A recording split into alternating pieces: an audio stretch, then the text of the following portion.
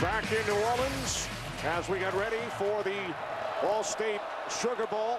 The Sugar Bowl invited every living head coach and most valuable player from the first 74 games, including Archie Manning, Ken Stabler. They are on the field for the coin toss. Our referee is Scott Novak. Okay, guys, this is the Sugar Bowl coin for tonight. That's my heads, that's my tails. That's my heads, that's my tails. Utah, you will make the choice. They have chosen tails. Flipping the coin tonight is former Sugar Bowl player, assistant coach, head coach, athletic director, and sportscaster, Mr. Frank Boyles. Will you please do the honor, Mr. Boyles? Here we go. It is tails. Utah, you've won the toss. Utah won the toss, elected to defer. Want the ball? Which way you want to kick? Switch ends.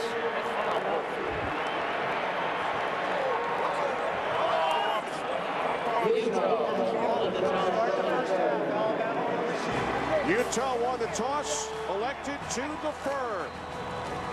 The opening kickoff is coming up next.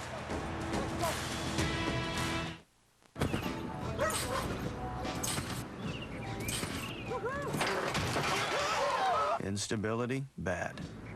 Nailed it. Drinkability, good. Not too heavy, not too light. Bud Light. The difference is drinkability.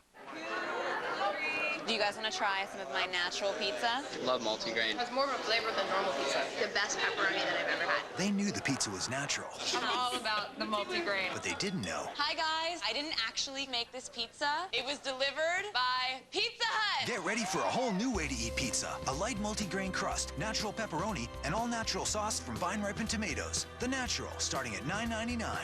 Choose real taste. Pizza Hut. Now you're eating.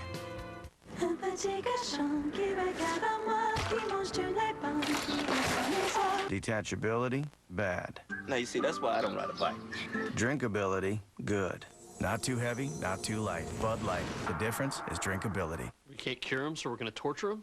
Torture is the cure. Television's most brilliant doctor is bringing his own brand of medicine to Monday nights.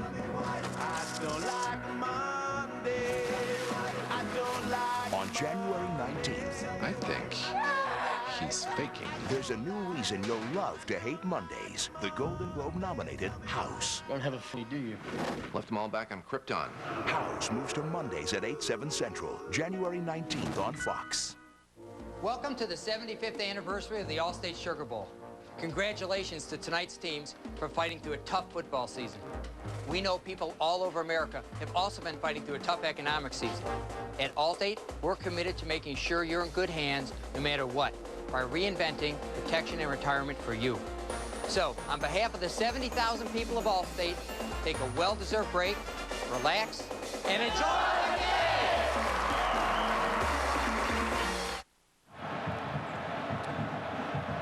Welcome back to the Louisiana Superdome.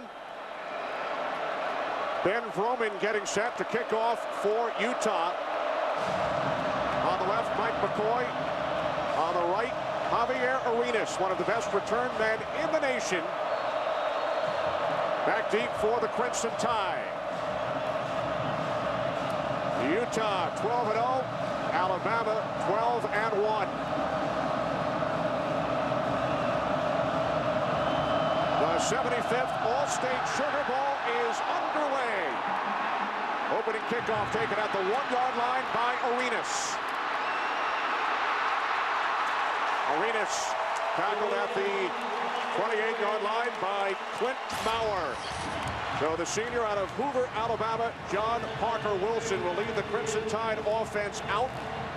He has broken school records for completions, attempts, passing yards, and touchdowns. Well, everybody's talked to him about coming out and managing the game, and the best way to do that, hand the ball off to Glenn Coffey, let him run behind this big physical offensive line. The two tight ends, very critical. Mike Johnson obviously getting the start tonight for Andre Smith. David Ross takes his spot at left guard. This is Glenn Coffey running left on first down across the 30 to the 33-yard line. Coffey has gained over 1,300 yards so far this season. Well, you heard Barry Switzer talk in the pregame show. He wants to see how this defense does when Alabama runs north and south. They're a little bit smaller. They're going to utilize their quickness. They're not going to line up and not be fluid in their movements and line up in front of these big offensive linemen of the Crimson Tide. On 2nd and 6, off the play fake to Coffee. The catch is made by one of the two tight ends you spoke about, Darryl, Nick Walker. 29 receptions this season, most by an Alabama tight end in 19 years. And everybody talks about Glenn Coffee and Julio Jones, but I really like the combination of Travis McCall and Nick Walker at the tight end position. They run play action. You've got to be honest with the boots and the sneaks that come out of that offense on the backside. 1st and 10 from the 38-yard line. 4 receivers set. Coffee blown back. And Coffee tackled back at the 34-yard line. Loss of 4 yards on the play. And when we spoke with Paul Kruger yesterday, he told us we must get into the backfield early. They have to. They've got to utilize their quickness. That is what Utah is about. Paul Kruger coming from the outside right out here. Look at the position. He doesn't chase down along the line of scrimmage. He stays upfield. When Glenn Coffee comes to come the backside, he's right there to make the tackle. 2 tight ends, 2nd down and 14. From the 34-yard line, opening possession of the game for Alabama. Wilson with loads of time. He throws, and it's dropped by a wide-open Julio Jones.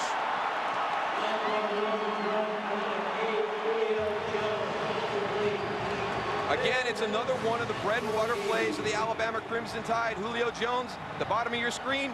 He's going to get into that 2nd tier. Little collision right there, comes wide open on the backside, but unable to pull that one in. Jones, a true freshman, leads the Crimson Tide with 51 receptions. Alabama now facing a 3rd down and 14. One of the areas that Nick Saban is concerned, he calls these loose downs. This is where he's really worried about the quickness of Utah. Penalty markers prior to the snap. Wilson taken down back at the 26.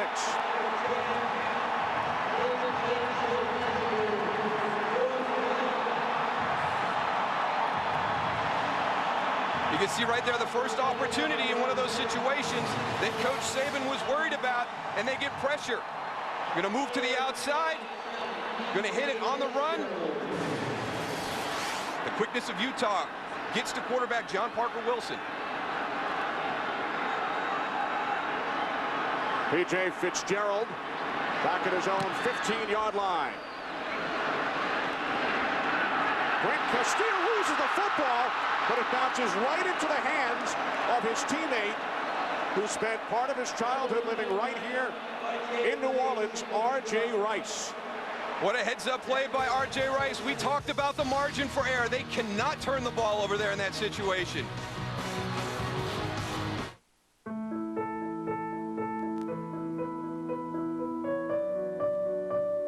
"1931 was not exactly a great year to start a business, but that's when Allstate opened its doors. And through the 12 recessions since, they've noticed that after the fears subside, a funny thing happens. People start enjoying the small things in life. A home-cooked meal, time with loved ones, appreciating the things we do have, the things we can count on. It's back to basics. And the basics are good. Protect them. Put them in good hands.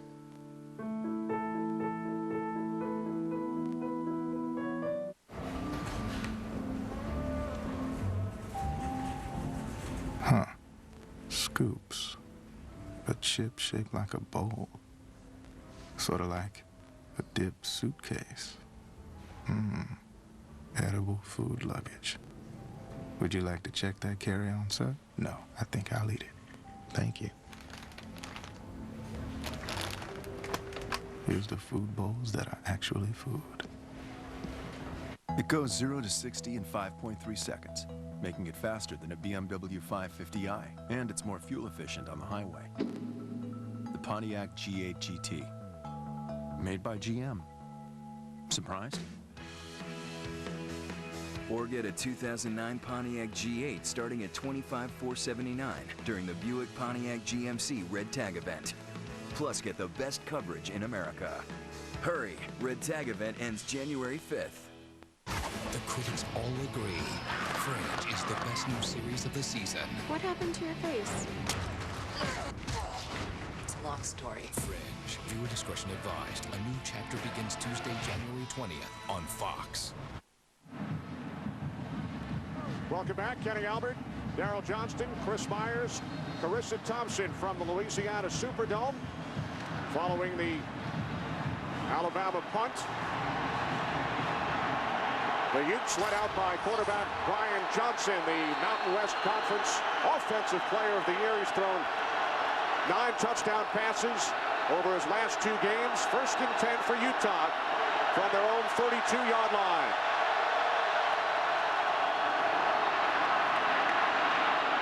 Johnson over the top. 1st down and more. Jeremy Brooks finally forced out of bounds after a 19-yard pickup. That's what they want to do on offense. Spread it out. Let their guys get into open space. Brian Johnson very confident in what this offense is going to be able to do this evening against Alabama. A great set of wide receivers to work with. And here's the group that I was impressed with during the week at practice. A very consistent offensive line. They work very well together. 2 plays, 2 first downs. Darrell Mack out of the backfield picks up 14.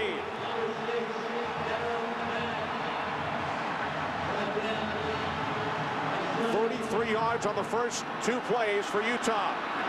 From the 35, Johnson going deep, and it is hauled in by Braden Godfrey. 22 yards. Alabama has struggled this season when people go no huddle and they play up-tempo offense. It's happened several times during the course of this season to them. Utah's come out and jumped in that right away. 3 plays, 3 first downs. From the Alabama 13, the slant is caught at the 6-yard line by Freddie Brown. Kareem Jackson made the tackle, gain of 7. Trying to find out if Freddie Brown maintained possession through this catch. Alabama saying incomplete. Boy, he landed hard on that turf. Kareem Jackson got underneath him, spun him back. Every play is reviewed upstairs in the replay booth. 2nd down and 3. From just inside the 7. Complete, diving for the end zone. Touchdown, Brent Castile.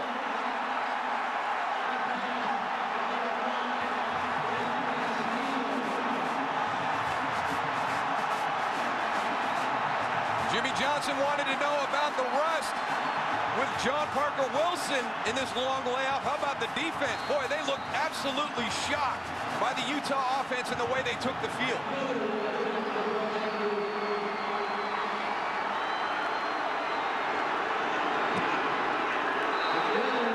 A 5-play, 68-yard drive, Darryl. It took 1:19 seconds. The Utes out to a 7-0 lead over the Crimson Tide.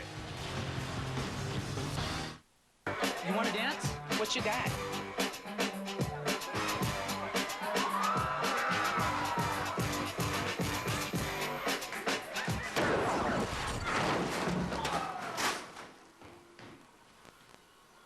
Want to get away? Now you can. With Southwest Airlines Internet Specials, you can fly to destinations nationwide for just $49 to $99. Purchased by January 19th. Low fares, no hidden fees. They come with a 5-year, 100,000-mile powertrain warranty, roadside assistance, and 1 year of the safety and security of OnStar. Buick, Pontiac, GMC. All made by GM. Surprised? Just announced. Get 1.9% APR financing for 60 months, plus $3,000 bonus cash on an 08 Yukon. Or get $8,000 total cash back. Hurry. Offer ends January 5th. Big, hey, happy holidays. Snowball's phone. Snowball doesn't have AT&T, so no bars out here at the Winter Cottage. So we didn't get your call warning us about the heat wave that's coming right about now. You know, the one that's gonna turn me into a big puddle of buttons and carrot sticks. Well, thanks for stacking me high and tight, kids. See you next year. Okay, kids? Switch to the network with the best coverage, AT&T. More bars in more places. Now get 50% off all LG phones.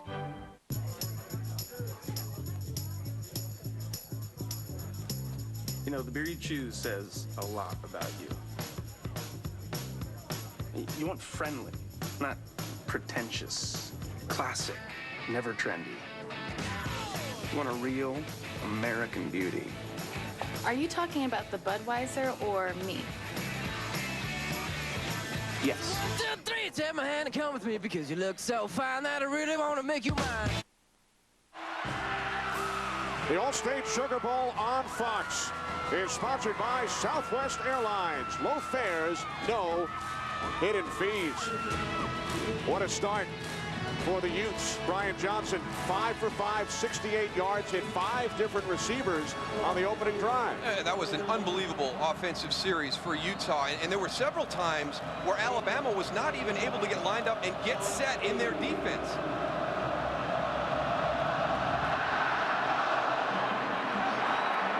Roman's kickoff taken 3 yards deep by Arenas.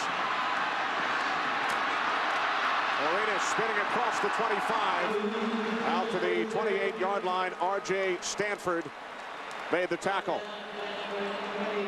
Go back and take a look at that last offensive series and watch Utah. They're up at the line of scrimmage. They're calling the play. They're all set. Look at the movement with Alabama. They catch him flat-footed right out to the flat. Brian Castile, touchdown.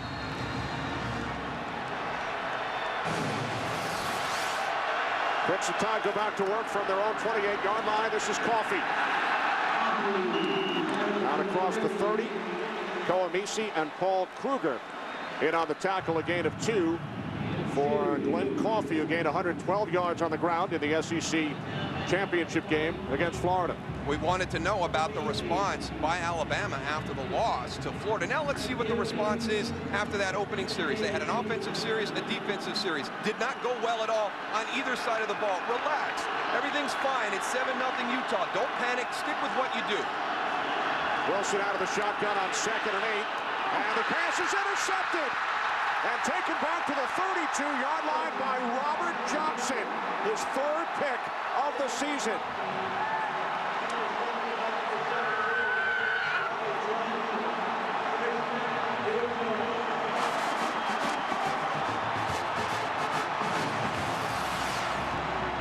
Robert Johnson, number 17, out there on the left hash. That's just a bad throw by John Parker Wilson. Not a whole lot that Robert Johnson has to do to make that interception. Alabama does not know what hit him. The Utes led the Mountain West Conference with 17 interceptions this season. Sets up great field position for Utah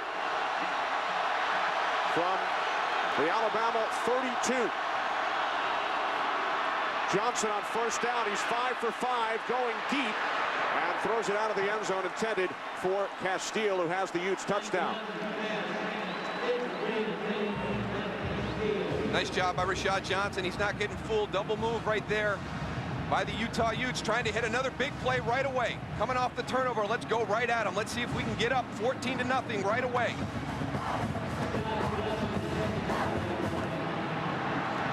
Utah looking to capitalize on the turnover.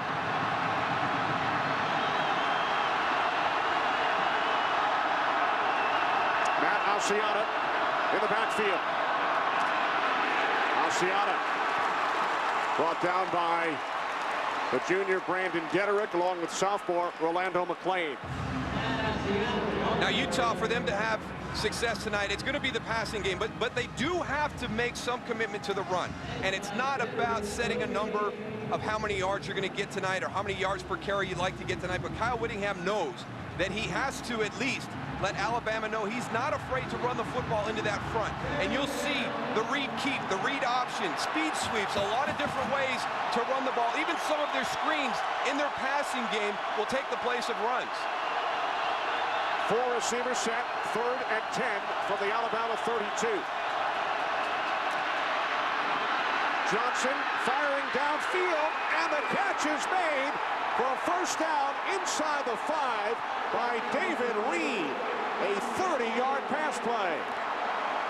Marquise Johnson never gets his head around to find the ball. David Reed is just a simple go route. Now, these are passes you don't normally see from Utah. They're not a real big vertical team. Marquise Johnson doesn't get his head around. He's trying to get his hand up there, but right now it is Utah making all the critical plays in the early part of this game. Johnson 6 for 7. He's hit 6 different receivers. 1st and goal from the Alabama 2.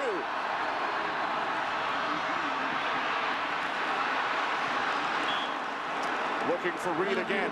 Incomplete. 2nd and goal. Great play by Dante Hightower. Now this guy is a true freshman. He was playing high school football last year. Wow. I mean, absolutely amazing. We saw him at practice, and I was so impressed by what he did. And on that play right there, as an inside linebacker, they run motion across the formation. They've got the isolation they want. They got the matchup one-on-one. Johnson to the sidelines. This is the Asiata package. Matt Asiata will take the snap. 2nd and goal from the 2. Asiata. Touchdown.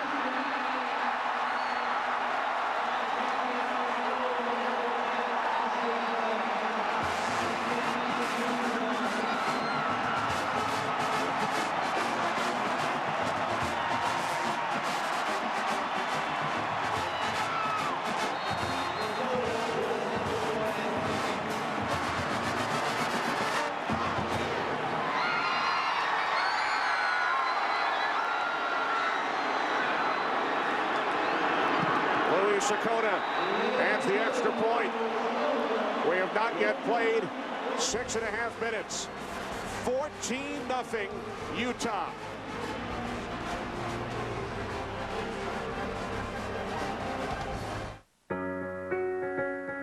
What's G? It's the emblem of a warrior. It's the swag of an athlete. A champion and dynasty.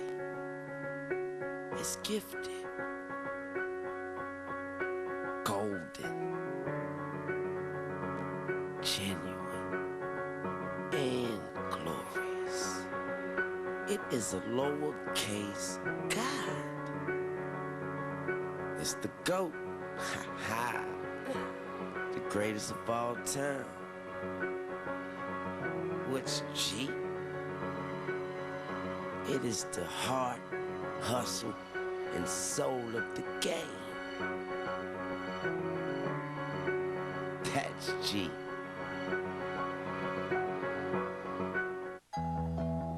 This crossover has more cargo space than the Honda Pilot or Toyota Highlander.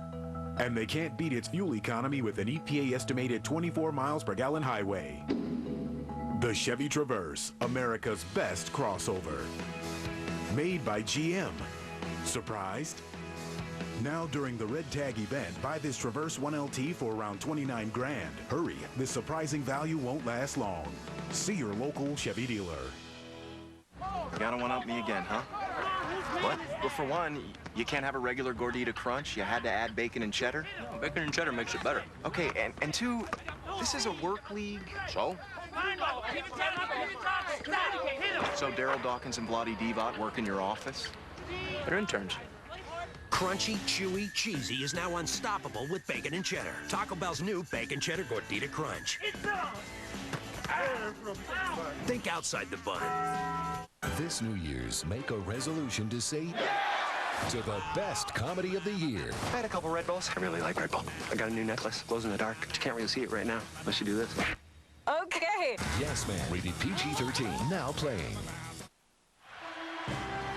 Tonight's aerial coverage brought to you by Bud Light. Endless refreshment from start to finish. Bud Light keeps it coming. What a start for the Utes. 12th rushing touchdown of the season for Asiata. Alabama and their fans stunned. I'm stunned. Roman's kickoff taken at the 2 by Arenas. Boy, they are flying around. R.J. Rice makes the tackle. He recovered the fumble earlier on the Utah return. Brings down Arenas just shy of the 20. And how big of a play was that by R.J. Rice when he catches that bobble by Brent Castile? I mean, you're talking about turning the ball over to Alabama deep in your end. You get the ball back, you go right down the field in a no-huddle, interception on the next series, and then you're back in the end zone at 14-0. Total yards, Utah 100, Alabama 1. Great job by the Utah defense. They have a sack and an interception so far.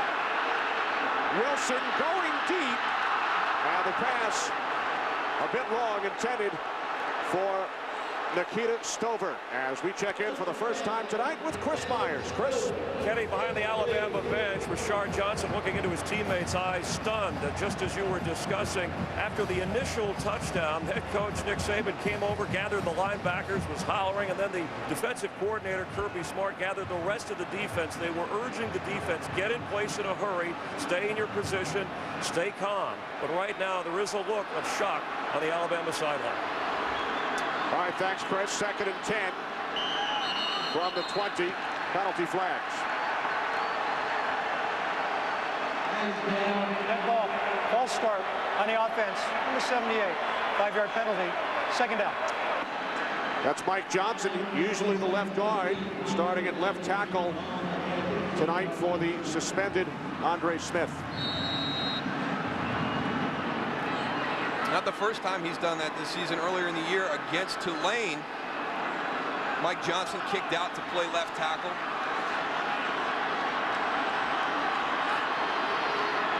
Second down and 15, inside handoff to Coffee, and he takes it out across the 20-yard line. Well, we've seen Utah tonight making all the big plays, and on that last deep pass, Nikita Stover was open immediately down the middle of the field. They couldn't hit him, and now we've got Mike Johnson down.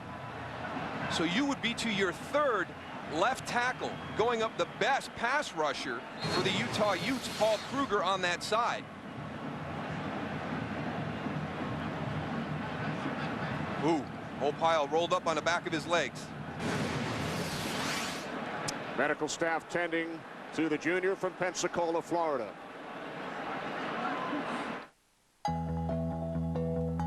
It gets an EPA estimated 37 miles per gallon highway. More than Corolla, more than Civic DX. The Chevy Cobalt XFE. Made by GM. Surprised? Now during the Red Tag event, buy this Cobalt XFE for under $13,700. Or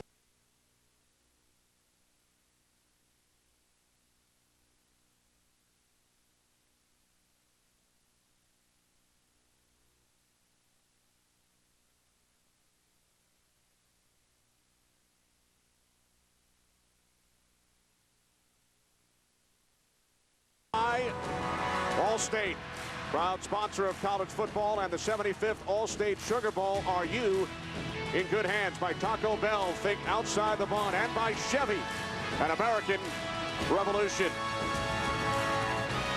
Back in New Orleans, Drew Davis, number 79, moves to left tackle, and true freshman John Michael Boswell, number 67, in at right tackle.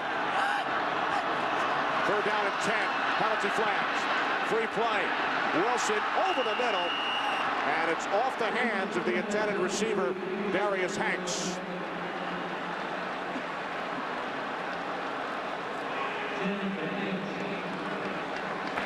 Offside on a defense, number 56.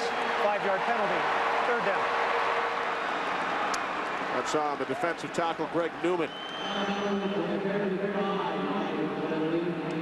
opportunity for Alabama to take advantage of the situation. Should be coming off the field right now. Greg Newman giving them another opportunity to convert on 3rd down.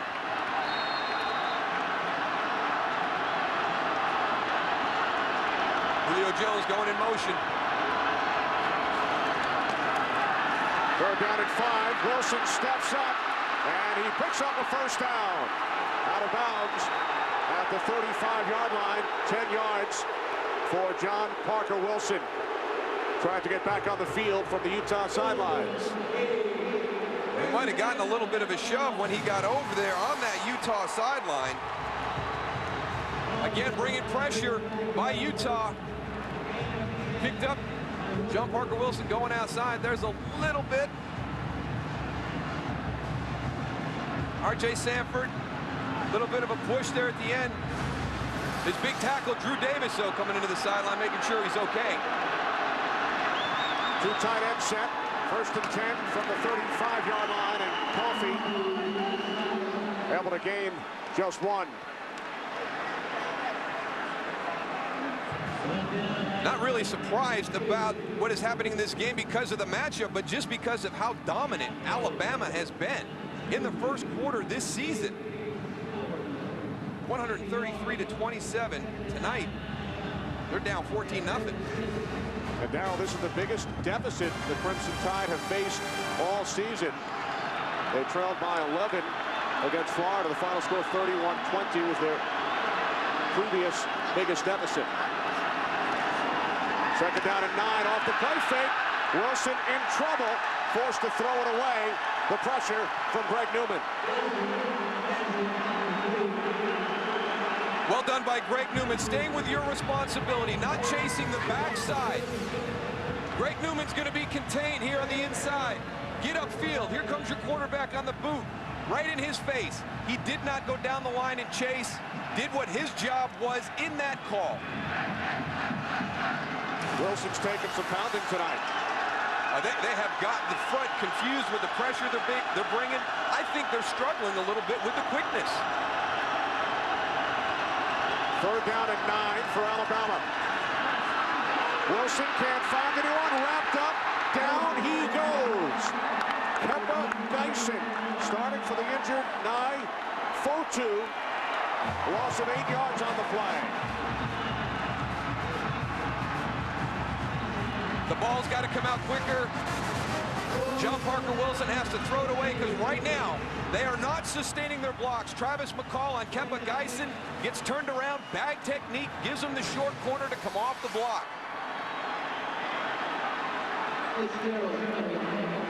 Fitzgerald back at his own 15-yard line, punting to Brent Castile. Fair catch called for at the 35-yard line. 36-yard punt by Alexander. The University of Alabama is a finalist for the Pontiac Game-Changing Performance of the Year. The middle intercepted by the Crimson Tide, Rashad Johnson. It's up to you, the fans, to help decide if the Crimson Tide will win this year's award and the general scholarship contribution from Pontiac. Vote now at pontiac.com/NCAA to help determine the winner of the Pontiac Game-Changing Performance of the Year, which will be announced at the FedEx BCS Championship game on Fox, January 8th. 1st and 10 for Utah. From their own 35-yard line, leading 14-0. Johnson over the middle. Rolando McClain with the coverage. Freddie Brown, the intended receiver, as we check in with Carissa Thompson. Carissa? Well, guys, Utah fans couldn't be happier about the way that this game has started. In particular, 70 of them who chartered a bus Tuesday morning to make the trip down here. They almost didn't even make it out of the state. Apparently, the bus was over the weight limit, so they had to get a pardon from the governor. Then the bus broke down in Dallas. The bathroom broke. They got lost in Shreveport, Louisiana. And so after 38 hours and almost 1,800 miles, you guys, they finally made it here, and it was apparently worth every minute of the trip. Well, it certainly has been so far, Carissa. as Godfrey picks up a first down. Not sure how well our crew would do on a 38-hour bus ride. We would not do well. We would not do well, Kenny. I can't do the 38 hours on the bus. I might have gotten off in Dallas and gone to the airport and flown back home. And a pardon from the governor. Brown into Alabama territory. Knocked out of bounds by Kareem Jackson, gain of 8. Well, good to see Freddie Brown back out there. He took that big fall on that opening drive when he went up high for a pass and got undercut, landed on his back.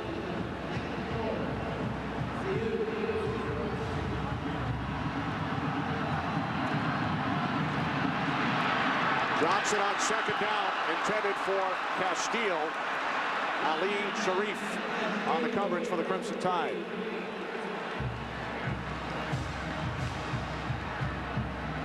So a 3rd down and 4 coming up for the Utes, who lead Alabama 14-0.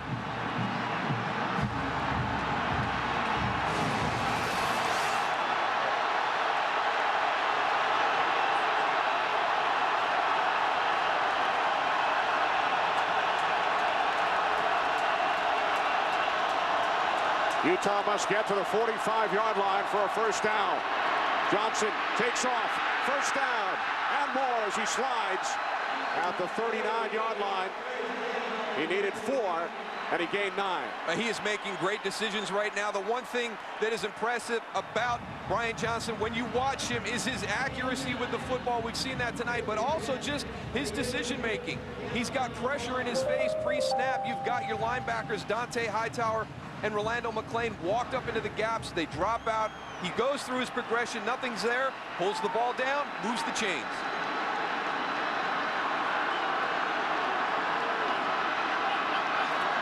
Back in the backfield. 1st and 10 from the Alabama 40. Low snap. Johnson steps up, throws, and it's caught and taken down to the 33-yard line by Freddie Brown. Sharif makes the tackle for Brown, his 3rd reception.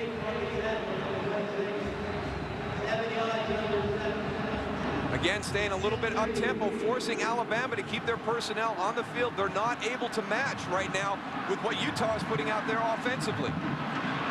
2nd down and 3. Johnson for Castillo. Penalty marker.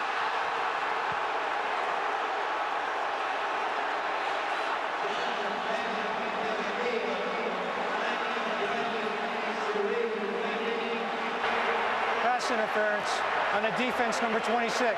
15 yards from the previous spot. Automatic. First down.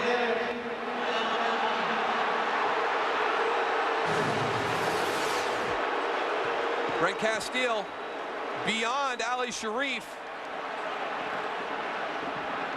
Again, we saw it earlier with another pass to the opposite corner. Alabama, the defensive backs are not getting their head around to find the ball as it's coming in at the point of the catch.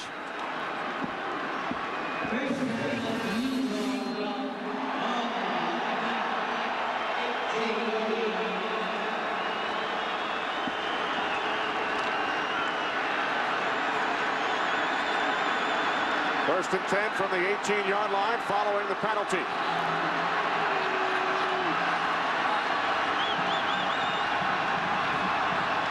Five receivers set. Johnson looking left. He throws, and the catch is made, extending across the goal line for a touchdown, Braden Godfrey.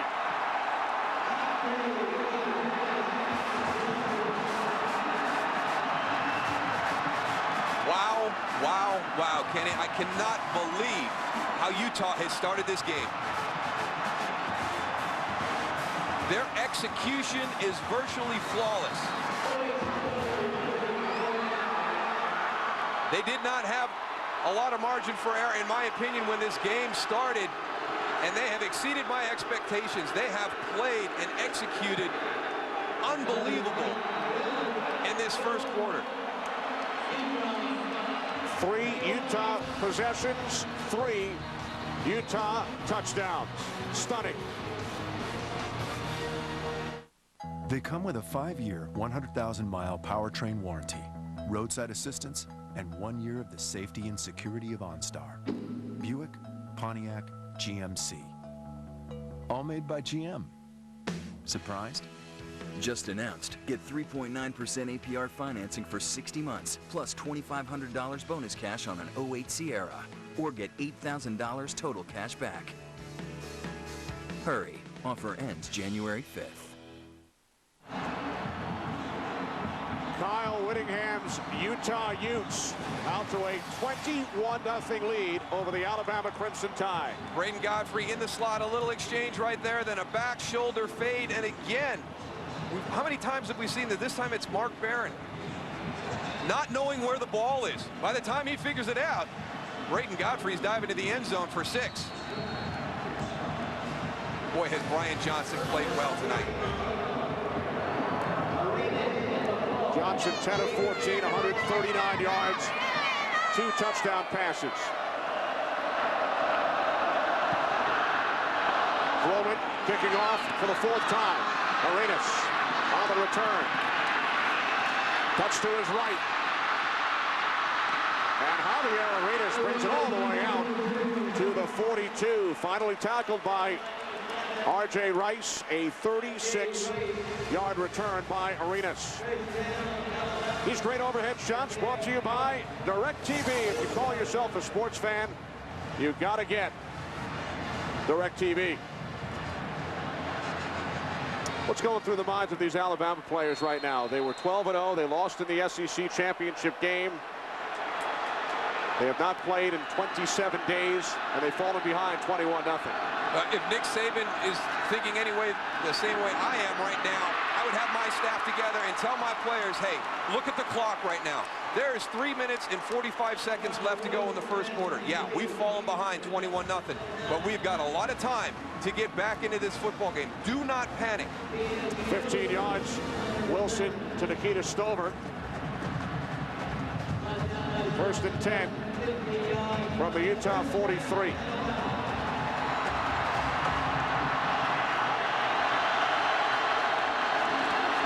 Coffee. You were once in a similar situation in an NFC championship game, were you not? Oh, we were. We played San Francisco out on their home field, and it was 21-0 with about 5 minutes gone in the game, and that was the one thing that we talked about. Hey, this game has started about as bad as it possibly could have for us, but the clock is our friend right now. Don't panic. Let's stick with our offense. Get back into this game. Alabama is not built to come from behind, but they don't have to. There's plenty of time left. Stay with what your plan was coming into the game. 2nd and 6 from the Utah 40. Under 3 minutes remaining, first quarter. Wilson again under pressure. He gets rid of it to Coffey, who picks up a 1st down. Finally tackled at the 26-yard line. Coffey gains 13.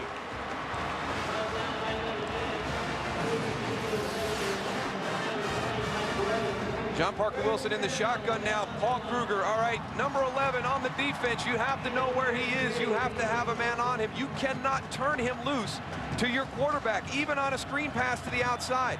If that was any other play, besides one that he could get the ball quickly out to Glenn Coffey, it's going to be another big play for the Utah defense. 2 tight end set, movement, and the play blown dead. Prior to the snap, false start on the offense, number 88, 5-yard penalty, 1st down. Now here's something that the offensive front of Alabama is going to have to deal with all game. Utah does a great job of stemming right before the snap of the ball. Watch the 2 inside tackles right on your guards. Watch them stem. Very quickly, everybody moves, even the defensive end that time. Stay with the cadence of your quarterback. Don't go on the movement of the defender. Nick Walker, the guilty member of the Crimson Tide. 1st and 15 from the 32, Coffey. And Coffey takes it all the way down to the 21-yard line, gain of 11 before he was finally brought down by the Utes' leading tackler this season, Mike Wright.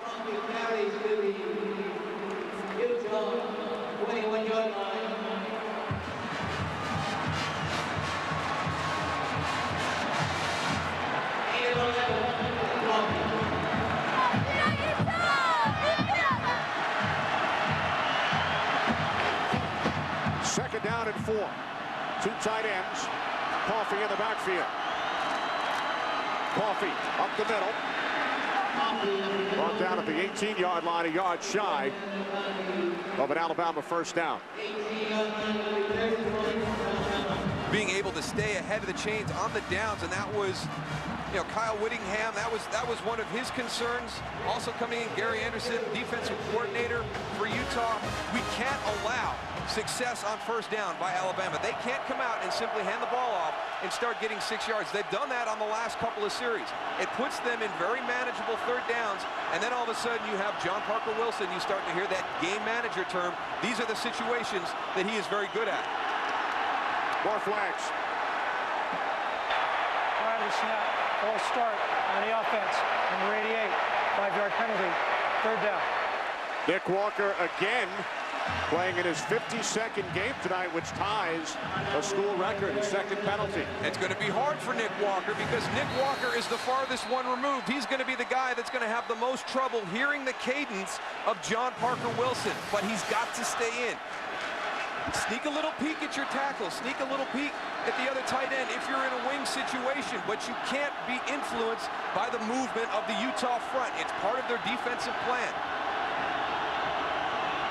Third down and 7. Wilson under pressure, down he goes. Back at the 37-yard line. Kenape Iliapo, the junior out of San Francisco.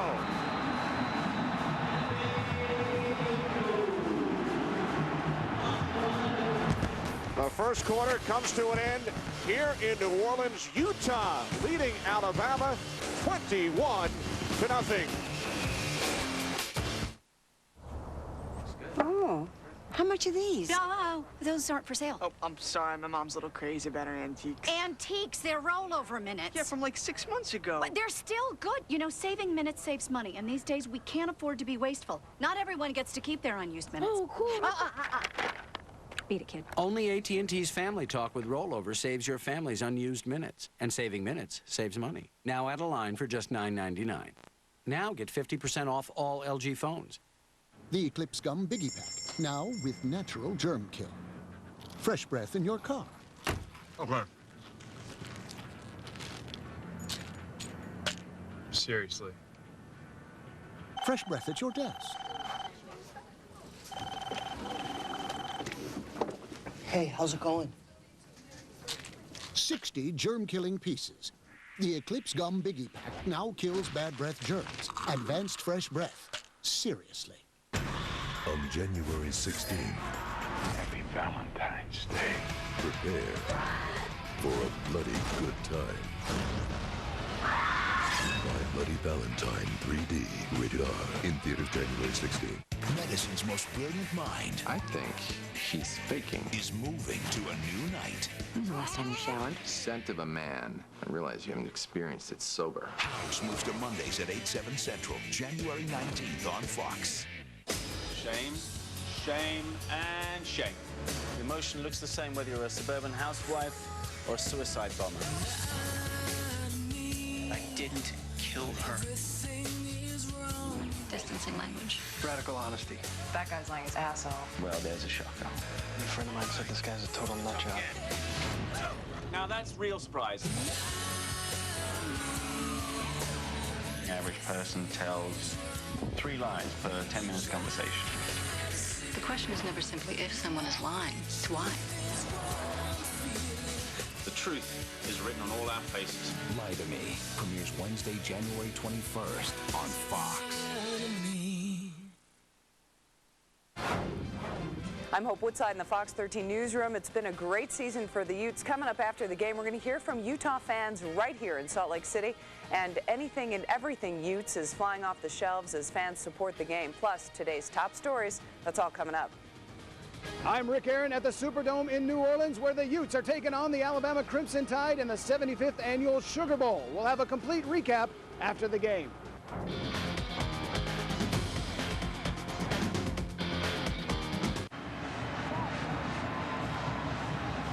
We get set to start the second quarter, and that look just about sums up what most Alabama fans must be thinking. All Alabama fans. Lee Tiffin out to attempt a 52-yard field goal. His career long is 54. His father holds the Alabama record at 57. Tiffin from 52. It is good. 1 yard shy of the all-time All-State Sugar Bowl record, which is a 53-yard field goal. John Carroll of Oklahoma back in 1972. Alabama on the scoreboard. Kevin Moriarty's wife wanted to switch car insurance. We'll save a couple $100, she said. He said fine and forgot about it. Until today. As he reached for his insurance card, he wondered who his new cut-rate company was. Imagine his relief when he saw it was Allstate. Drivers who switched recently saved an average of $353 a year. Cut your price, not your coverage. That's Allstate, Stan. Are you in good hands? It's no surprise that people are trying to be smarter with their money these days. I'm Dan Hesse, CEO of Sprint, and we have a plan for you. What if you could tap into all the amazing things these devices can do for one flat monthly rate? This could be the only phone you'll ever need. Pretty cool, huh? Find out how you can save at least $480 a year, plus access data on America's largest, most dependable 3G network. Okay, so you're driving up to the lake for the weekend when suddenly a big boat pulls up next to you and you notice, hey, it's yours. That's when it occurs to you that while having a lot of towing power is nice, a little control to go with it would be great too.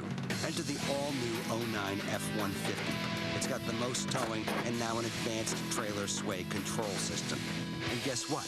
It's standard. Anchors away, baby. It's not just a new truck. It's a new F-150. Conventional wisdom says a full-flavored beer can't be low in calories. Budweiser Select is anything but conventional. Full flavor, 99 calories. Budweiser Select, the exception to the rule. This football season, get ready for the Blitz. Marley, no! Illegal procedure. You are the world's worst dog. Unsportsmanlike conduct. Marley and Me, rated PG. Once a year, I really like you. America comes together for one event. Is the next American Idol among us today?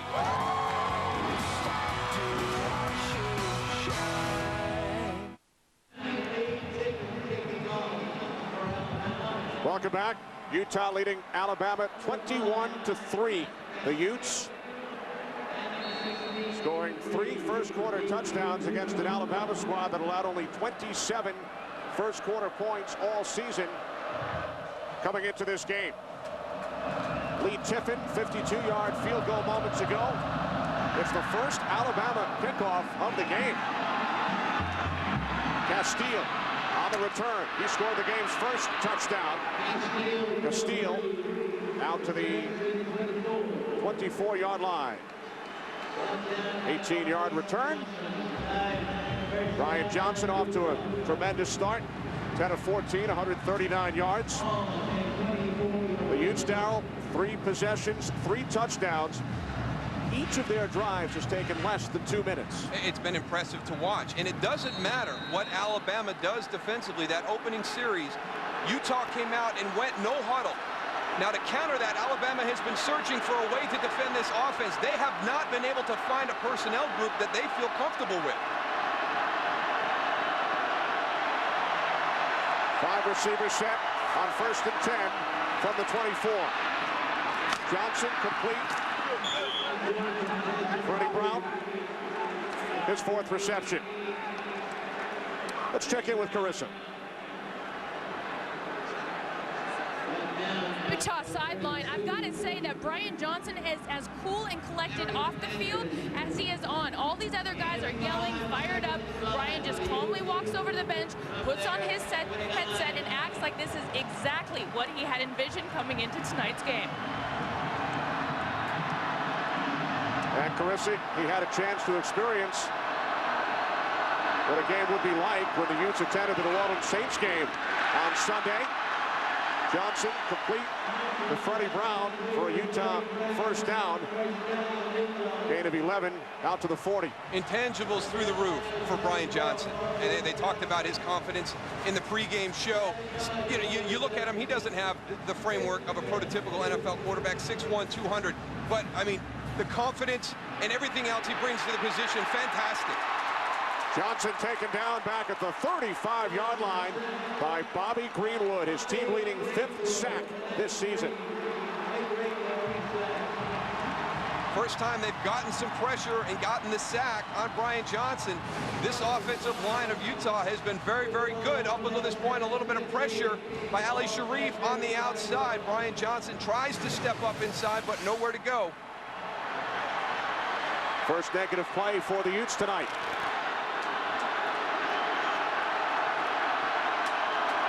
Second down and 15. Asiata in the backfield. 4 wide receivers. From the 35. Johnson could not find anyone. And then throws it in the vicinity of Asiata. 3rd and 15 upcoming. On the snap before, they bring a little bit of pressure, and they get to Brian Johnson. That time they drop out play coverage, and he doesn't have anywhere to go with the football. Alabama finally kind of finding that comfort zone after several series where they just never really seem to be in sync trying to match up with this Utah offense. An Alabama defense that has allowed only 13 points per game, 6th in the nation. Behind 21-3. Utes must get to midfield for a first down.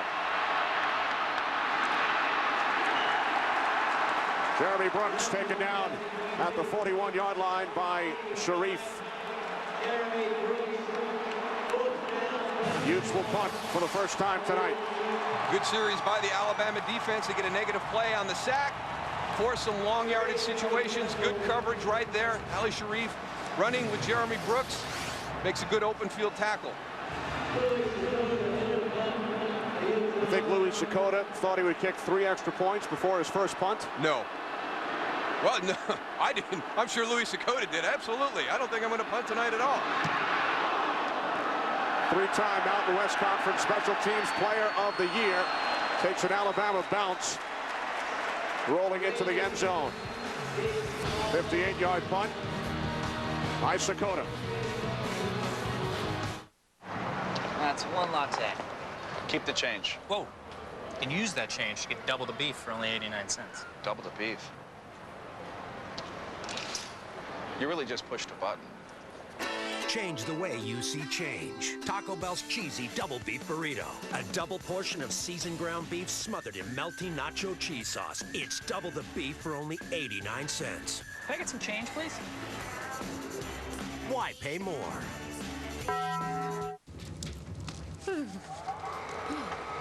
Carol, when you replaced Casual Friday with Nordic Tuesday, was it really for fun or to save money on heat? Why don't you think Nordic Tuesday's fun? Oh, no. It's fun. You know, if you're trying to cut costs, FedEx can help. We've got express options, fast ground and freight service. You could save money and keep the heat on. Great idea. It's a great idea. Well, if Nordic Tuesday wasn't so much fun. We understand you need to save money. FedEx.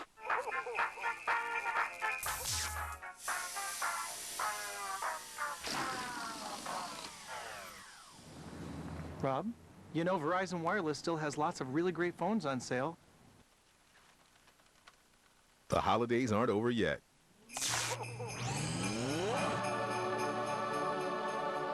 Come to the Verizon Wireless New Year blowout sale for great deals on LG phones, like the versatile Decoy with built-in Bluetooth headset for just $19.99. Verizon Wireless. I figure the engineers who built the all-new 09 F-150 are probably the same guys we all cheated off of in science class. We're thinking about pizza, they're thinking about aerodynamic wake properties. Crazy smart. Take fuel economy, for example. They gave it 21 miles per gallon. You can't get a truck with better mileage, and they didn't give up an ounce of power to get it. In fact, they actually increased the horsepower. Now that is some A-plus truck thinking. It's not just a new truck. It's a new F-150.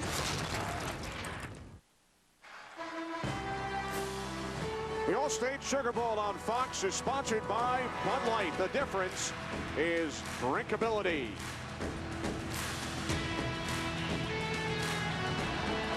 Back in New Orleans. Our game summary brought to you by Ford. Terrific job by the Utah defense. 2 touchdown passes for Brian Johnson.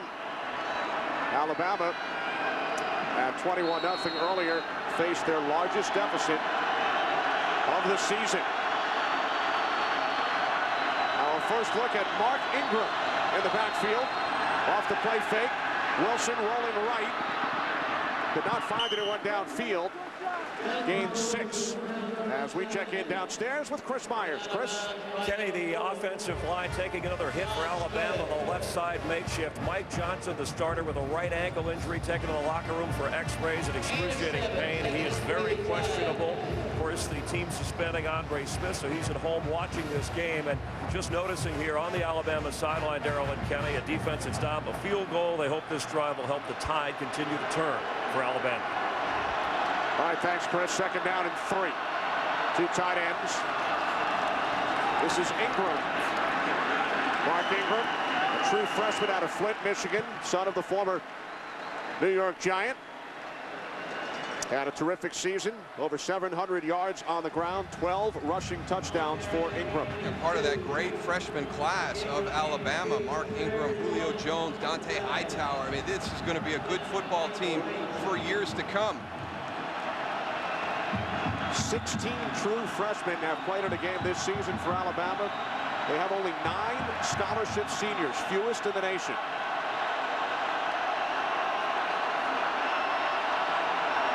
Third down and 1. Ingram. And Ingram has a first down out to the 31-yard line. I think Chris Myers makes a great point down there on the sideline with Alabama, trying to stop this Utah momentum. You get a defensive stop, you get a field goal, now you got the ball back, trying to continue to build on that, kind of slow this momentum that's just been all Utah from the start of the game.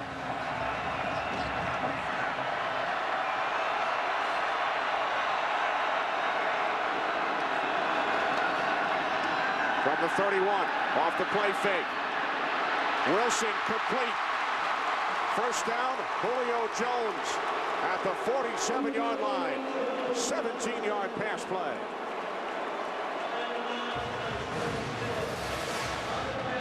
Julio Jones coming out of the slot.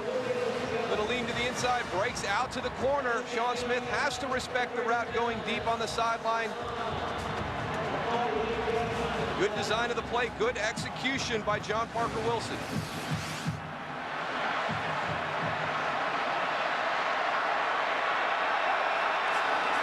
Wilson out of the shotgun from the 48, dumps it off, and Ingram takes it down to the Utes' 43-yard line before he was tackled by Kruger, gain of 9. Nice little changeup on the screen pass right there. If Utah is going to use their quickness, if they're going to bring pressure, mix in a little bit of the screen game. Here comes the pressure up the middle, slip Mark Ingram out to the outside. Nice gain on first down. Second down and 2. Crimson Tide on the move, trailing 21-3. Ingram up the middle. Close to an Alabama first down. I was surprised to hear from the Utah coaching staff as we watched Alabama and Florida in preparation for this game in the SEC championship game to kind of get a feel for what Utah was going to do offensively. We found out that really, Kyle Whittingham felt that they were more similar into what Florida did defensively, along with Gary Anderson. So they got a lot of information from that Florida game on the defensive side of the ball, and they have come out and played a great game up until this point defensively. Florida's head coach, Urban Meyer, of course, the former Utah head coach. Kyle Whittingham was on his staff. Play action. Wilson going deep. And it's bobbled and dropped. Sean Smith on the coverage. Nikita Stover, the intended receiver. Good effort by Stover. Well, you're running the ball, you're running play action. Now you take your shot. Nikita Stover has to make that catch. Sean Smith gets there, gets his hands in the way. Keep your concentration, make the catch. We've seen all the big plays being made up until this point tonight by Utah. Brent Castile, a big catch along the sideline. We've seen several big catches from the Utah offense. Nikita Stover with an opportunity there to get one for Alabama. Can't finish the play. Stover only 5 receptions all season. 8th play of the drive. Ingram found a big hole, picks up a first down, and is finally tackled at the Utah 29-yard line by Robert Johnson. Ingram gains 13. Well, they got some guys in some different spots there on that Alabama offensive line, but watch what they do here tonight. A little bit on this play, a little bit of pressure right there. Look at that hole open up. Nice job by Marlon Davis, the right guard, pulling around and sealing the inside. Again, it's Drew Davis now at left tackle. John Michael Boswell, the freshman at right tackle. 1st and 10 from the 29. This is Ingram. And Ingram takes it down to the 24-yard line. Gain of 5. Craig Newman brought him down. So Mark Ingram seeing the bulk of the work on this drive. Glenn Coffey averaging only 3 yards per carry today. Ingram, 5 carries, 23 yards.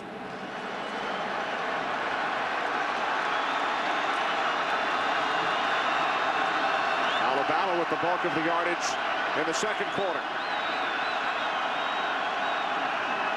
2nd down and 6. Wilson wrapped up. Down he goes. Back at the 30-yard line. Nick Walker gets tripped up on his release as he's coming off the line of scrimmage. Number 88 on the left side. Watch him get tripped up. As he releases, that's where John Parker Wilson wanted to go. They continue to get pressure on Alabama. They have dropped back 11 times, and there's been a pressure or a hit on the quarterback 10 of those 11 times. So that quickness, that pressure that Nick Saban was worried about has proven to be an issue up until this point this evening. 2nd sack for Keppa Geisen, making his first start of the season. 3rd down and 11. Wilson fires, and it is nearly intercepted. Terrell Cole, a senior out of Long Beach, California, with the chance for the pick. Boy, John Parker Wilson got lucky on that throw. Should not have made this throw. Terrell Cole is in perfect position to intercept that pass. Very fortunate to have a field goal attempt coming up right now.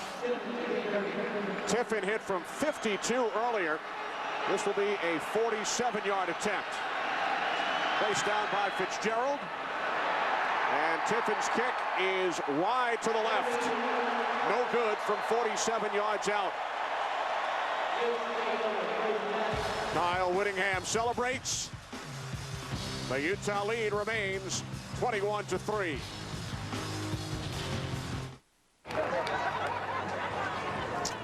That's good. Drinkability, my friend. Drinkability means Bud Light won't fill you up. You got plenty of room for your favorite festival cuisine, you know, like funnel cakes, turkey legs, my personal favorite, baba ganoush. What's baba ganoush? No idea, but it sounds cool. Dude, draw your own food.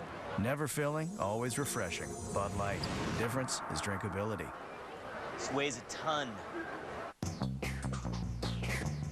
When a crossover can get 24 miles per gallon and take 7 people along for the ride, suddenly the whole world changes.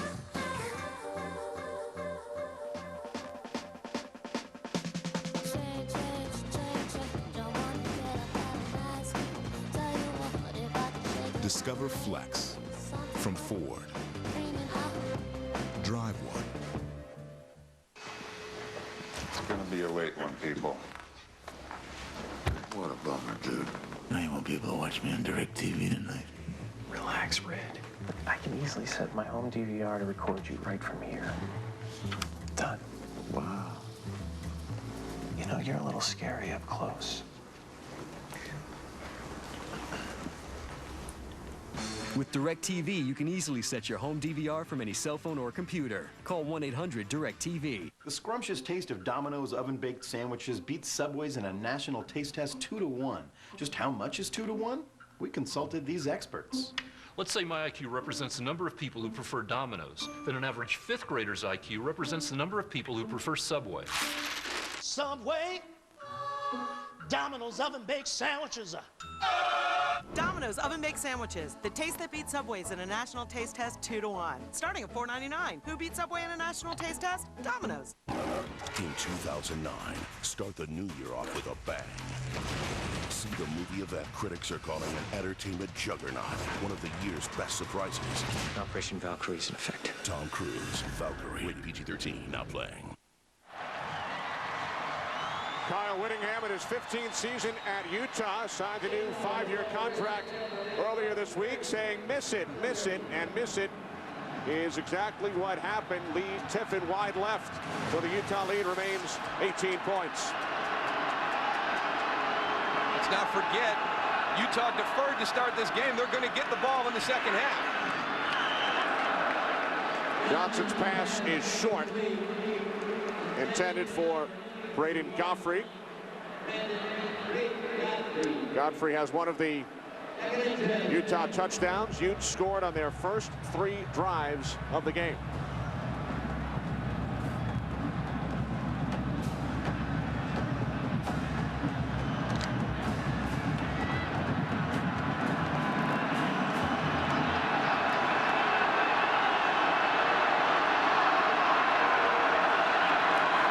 Second and 10. The toss to Darrell Mack. Back out to the 33. Gain of 3. 3rd down and 7 upcoming. These great overhead shots tonight brought to you by DirecTV. If you call yourself a sports fan, you gotta get DirecTV. What a great innovation for the viewers at home. That camera gives you some of the best shots you could ever get during the course of a game. We saw that gaping hole open up for Mark Ingram on the last Alabama drive, thanks to cable cam. About as close as you can get to taking a viewer down onto the field. 3rd down and 7. Timeout called. Timeout, Alabama. By the Crimson charge Tide. in the first half. Timeout on the field. They had only 10 men on the field.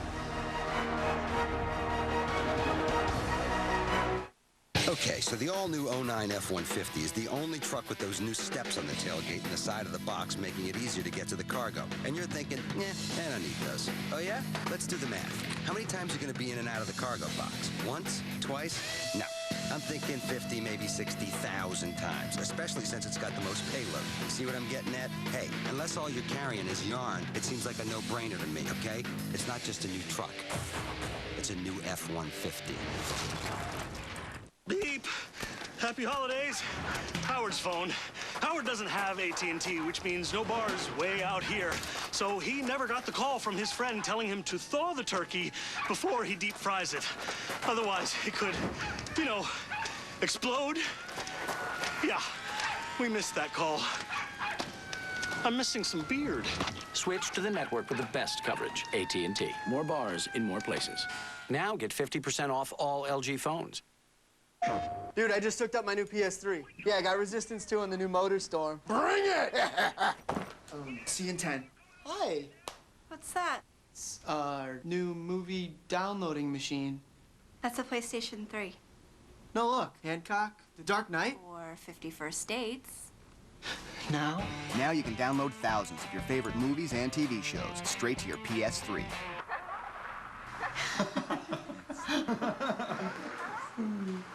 Hey, Vincent! Go State!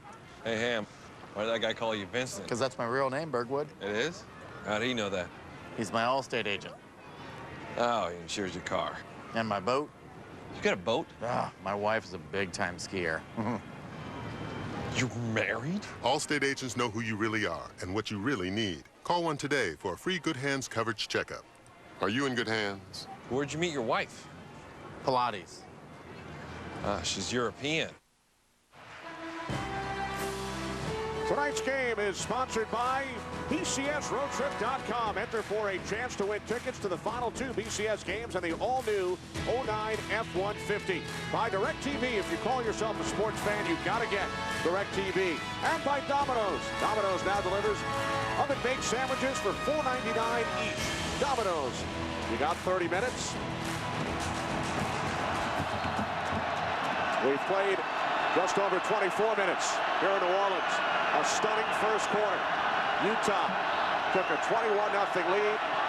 It's now 21-3. Third down and 7 for the Utes from their own 33. Quick release by Johnson. It is nearly intercepted by Justin Woodall. Dante Hightower applied the pressure on Johnson. But yeah, they brought everybody up to the line of scrimmage. Finally got some pressure on Brian Johnson. Impacted that throw. Justin Woodall, almost an opportunity for the interception. Good timeout on that last series with only 10 men on the field. Make sure you've got all 11 out there. These were critical downs right here for Alabama. First time the Utes have gone 3 and out tonight. Sakota handles the place kicking and the punting chores. He's one of the best in the nation. The second punt tonight taken at the 27 by Arenas. Arenas with 5 career punt return touchdowns. Arenas down the sideline. This is going to be number 6. Javier Arenas. 6th career punt return touchdown, extending his school record 73-yard return.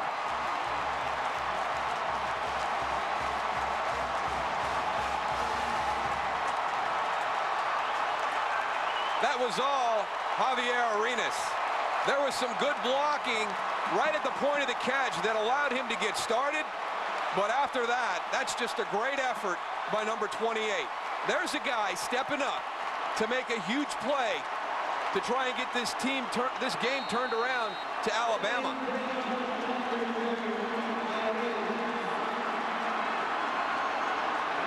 We spoke with the punter, Sakota, yesterday. He told us he was going to try and angle his punts away from Arenas. 73 yards on the return. The 9th non-offensive touchdown of the season scored by the Crimson Tide. First in the nation, 21-10 Utah. I figure the engineers who built the all-new 09 F-150 are probably the same guys we all cheated off of in science class. We're thinking about pizza, they're thinking about aerodynamic wake properties. Crazy smart. Take fuel economy, for example. They gave it 21 miles per gallon. You can't get a truck with better mileage. And they didn't give up an ounce of power to get it. In fact, they actually increased the horsepower. Now that is some A-plus truck thinking. It's not just a new truck. It's a new F-150.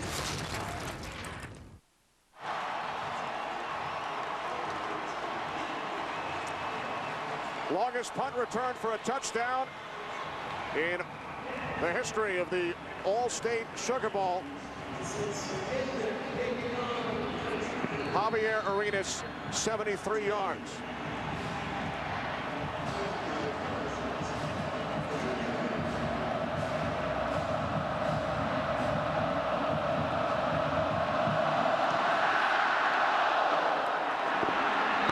Tipton's kickoff taken at the 6 by Reed.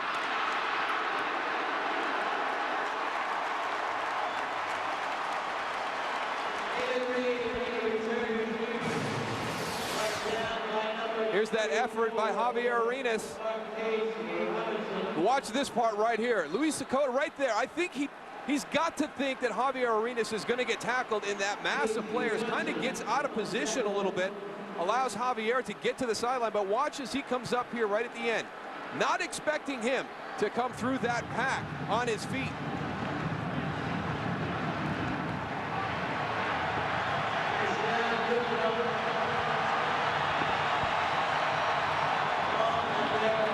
Of his career.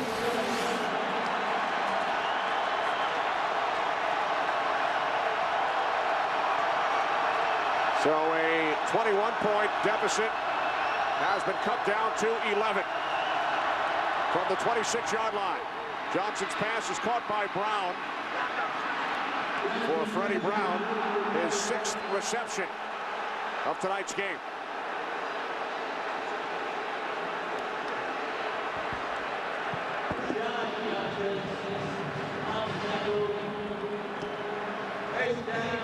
Coming up, the Southwest Airlines halftime show with Chris, Jimmy, Barry, and Eddie. They will have first half highlights and analysis. That's coming up on the Southwest Airlines halftime show.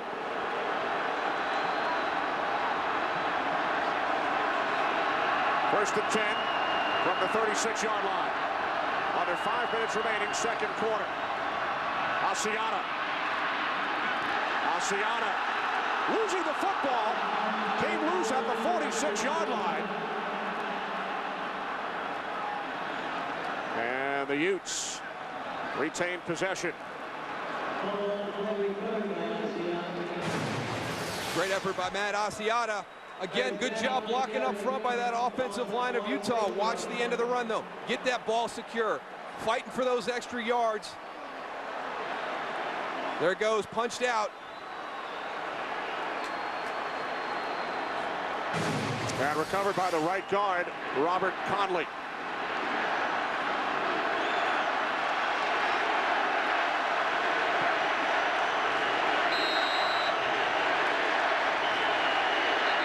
With the play clock winding down. Timeout. The Utes call timeout. First charge in the first half.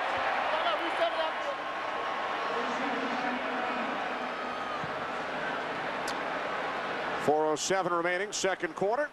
First timeout taken by Utah. Tim Tebow, the Florida quarterback, a candidate for the AT&T All-America Player of the Year. To vote for Tim Tebow, text your vote to 51234 on your AT&T wireless phone or go to foxallamerica.com. You can win a trip to next year's national championship game. Pretty nice group of quarterbacks right there. Tim Tebow, the Heisman Trophy winner last year, will go up against this year's Heisman Trophy winner, Sam Bradford, in Oklahoma, in the FedEx BCS National Championship game from Miami next Thursday night. Alabama was hoping to play in Miami next Thursday. They fell short in the SEC title game. They said they put that behind them, but I don't know if they did the way this game started tonight by Utah. Inside handoff to Mack, and he's bottled up. Back at the 46-yard line by Rolando McClain and a host of his teammates.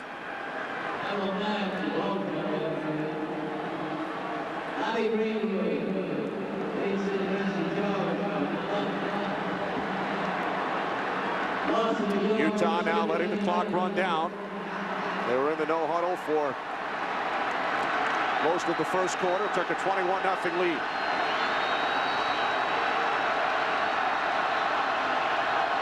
Second down and 11. From the 45-yard line. Johnson gets rid of it quickly, and the catch is made by Brown, who has been Johnson's favorite target tonight. 9 yards for Brown. His 7th reception, team leading 72nd of the season. He's taking some big hits tonight, but again, some great protection by the guys up front, along with the running backs in the backfield, giving Brian Johnson the time to find his receivers down the field.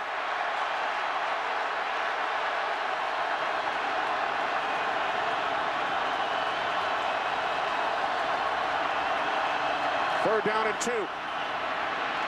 Asiata.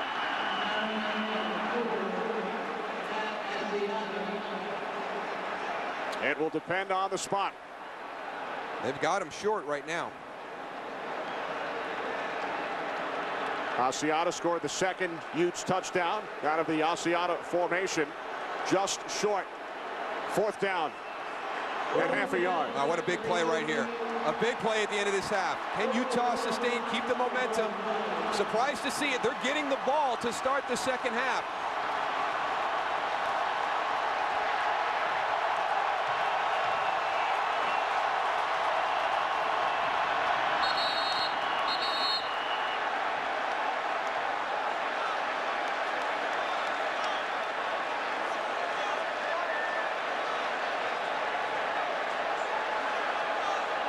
That was a design play to try and draw Alabama off sides. The officials trying to sort it out right now.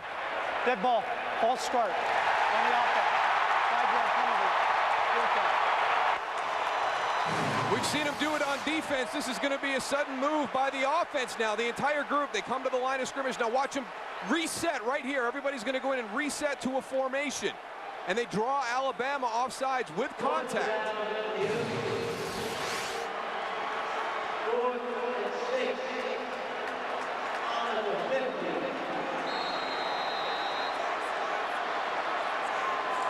Kyle Whittingham could not believe it.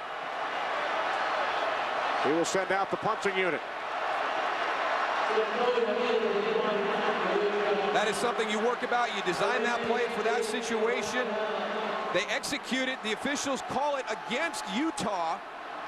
Now Kyle Whittingham is going to punt to create field position for Alabama on the last drive. Timeout taken by Utah. Their second. 30-second timeout. In that situation, it can't be an abrupt move into that reset on the formation. And I think what the officials talked about was the fact that when everybody reset, they reset very abruptly. So this is a design play by Utah. You look at the wide splits. Now everybody resets. You see how abrupt that movement was? Very difficult for Terrence Cody not to be influenced by that sudden movement, that abrupt movement by the offensive line. That is why the penalty was called against Utah. A minute 34 remaining, second quarter. Again, the Southwest Airlines halftime show coming up with Chris Rose, Jimmy Johnson, Barry Switzer, and Eddie George. They will have first half highlights and analysis. That's all coming up on the Southwest Airlines halftime show. Remember, Arenas returns Dakota's last punt, 73 yards for a touchdown. Dakota from his own 39, end over end. Fair catch called for at the 13 by Arenas. So the Alabama Crimson Tide, who have regained some of the momentum, get the ball back with a minute 27 remaining in the first half. Brent Castile, the first Utah touchdown. Then Matt Asiata, 14-0 Utes. Johnson, 18 yards to Godfrey, 21-0. After a Tiffin field goal, Arenas' 6th career punt return touchdown. Great individual effort by Javier Arenas to really grab the momentum back for Alabama. It had been all Utah. They hit the field, took control of this game. Alabama had no idea what hit them. John Parker Wilson and the Crimson Tide start from their own 14-yard line. Off the play fake to Coffey. Wilson to a wide-open Julio Jones. Jones still on his feet. Finally brought down at the 44-yard line. A 30-yard pass play.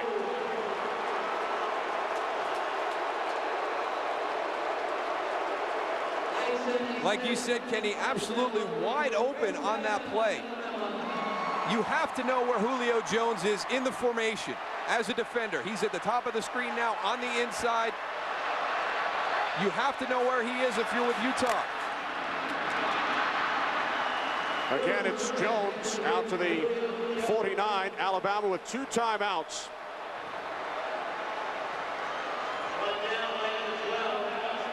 And they call one here. I really sensed a confidence from Utah. They felt that if they could control Julio Jones, they like their matchups with everybody else. Julio's on the outside. This is his bread and butter route, the deep in route. If you're going to have success stopping Alabama's passing game, you've got to be able to stop that play.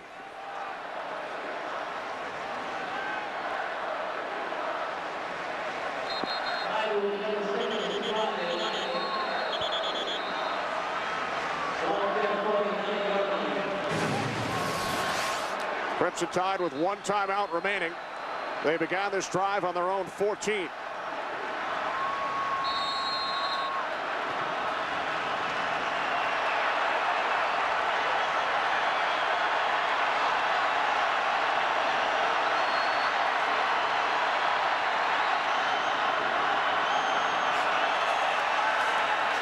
Wilson looking, he throws, and again it's Jones. at the Utah 45, his 4th reception.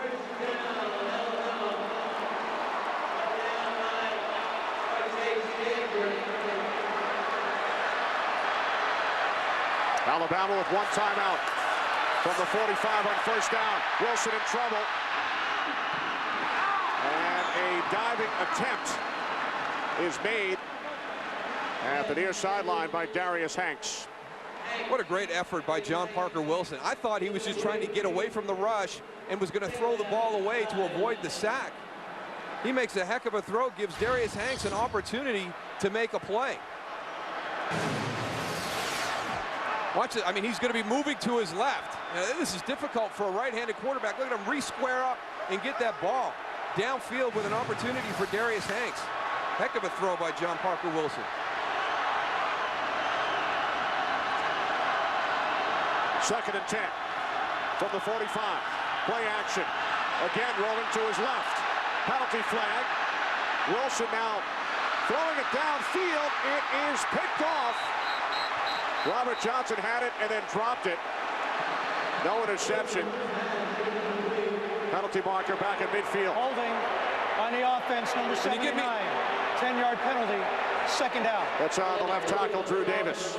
Well, John Parker Wilson needs to go to Julio Jones right now and thank him, because he just saved him from a terrible decision. Utah's only going to rush 3 defenders. They're dropping 8. There's your hold on the inside. Now he moves outside. No reason to make this throw. Watch the effort by Julio Jones. Robert Johnson has the interception. Look at him come in there and take the ball away from him. Great job by Julio Jones. Johnson had an interception earlier, which set up Utah's 2nd touchdown. 2nd down and 20 following the penalty. Crimson Tide from their own 45 as Wilson dumps it off to Coffey. Coffey brings it all the way down to the 43. He gains 12. Terrell Cole made the tackle. Alabama will use their final timeout. 17 seconds remaining, 2nd quarter. Line of scrimmage, the Utah 43.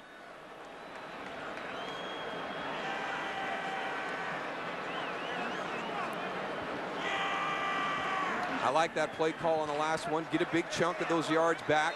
Put yourself in a relatively manageable 3rd down situation. You're inside 10 yards.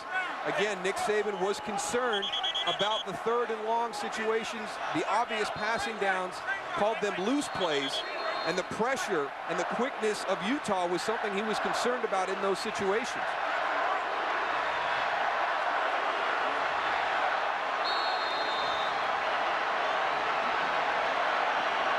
Third down and 8 from the Utah 43. Julio Jones out at the top of your screen. Crimson Tide out of timeouts. Wilson moving to his left. Again, could not find anyone downfield. Clock continues to run. Now there's a penalty marker, a late flag thrown in the defensive secondary.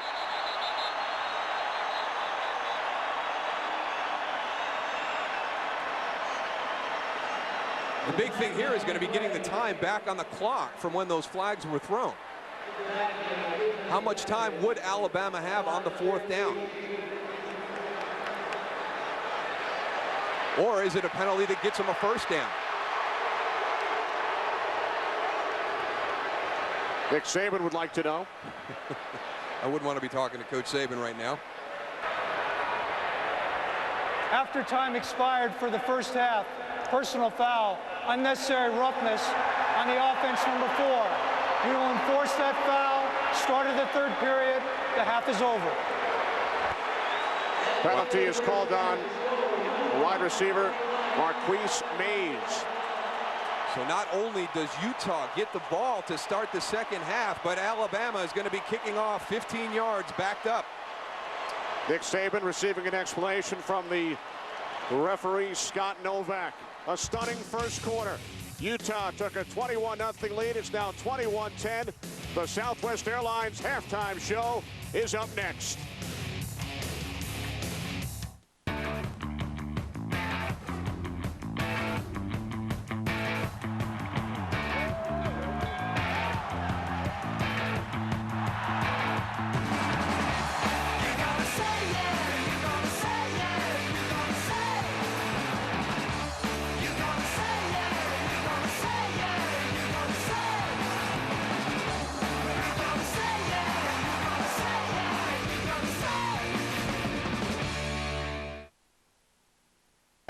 Ode to Subway flatbread sandwiches.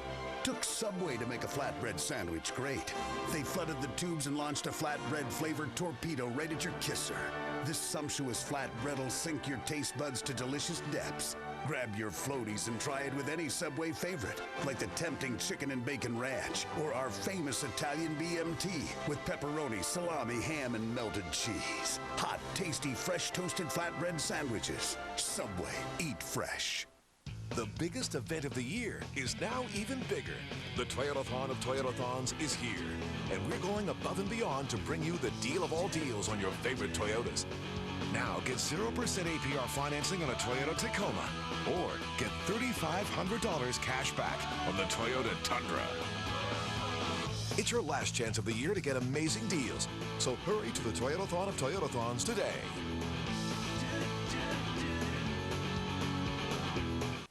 You told us how you like your steak. Now, how do you like this? For a limited time, the Applebee's sirloin is yours for just $9.99. The $9.99 steak dinner, only at Applebee's. This really is a whole new neighborhood. 1, 2, 3, Happy New Year! Instead of counting down, count up the savings. Call before Wednesday and choose digital cable, high-speed internet, or digital voice, only $24.99 each per month for 6 months. Call 1-800-COMCAST.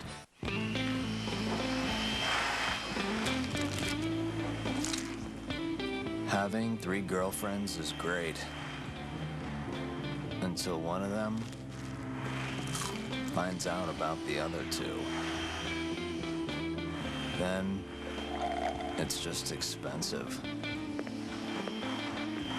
The famous star from Carl's Jr. 2 for $3. Because sometimes you gotta spend your money on other things. I'm Rick Aaron in New Orleans. Utes Reaction coming up after the game. Welcome to the Southwest Airlines halftime show on Fox, and an aerial display down at the 75th All-State Sugar Bowl. Brian Johnson, 15 of 22 for 181 and 2 scores. Utah leading Alabama 21-10 at the break. Hi, everybody, and welcome back to our LA-based studios. Chris Rose, Eddie George, Barry Switzer, Jimmy Johnson, and guys, everybody is wondering, Utah, they came out like gangbusters. What was going on? My guess is they were watching our pregame show. Remember this? There is not a player coming out of high school that Alabama would recruit that's playing for Utah. Not to say that one of them couldn't play today. They've got to prove to me and Jimmy Johnson sitting here that they can go play against one of the most dominant physical teams in the country, Alabama. I really believe that tonight they've come up against somebody that they might not can handle. I loved it. I still mean that. It's not that they can't play. I said that. I qualified that. Out of high school, I said. But Alabama's going to start recruiting in the Mountain West, I promise, after tonight's ball game. They proved it to me. Mountain West, you get an automatic BCS bid. You get a bid. Yeah, they won this. Split the national championship, you win this. But you know what, though? Utah was actually doing its job because they listened to you, yes, Eddie George. They did listen to me. They listened to my analysis, and they went with the no-huddle offense, got off to a fast start, which was imperative to where they are right now. And when you look at it, you'll see Brian Johnson drop back, hitting Brandon Godfrey in the corner route. And again, on the same drive, you'll see him hit Freddie Brown on the slant. And you'll see finally hitting Brett Castile for the 7-yard receiving touchdown. And I think they get the ball coming out of halftime. They're going to stick with the same plan and go with the no-huddle, keeping that up-tempo going. Yeah, Eddie, we talk about John Parker Wilson. Got to start fast. He's got to, avoid the mistakes right off the bat. But he is under pressure the entire first half. Here he's under pressure. He throws the interception. He gives Utah, outstanding field position. Now, the reshuffled offensive line, Andre Smith being suspended, then his backup, Johnson, being injured. So that has hurt, Alabama's offensive line. They've given up 4 sacks. But, Nick Saban said he was concerned about the quickness of Utah's defensive line, and that will be a problem in the second half in the passing situations. Alabama wants to be in the national championship game. Utah wants to be in the Sugar Bowl. You know what's interesting, though, is that Alabama all year long had trailed only 45 minutes in all 13 of their games. Here they've trailed the entire first half, something to keep in mind. Hey, earlier today on Fox, 73rd AT&T Cotton Bowl, Graham Harrell and Texas Tech taking on Ole Miss, and Harrell hitting his favorite receiver, Michael Crabtree, now 134 career TD passes, most in FBS history. threw 4 touchdowns on the day. Make it 5 if you include this one to Ole Miss. That's Marche Green returned it 65 yards and let out a rebel yell. Ole Miss wins 6 straight to close out its season 47-34. Meanwhile, pretty good Liberty Bowl between Kentucky and East Carolina, tied at 19 in the 4th. Norman Whitley trying to make those extra yards, puts it on the turf. Ventrell Jenkins, the big fella's going to roll. Look what he does to the quarterback, Patrick Pinckney. Mouth guard on the field. Kentucky's won 3 straight bowl games for the first time in history.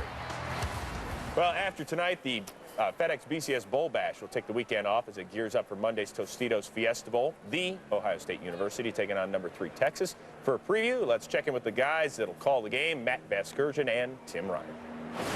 Media day for the Texas Longhorns as preparations are underway for the 2009 Tostitos Fiesta Bowl. Terrific matchup, number 10 Ohio State and the 3rd-ranked Texas Longhorns. And Tim, let's start with Texas. Well, when you talk Texas football, you got to talk about their offense. They are wide open, led by the Heisman runner-up, Colt McCoy. He makes plays all over the football field, and I'm very, very interested to see how Ohio State defends that. Nobody has really slowed them down. Now, Ohio State, to be a very good defense led by James Laurinaitis and Malcolm Jenkins. How about Ohio State? They're no stranger to the big stage in January, but their last couple of BCS appearances have not been good ones. Well, they haven't been, and I think in order to make a statement in this one, they got to get their power run game going. Chris Beanie Wells is their power back. He's 240 pounds, runs over linebackers, runs away from linebackers, and I think he's got to have a huge game, Matt, and I'll tell you why. If he doesn't, all the pressure will shift to the true freshman quarterback, Terrell Pryor. I'd be very curious to see if he can handle that role against a playmaking Texas defense. 2 of the winningest programs in college football history. There'll be a handful of top 10 draft picks on the field Monday night here in Glendale. Thank you, guys. Well, Matt Asiata in Utah singing a winning tune so far. And speaking of music, we'll hear from both school bands after this. Want to get away? Now you can. Fly Southwest Airlines from $49 to $99 to many of our destinations like Denver, San Francisco, Salt Lake City, Los Angeles, Phoenix, San Diego, and more. Go to southwest.com to book now. Low fares, no hidden fees. In athletic competition and in the classroom, the SEC prepares its student athletes for life. I was given my first set of golf clubs at the age of 10, but the lessons learned as a member of the Alabama golf team fuel my desire to become a champion on and off the course. As one of 12 nominees representing each SEC school, I am honored to be the 2008 McWhorter Male Scholar Athlete of the Year. Now, I am pursuing my dream of becoming a professional golfer, equipped with 2 degrees and memories of life in the SEC. The SEC, our future is now. Hi, everybody. I'm Hope Woodside reporting from the Fox 13 newsroom. Coming up after the game, we've got live post-game coverage in New Orleans and fans' reaction to the Sugar Bowl in both Louisiana and right here in Salt Lake City. Stay with us for the best Sugar Bowl coverage and today's top stories after the game. I'm Rick Aaron in New Orleans, where it's the biggest football game in University of Utah history. We'll have a complete wrap-up after the game.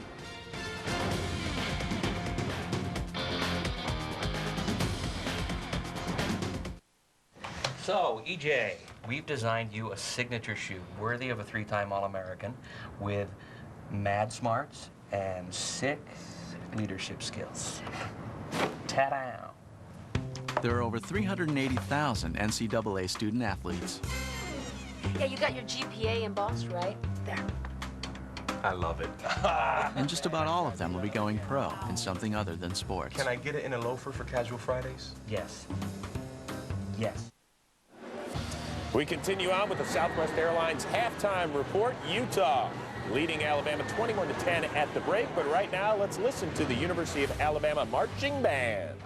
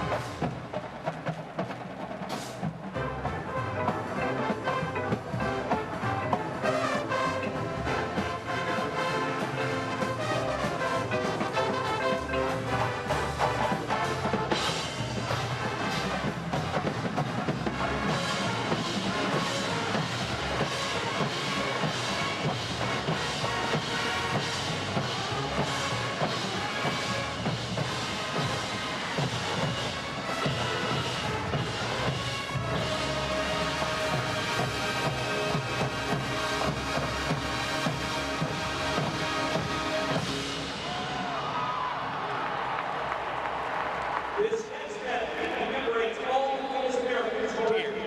It begins with My Country 'Tis of Thee, followed by My Home's in Alabama, and concludes with Aaron Copeland's Simple Gifts.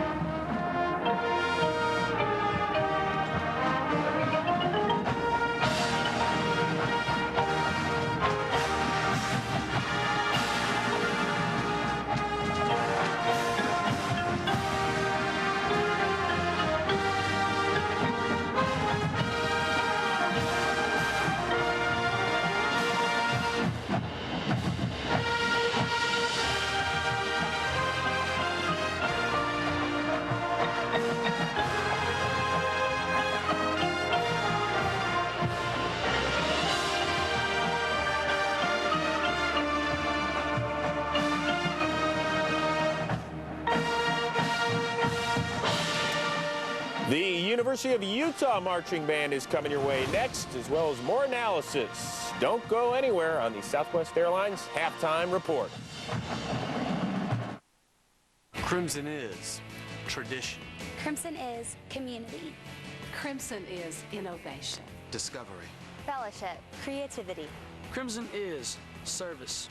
Impact. Research. Crimson is pride. Outreach. Inspiration. Initiative. Crimson is involvement. Opportunity. Teaching.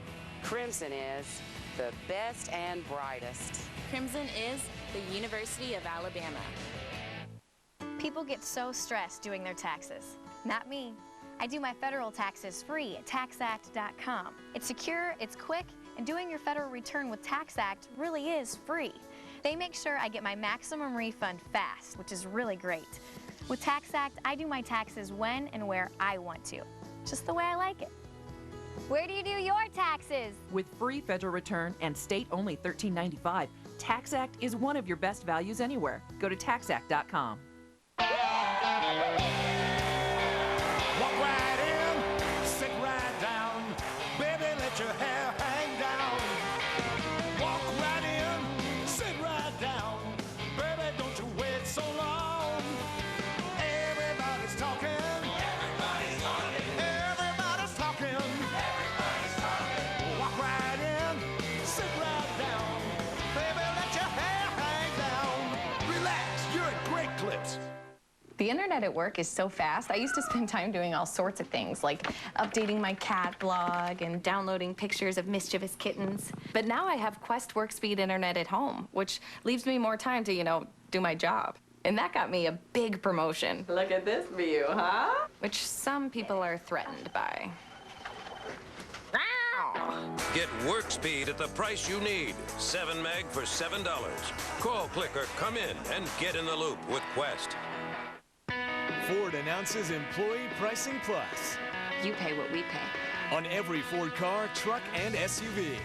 The Plus means our quality is unsurpassed by Honda or Toyota. And you can count on Ford Credit for the financing you need.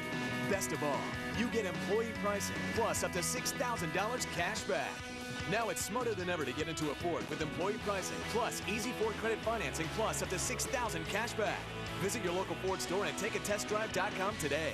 I'm Rick Aaron in New Orleans, a complete Sugar Bowl wrap-up after the game. We are back on the Southwest Airlines Halftime Report. 75th Annual All-State Sugar Bowl. Utah leads Alabama 21-10 at the break. Time right now to listen to the University of Utah Marching Band. Center instructs the U drum line. And Corey Utake heads the U cheer squad.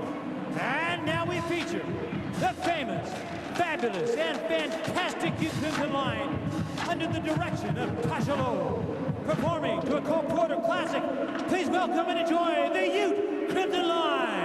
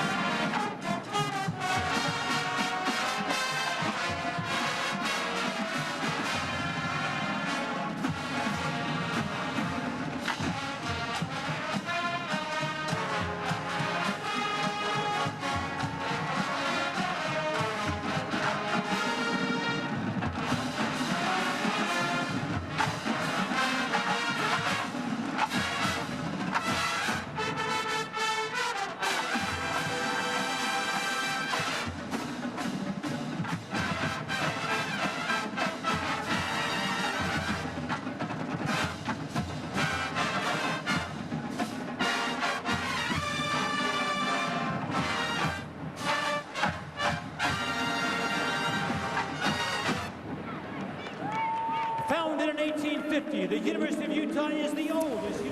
Well, for 17 years, the American Football Coaches Association has recognized college football players who display extraordinary community service. For the first time, Allstate has teamed up with the AFCA to ensure these student athletes receive the recognition they deserve. From donating bone marrow to starting children's foundations, these players have made an impact on society that can be measured by more than just touchdowns and tackles. For 17 years, the Allstate American Football Coaches Association Good Works team has recognized players' extraordinary community service. This year's team of 22 players exemplifies that tradition of selfless dedication. These young people are outstanding football players, but they are representative of what a football player should be, not only on the team, but within their community. I personally take away from being able to help others just a sense of satisfaction. At 18 years old, Jordan Steffi realized his dream when he started the Children Deserve a Chance Foundation, devoting his life to inner city and disabled kids. It's very fulfilling to see these kids and to think that you may have been a little part of them sort of heading down the right path. So many of the things that Jordan does, he does behind the scenes that no one knows. He does things because he truly cares for people. It's a big world, but with each person doing something good for another person, it can make the world a better place. I love to call myself a living testament just to what happens if you go and just get involved. Last spring, Michael Van Poortvliet donated bone marrow in memory of Northern Colorado player Sam Safkin, who lost his life to leukemia. Every story that you hear of somebody doing something outside the law, there's 100 other stories of young men who are doing what's expected of them. Sam would no doubt be proud as Michael's selfless act saved the life of a young woman. You feel like you've done something and made a difference in someone's life. It's awesome. Being named to the 2008 Good Works team is a special honor. Giving back is the most important thing. When you can go in and you can change people's lives, it's just amazing. We do more than just play football. It's finally recognizing the works that we do off the field. These individuals are separated by their action. The Allstate AFCA Good Works team is the #1 team in America. To learn more, visit allstate.com.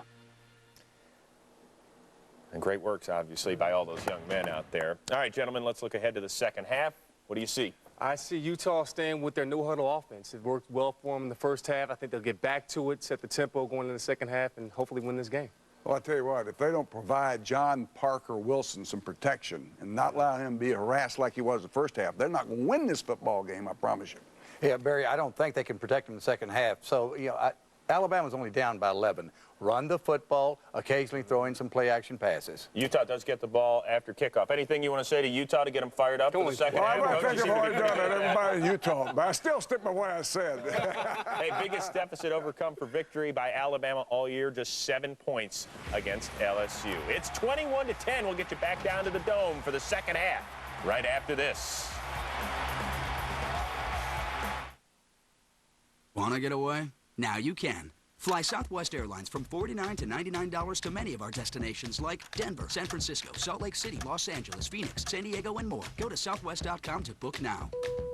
Low fares, no hidden fees.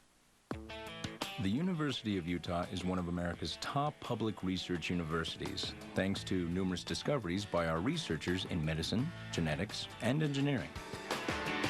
But we're also considered one of America's top recreational universities, thanks to what our researchers have also discovered about Utah's unmatched world-class recreation, such as skiing, hiking, and biking. The University of Utah. Discover it for yourself.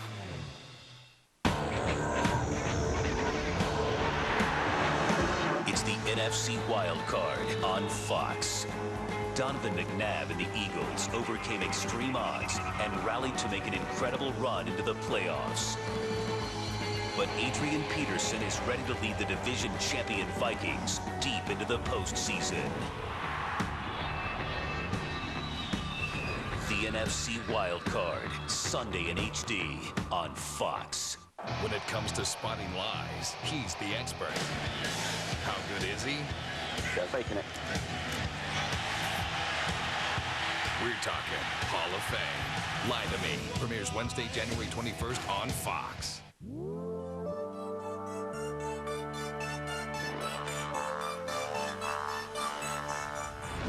Jack Bauer. Didn't know you were FBI. Nah, just came along for the ride.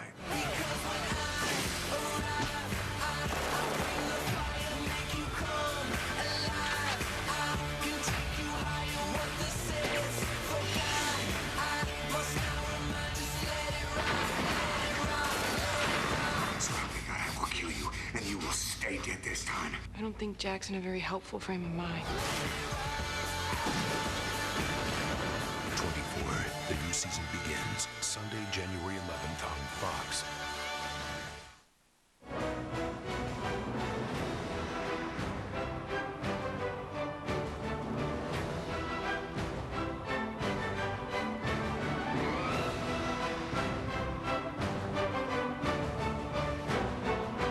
Welcome back to the 75th All-State Sugar Bowl from the Louisiana Superdome. At the half, Utah leading Alabama by the score of 21-10. As we welcome you back inside the broadcast booth, Kenny Albert along with Darryl Johnston. A stunning first quarter as Utah scored 3 touchdowns on their first 3 possessions, all 3 drives under 2 minutes. It was very impressive to watch as the game unfolded, and Utah comes out, they get into the no-huddle offense, go right down the field, and then Alabama is kind of chasing them for the remainder of that first quarter. But in the second quarter, they made some adjustments. They got some things done. They weathered the storm. It's 21-10 now. I thought Nick Saban and his staff did a great job not panicking in that situation. They played themselves back in by halftime, still missed a few opportunities, and some big things that they're going to have to address in the second half that we'll get into. Alabama scored their touchdown on special teams, the 73-yard punt return for a touchdown by Javier Arenas. Our first half numbers brought to you by Dodge. Well, you can kind of see there just what happened in that first quarter. The Utah Utes 150 yards in the first quarter, only 50 in the second. You can see that transition of Alabama hanging in there. 4 sacks for the Utes as we check in downstairs with Chris Myers. Chris? Kenny, Nick Saban spent the half trying to figure out why his team, as he said, lacked intensity in that opening quarter. Combined with the speed and efficiency of Utah, they got in a hole, and that couldn't have been because they were out partying all week. He had the curfew. He took him to a movie last night before the game, Valkyrie. That's the Tom Cruise movie. Not exactly a pick-me-up, but that's what his team needs.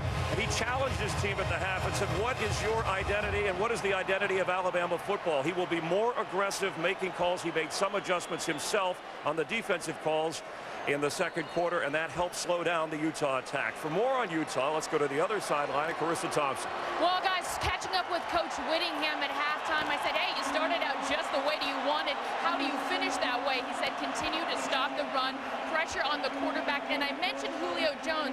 I mentioned how he got some open looks towards the end of that second half. He said, yeah, that all came in our zone coverage. We got to do a better job on zone drops. But I'll tell you one thing, that halftime was way too long for him and Brian Johnson. They were pacing back and forth right outside the locker room. They can't wait to get out here. And they get the ball first, and Brian Johnson's got to be excited. And remember, there was that penalty on that last play of the half. So look at Alabama kicking off from the 15-yard line to start this second half. Utah should have great field position. Utah deferred after they won the opening coin toss, so they get the ball first here in the second half. Brent Castile on the return, and Castile takes it out to the 45-yard line. Darryl, our Taco Bell impact players of tonight's game. Well, really, Brian Johnson has just done an outstanding job as the quarterback for the Utah Utes. Great decision-making, great accuracy with the football. When it's not there, he's pulled it down, moved the chains with some runs. You can see the 2 touchdown passes. And Javier Arenas, I mean, the game is kind of hanging in the balance for Alabama right there, and just a great individual effort on that 73-yard punt return. Terrific field position thanks to that 15-yard penalty at the end of the half. And the punt or the kickoff return by Castile. Penalty markers prior to the snap. Prior to the snap, ball start on the offense. It was 66, 5-yard penalty. First step. That's on the right guard, Robert Conley. Not what Kyle Whittingham had in mind to start the second half. And they did such a good job of not having negative plays in that first half. And here to start the second half, after getting great field position, they have a little 5-yarder that puts them at 1st and 15. From their own 40.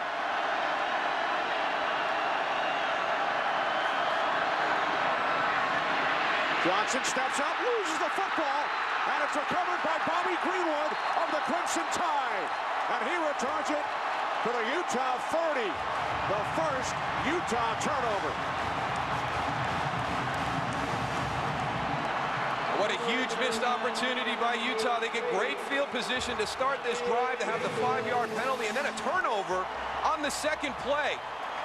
Dante Hightower, the linebacker, number 30, has moved to the outside as a rusher. One of the changements, one of the adjustments they made, instead of playing him in the inside linebacker spot, there he is. They put him on the outside, and he's been rushing. That's one of the adjustments that Nick Saban made in that second quarter. It pays dividends right away here in the second half.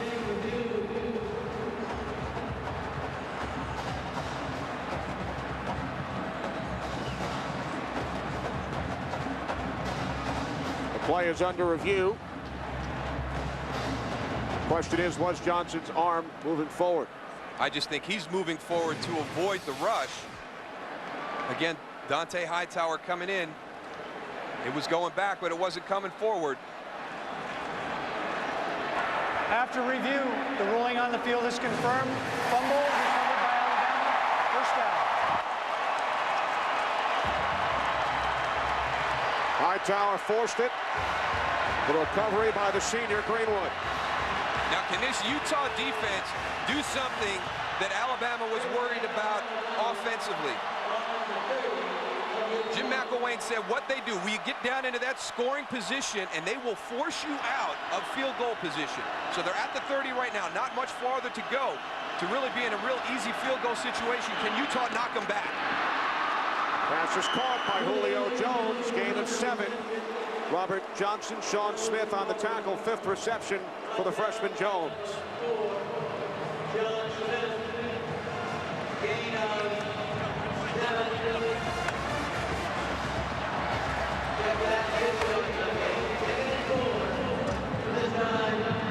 Second and 3.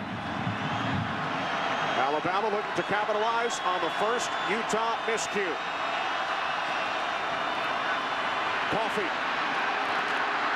Coffee gains a yard down to the 22-yard line. Good hustle down the line by Kepa Geisen, chasing that play down from the backside. Darrell, this is the deepest penetration by the Alabama offense today. Well, they've gotten down into this part of the field, but they've kind of malfunctioned once they've gotten to this point. Once they've gotten near the 30-yard line, they've struggled with some plays, haven't been able to cash in and move deeper into that red zone. A 52-yard field goal and an attempt from 47 earlier. From the 23, Coffee looks to turn the corner. It will depend on the spot. Looks like Coffee did pick up the first down, took a hard hit from the strong safety, Joe Dale. Crimson Tide are in the red zone for the first time tonight. Little toss sweep out to the left. Trying to get Paul Kruger sealed. Joe Dale coming up on run support, but gets there a little bit late. Glenn Coffey able to stretch out for that first down. First and 10 from the Utah 19. This drive started on the 30. Following the turnover. John Parker Wilson looking left. He throws, intended for Julio Jones. Sean Smith on the coverage. Well, you heard Carissa Thompson talk about Julio Jones as they came out for the second half and talked about zone drops, now being in good position on their zone drops. Now they've got Sean Smith manned up on Julio Jones. I thought we would have seen more of that in the first half. They felt confident in lining up Sean Smith against Julio Jones, maybe even matching him across the field and in formation.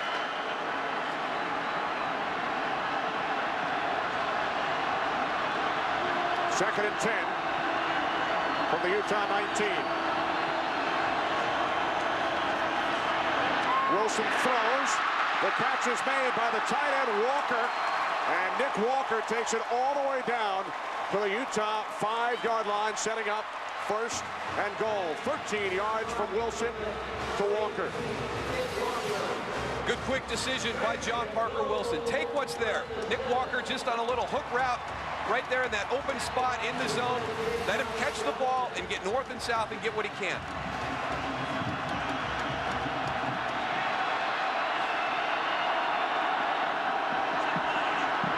Coffey in the backfield. On 1st and goal, this is Coffey. Inside the 5 and tackled at the 4-yard line by Kruger and Nisi. 2nd and goal.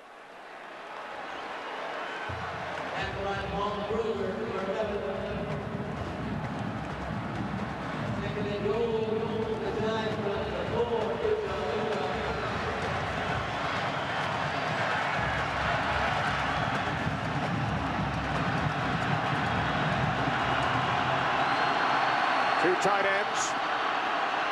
Coffey in the backfield. 2nd and goal from the 4. John Parker Wilson to the end zone. Touchdown, Glenn Coffey.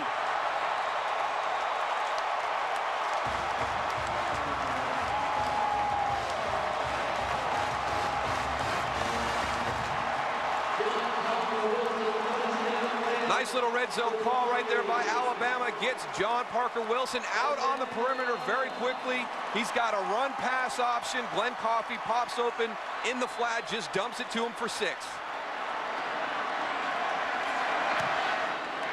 First receiving touchdown for Coffey this season, tipping the extra point. The Utah lead is now 21-17. Wilson to Coffey. Crimson Tide capitalize on the Brian Johnson turnover. Check this out. With this controller, your character will mimic your exact motions. See? Sweet. Now throw me a pitch, just like we're outside. You're out. That ends the inning. Next up, shortstop. Want to get away?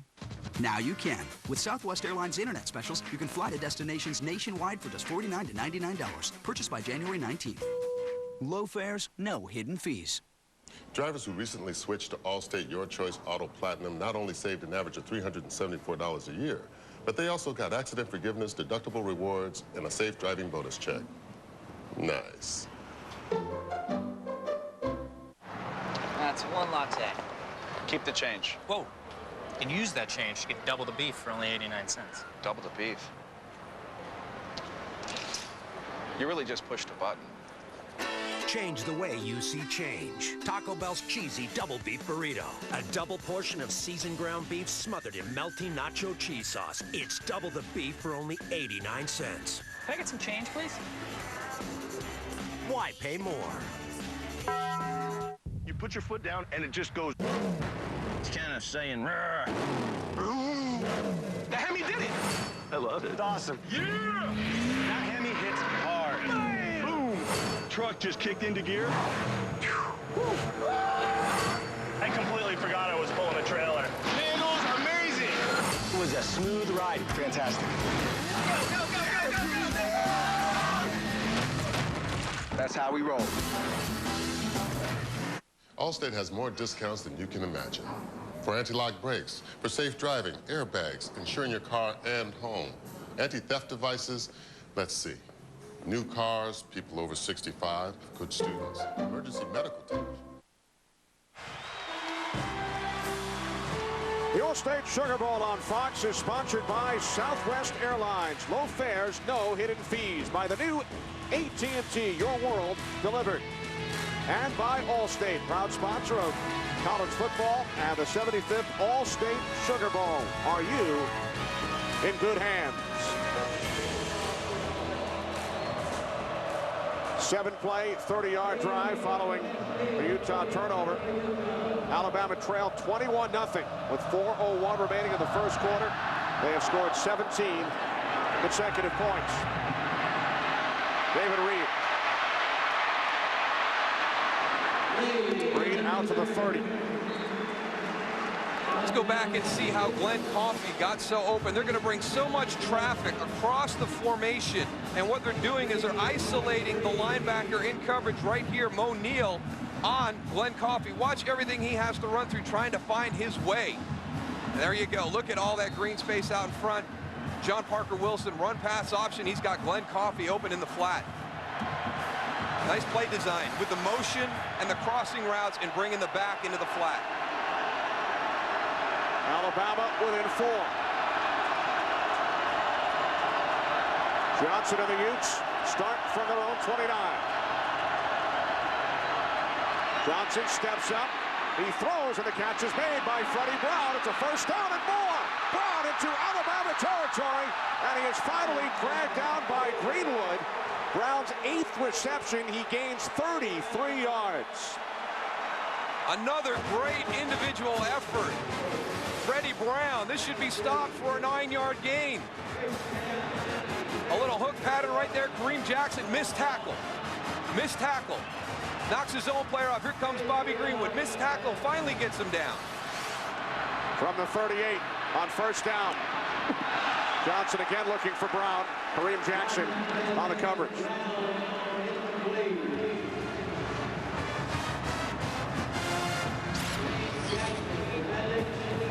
Big night for Brown, the senior, out of Laverne, California. Second team All Mountain West Conference.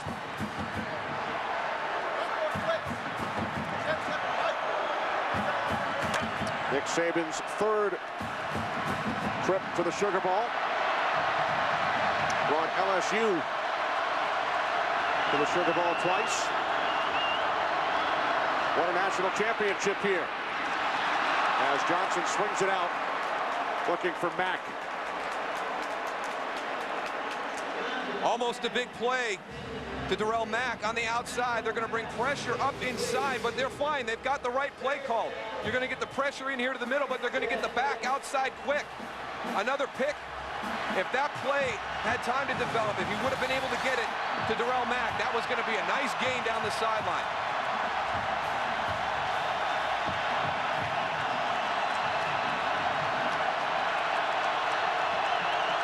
Third down and 10. Alabama fans up on their feet. Utah 0 for their last 3 on third down. Johnson making the connection with Godfrey. And Braden Godfrey picks up a first down, a gain of 11.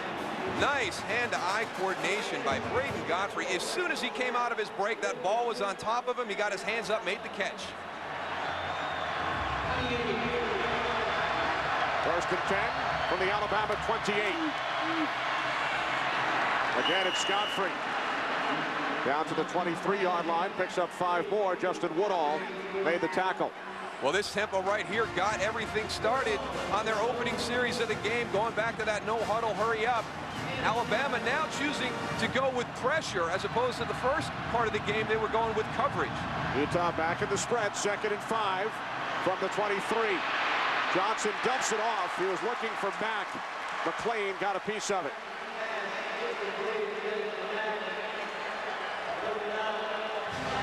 We asked Brian Johnson about playing indoors. He had never played in a dome before. Came to the Saints game with his teammates on Sunday.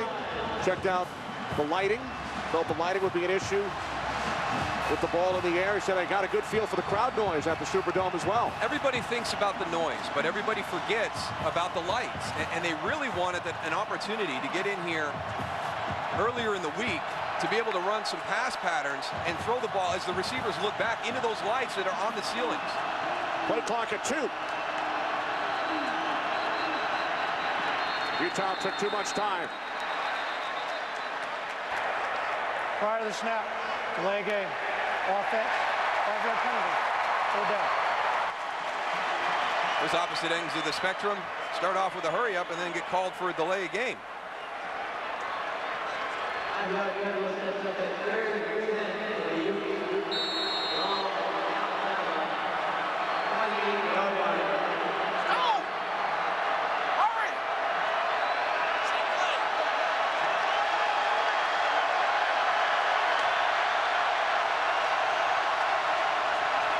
Third down and 10 from the Alabama 28. Johnson, quick release, and the catch is made by Reed. He breaks free. Touchdown, David Reed. 28 yards.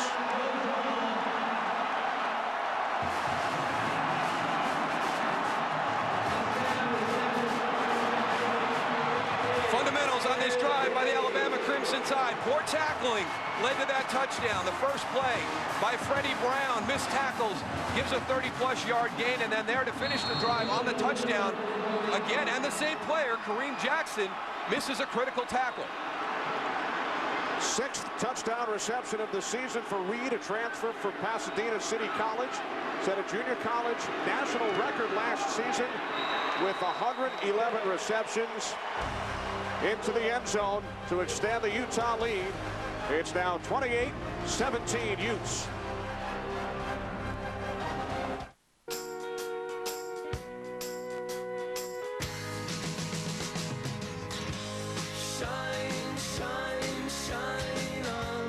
Your life has more than one dimension.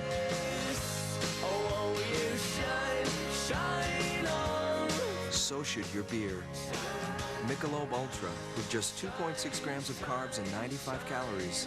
It's not just a great tasting choice, it's a smart one. Live life to the ultra. Beep, Slate Sanchez's phone here, reporting from the demolition site. Slate and the rest of the Action News team don't have AT&T, which means no bars out here on the outskirts of town. So we didn't get that call about the new blast zone, which is now here instead of way over there. I'm Slate Sanchez, and I'm about to be the news. Switch to the network with the best coverage, AT&T. More bars in more places. Now get 50% off all LG phones. Oh, it's got like toolboxes. Ah! It's a Ram box. That's pretty freaking cool. You know, you need that space. Put some fishing poles in there, shovels and hammers and stuff. Go, go, go, go!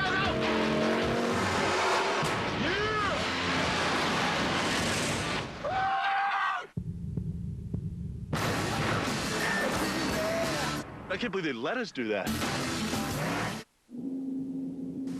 How did we do this year? Divide the results of the interactive poll by 2850. This quotient is the first component. Poll the coaches and divide that number by 1575. Throw out the high and low numbers of the 6 computer rankings, add the remaining 4, and divide by 100 to get the final component. Add these numbers together and divide by 3. That's how we did. We got connections to most of these victims. Am I a suspect here? How far would you go? You're gonna walk right into a trap. To protect your own. This ain't a chess game, partner. Maybe it is. De Niro, Pacino. Get down! Righteous Kill on DVD and Blu-ray High Def Tuesday. Tonight's aerial coverage is brought to you by Bud Light. 7-play, 71-yard drive. All 4 touchdown drives for Utah tonight, Darrell, under 2 minutes. Giddy up. That last drive, a minute 37. Javier Arenas down at the 29. Let's go back and take a look at that touchdown by Utah. You're going to have 3 receivers to the outside. We're going to run 3 slants. We're going to have a slant here, but this backer is going to drop into that zone. We're going to have a slant here that gets jumped by this defender. Here's our last slant, and I want you to watch where the ball is thrown by Brian Johnson. Down in a way where Kareem Jackson can't make a play, spins out of the tackle. 6 points, Utah. Great response by that Ute offense. John Parker Wilson and the Alabama Crimson Tide back to work from their own 29.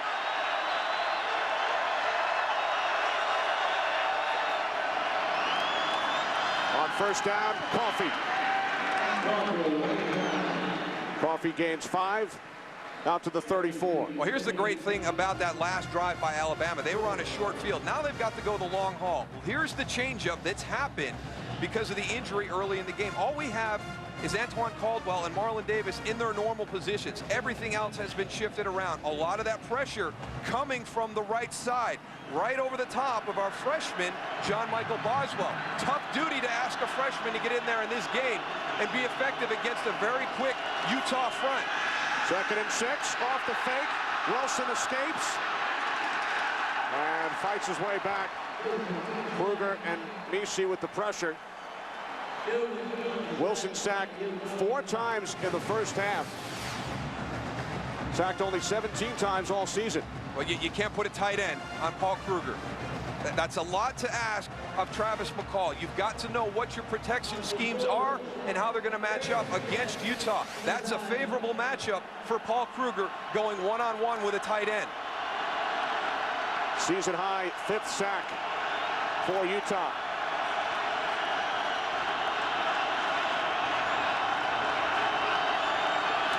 Wilson on 3rd and 10. Coffey stays on his feet. He's close to a first down. Took a big hit from Stevenson Sylvester. And it looks like Coffey did pick up the first. And we have had some great individual efforts during the course of this game. This one by Glenn Coffey to be able to get the first down. Watch this hit. First contact made. Mike Wright spins him around. Here comes your safety, your linebacker, Stevenson Sylvester. But a little bit too late. Good effort by Glenn Coffey to get the yards for the first. On first down, Coffey. Stretching across to the 42-yard line. Joe Dale made the tackle.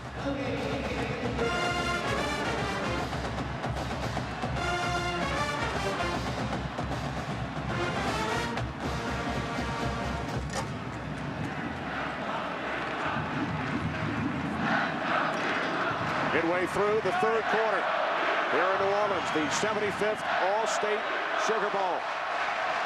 Kenny Albert, Darryl Johnston, Chris Myers, and Carissa Thompson. 2nd and 10 from the 40. Wilson to Earl Alexander. His first catch today. And the sophomore from Phoenix City, Alabama, gains 5. R.J. Stanford made the tackle. 3rd down and 5 coming up. Well, tough evening for John Parker Wilson right now. Really getting roughed up by that Utah defense. 14 to 22, 151 TD, 1 interception, but he has been under pressure all night long. Sacked the season high 5 times. Thanks in part to that reshuffled Alabama offensive line.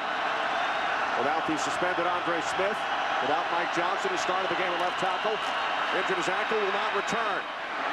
Wilson for Nikita Stover, penalty marker. Bryce McCain on the coverage.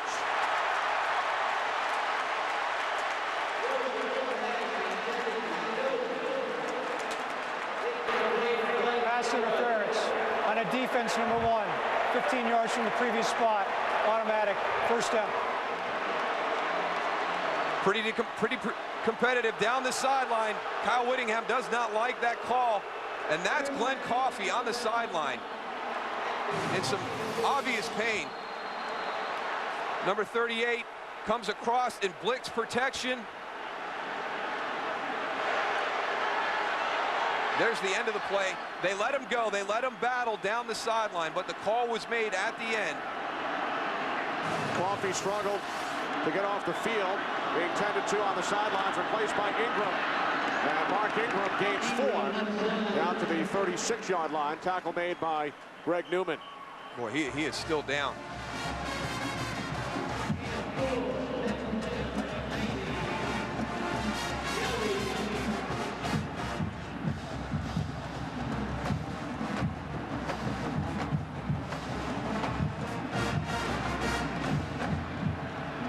And he had lost his helmet when he came off the field. Can't tell what the training staff is working on. So the Crimson Tide have lost 2 key players from their offense tonight. 2nd down and 7. Wilson takes off. Wilson down to the 32-yard line. Now, does he get his athleticism from his mom, who was an Alabama cheerleader, or his dad, who was a third baseman who spent 3 years in the Boston Red Sox system? I think a little bit of both. A little bit of both there. That was a great decision. So the quick decision by John Parker Wilson to pull that ball down, put him in a nice 3rd and short situation. Dad Parker, drafted by the Red Sox back in 1980. Out of West Alabama. 3rd down and 2.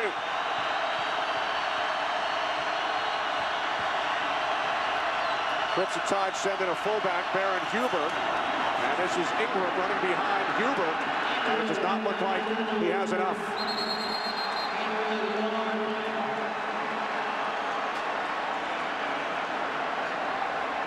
Now, he got spun around right when he went in. He was not even able to keep his body forward and get a lean. Somebody got Mark Ingram spun around as he went into the pile. Huber, the fullback, leading the way. Fullbacks used to have a bigger role in the Sugar Bowl, as you can attest to. 14 carries, 50 yards back in January of '88. Yeah, we're lucky to even get a few of them on the field here this evening, only in the short yardage situations. So a third long field goal attempt. Tiffin hit from 52, missed from 47. This a 49-yard attempt. And Tiffin is unable to hit. So he is now 1 for 3 tonight for the Crimson Tide. The Utah lead remains 11. It's gonna be a late one, people. What a bummer, dude. Now you won't be able to watch me on DirecTV tonight. Relax, Red. I can easily set my home DVR to record you right from here. Done. Wow. You know, you're a little scary up close. With DirecTV, you can easily set your home DVR from any cell phone or computer. Call 1-800-DirecTV. You put your foot down and it just goes. It's kind of saying, "Rrr." The Hemi did it. I love it. It's awesome. Yeah! That Hemi hits hard. Bam! Boom! Truck just kicked into gear. I completely forgot I was. Steve Smith of the Carolina Panthers made a huge catch here on Sunday. Former wide receiver at the University of Utah. He and his wife, Angie, have donated $250,000 to the university. The Steve and Angie Smith Wide Receiver Scholarship. The recipient this year, Darryl, is David Reed, who scored the last Utah touchdown as Asiata gains 1. So 1 wide receiver every season, benefiting from the very generous donation made by Steve and Angie Smith. Great giving back to the school, and Dave Reed, having a big impact in this game tonight. And once you know that Steve Smith would have loved to have been in this offense when he was at Utah, could you imagine the numbers he would have put up? Wow. Steve Smith and the Panthers will play on Fox a week from Saturday. The slant is caught by Brooks. Jeremy Brooks picks up a first down. Out to the 46-yard line, a gain of 15. All right, Tony Siragusa educated me about this quick screen play on the outside. It's actually a cutback play. The ball's going to come quick to the outside. Now watch where it's run. It's run back into the middle of the field. I always thought it was something that you were trying to bounce out and get on the perimeter. And Tony's like, no, you're trying to take advantage of a defensive line that's not getting back and retracing. It's a cut, like a cutback run into the middle. The Goose will be on the field a week from Saturday, watching the Carolina Panthers and their opponent in the divisional round. 8 o'clock Saturday, January 10th on Fox. Johnson, a pump fake, then he throws, and Godfrey inside the 45 to the 44. Looks to have another Utah first down. Alabama electing to play man-to-man coverage. We've seen them miss a couple of tackles already in this half that gave up that touchdown on the last drive. Kareem Jackson missed a big one on Freddie Brown's first catch. Missed the tackle on David Reed for the touchdown.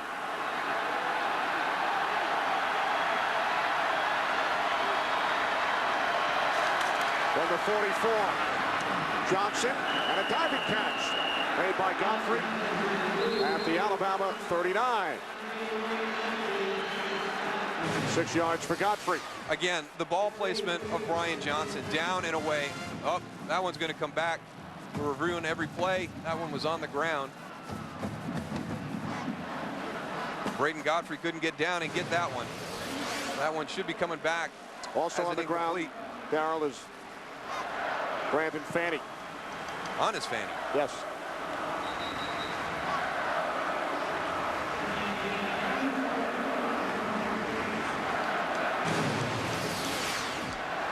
Brandon Fanny right there at the bottom of your screen, engaged. Nice cut block by Matt Asiata, runs right through that thigh pad. That's about as well as you can coach it up right there. That's a nice little thigh bruise on Brandon Fanny. And they are taking a look at the catch, but Brandon Fanny, one of those kind of hybrid defenders that we see, down lineman, but also can drop back in coverage. He would be a key element as Alabama tries to sort through on how to match up against this Utah offense. You can see Braden Godfrey couldn't get those hands underneath, so that one will come back.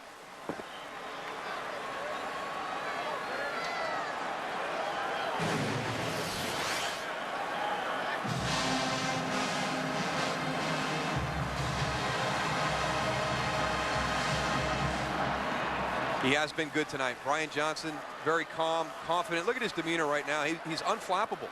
I mean, talked to him during the week. Carissa Thompson said, you know, as cool as he is off the field, he is on the field. And she's down there on the field having an opportunity to see that in person. But, you know, we had a chance to sit down and talk to him. We all walked away extremely impressed with Brian Johnson. Brian Johnson still chats with Alex Smith every week, the San Francisco 49ers quarterback, former first overall pick out of the University of Utah. Johnson, a teammate during his freshman campaign. The ball hit the ground. Incomplete pass. It'll be second down and 10. Please reset the game clock to 2 minutes, 42 seconds. 2:42 on the game clock. So no catch for Godfrey. It will be second and 10. The great overhead shots tonight brought to you by DirecTV. If you call yourself a sports fan, you got to get DirecTV.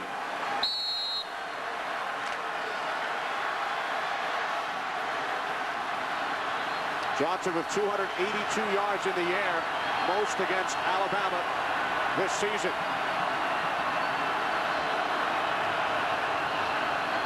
Johnson season high 305 against Michigan. On second and 10, he fires. Again, looking for Godfrey. Rashad Johnson on the coverage.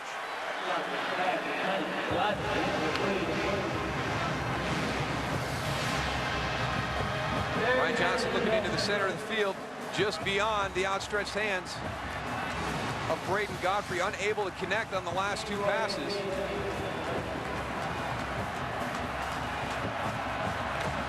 Godfrey with 6 receptions, 75 yards and a touchdown. Utah leading by 11. Third down and 10.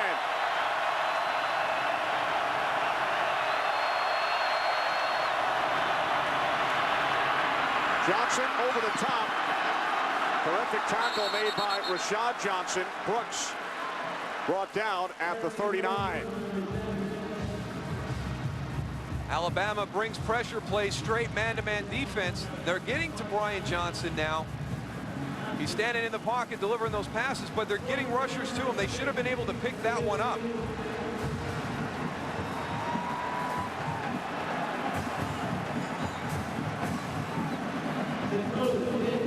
Javier Arenas, 73-yard punt return for a touchdown earlier. Louis Sakota back at his own 46. Punting from midfield. Sakota put a little too much on it. So Alabama trailing by 11 will start from their own 20-yard line.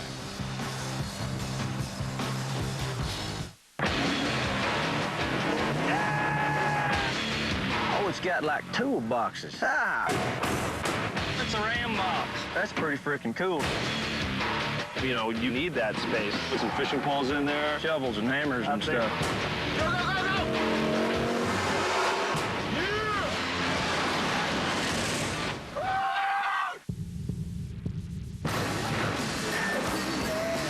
I can't believe they let us do that.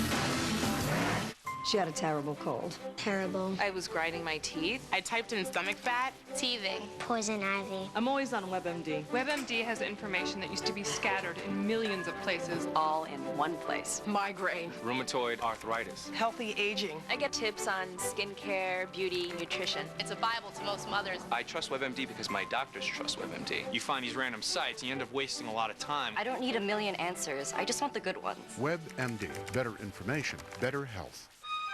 What if you could give your family just what they want this holiday for one low price? Introducing Sprint Family Plans. You'll get unlimited nationwide text, video, picture messaging, and more, and save at least $240 a year over comparable AT&T and Verizon plans. What better way to bring the family together? America's largest, most dependable 3G network. Come to a Sprint store and find out how much you can save.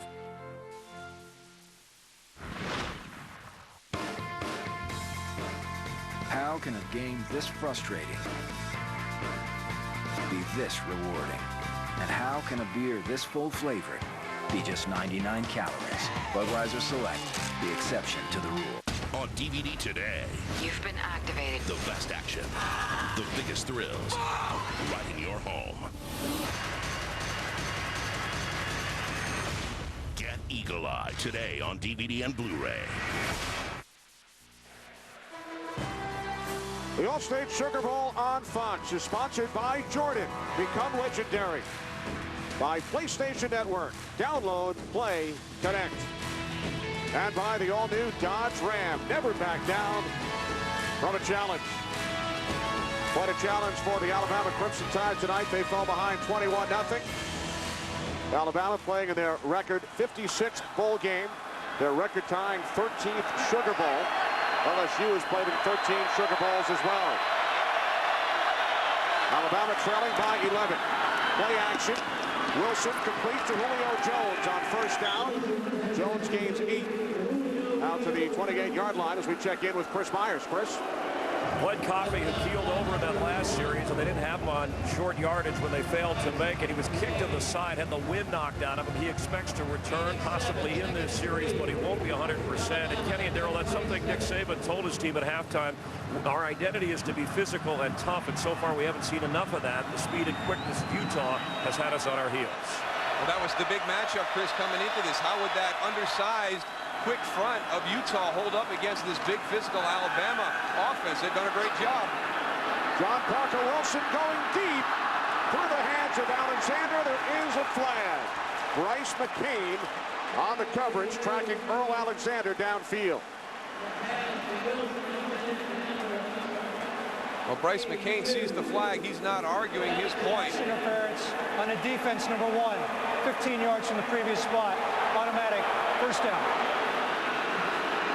Kyle Whittingham doesn't like it. He's got his hands in the air. We'll see what happens in the end coming out of the slot in the trail position. I got a little tug right there. A little handful of shirts slowing him down. Bryce McCain already knows those little subtle tricks. 6th Utah penalty. Under a minute remaining, 3rd quarter. Wilson, near side, complete. Gain of 6 for the tight end Brad Smelly. Freshman out of Tuscaloosa, his 7th reception this season.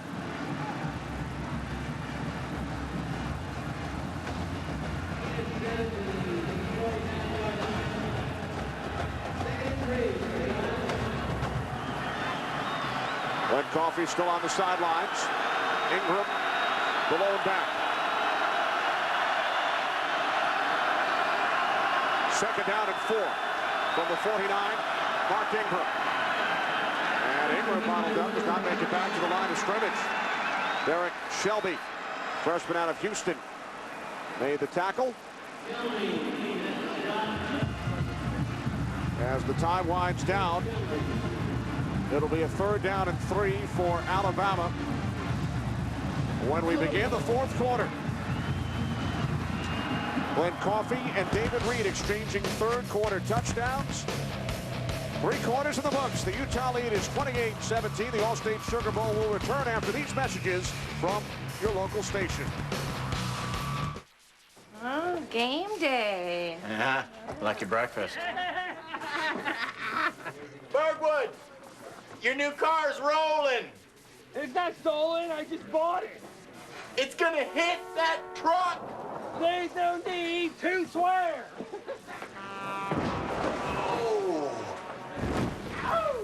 Hot car, huh? It's on fire. Do you have new car replacement? Call Allstate to sign up today. Are you in good hands? There are 6.5 billion people in the world. but we all look the same when we lie. Dilated pupils, oblique eyebrows, an upturned lip, the smallest line on your face, the slightest body movement. It all tells a story.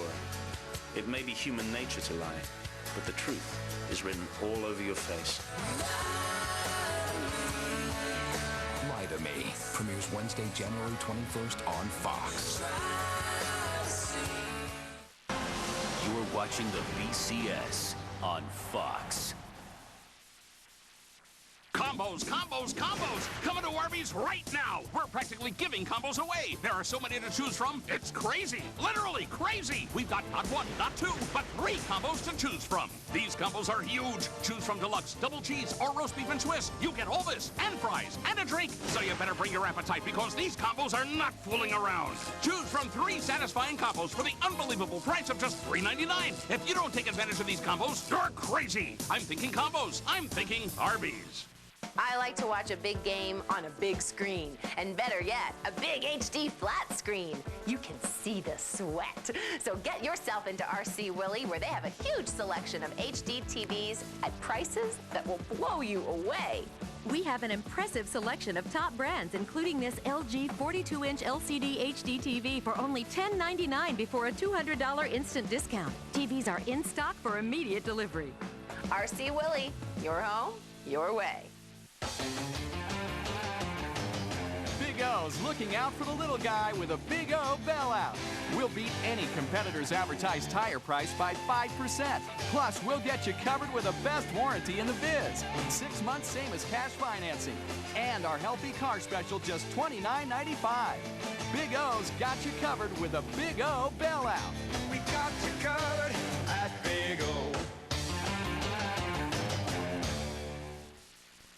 Good Day Utah wants to thank you for making them the #1 local morning news. Alabama ranked #1 in the nation for 5 weeks prior to their loss to Florida. Trail heading into the 4th quarter for the first time this season. Glenn Coffey has returned to the Alabama backfield. 3rd down and 3. John Parker Wilson, first play in the 4th quarter, is wrapped up and taken down back at the 48-yard line by Stevenson Sylvester, the 6th Utah sack tonight. Unbelievable how much pressure Utah has been able to generate tonight. Paul Kruger coming from the outside. He's going to force John Parker Wilson out of the pocket. Stevenson Sylvester has played a fantastic game. He's usually the last guy coming out of the pile. Has just done an outstanding job. He's got 2 sacks to go along with everything else he's doing from his linebacker position. P.J. Fitzgerald punting from his own 38.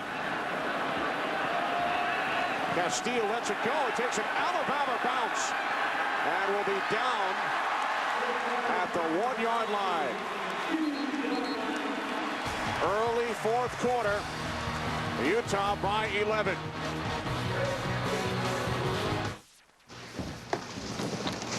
Bill? Why is Dick Butkus here? Oh, yeah, I hired him to speak. A lot of Fortune 500 companies use him. But I'm your only employee. We're going to start using FedEx to ship globally. That means billions of potential. 5th All-State Sugar Bowl from the Louisiana Superdome. Kenny Albert, Darrell Johnston, Chris Myers, Carissa Thompson. Utah leading by 11. Will start from their own 1-yard line following the punt. Brian Johnson passing from out of his own end zone, and it's caught by the tight end, Colt Sampson. His first catch today, 11th of the season. Javier Arenas made the tackle, gain of 2. Little different personnel in there when they're backed up down near their goal line. Still a little bit of a spread element to it, but you've got tight ends in there with the wide receivers. Colt Sampson, usually a touchdown machine. 16 career receptions, 7 touchdowns. Now doing it on the other end of the field. 2nd down and 8. This time the Utes keep it on the ground.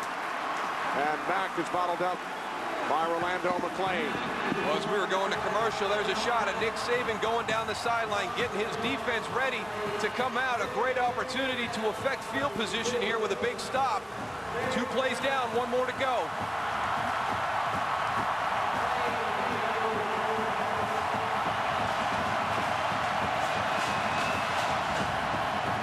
Utah talked about doing what they do. In this situation, they kind of get into a different personnel. Now you're forced to go to the spread. I would have just as soon seen them go this style of offense on both of those first 2 downs. 3rd down and 9, 4 wide receivers. Johnson from the end zone, complete to Freddie Brown, who picks up a 1st down. Brown missed some time on the previous drive due to a migraine. His 9th catch today.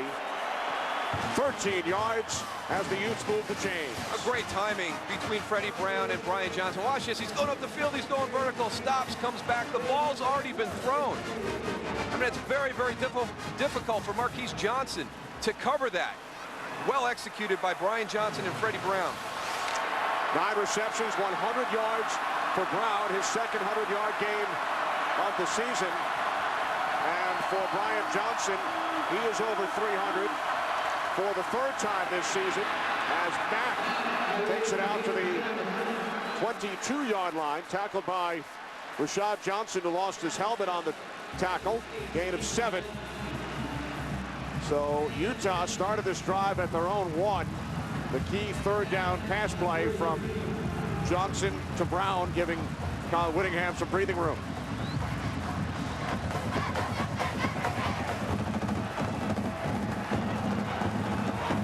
Only 19 rushing yards, but 301 in the air for the Utes. Yeah, there wasn't a number that they were trying to hit. There wasn't a total they were trying to get to or a yards per carry. They just had to have it as part of their package. They're going to make their hay throwing the ball. Johnson looking for Godfrey. 2nd and 3rd and 3 coming up.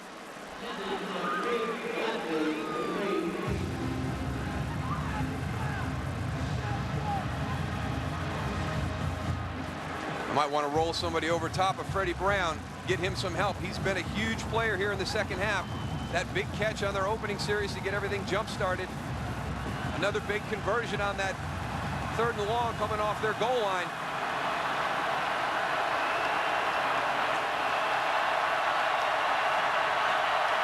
Utes must get across the 25. And they will not. Johnson under pressure, looking for Brown. Here comes the Utah punting unit. Good job in coverage by the Alabama defense. Brian Johnson has nowhere to go with the ball. Everybody's running short routes. They've got everything locked down.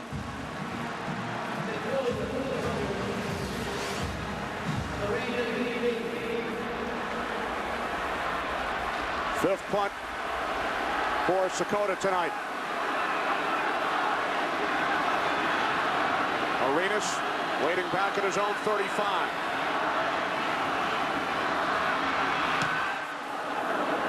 End over end. Arenas lets it bounce. And it bounces and rolls. And will finally come to a stop inside the 17-yard line. 61 yards on the punt, followed by the roll.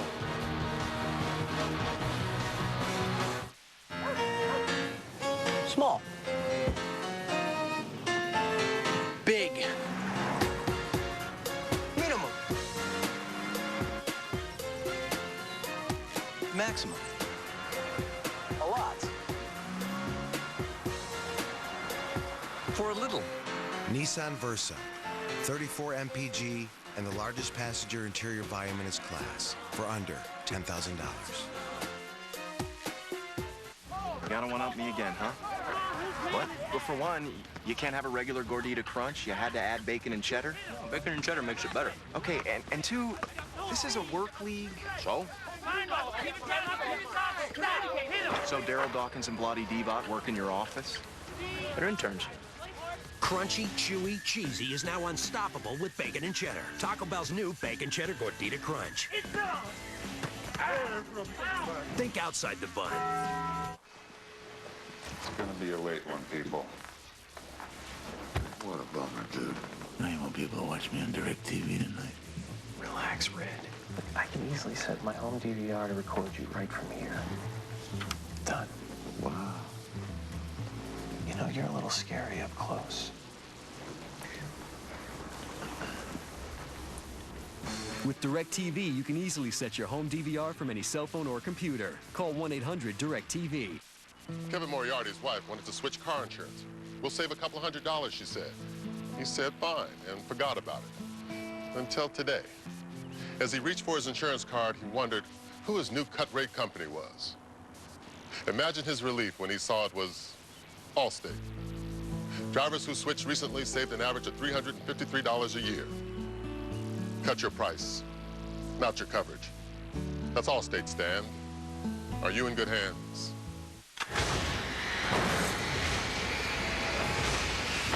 Hold on for the two-night, 4-hour premiere of 24. Sunday, January 11th on Fox. Tonight's aerial coverage is brought to you by Bud Light.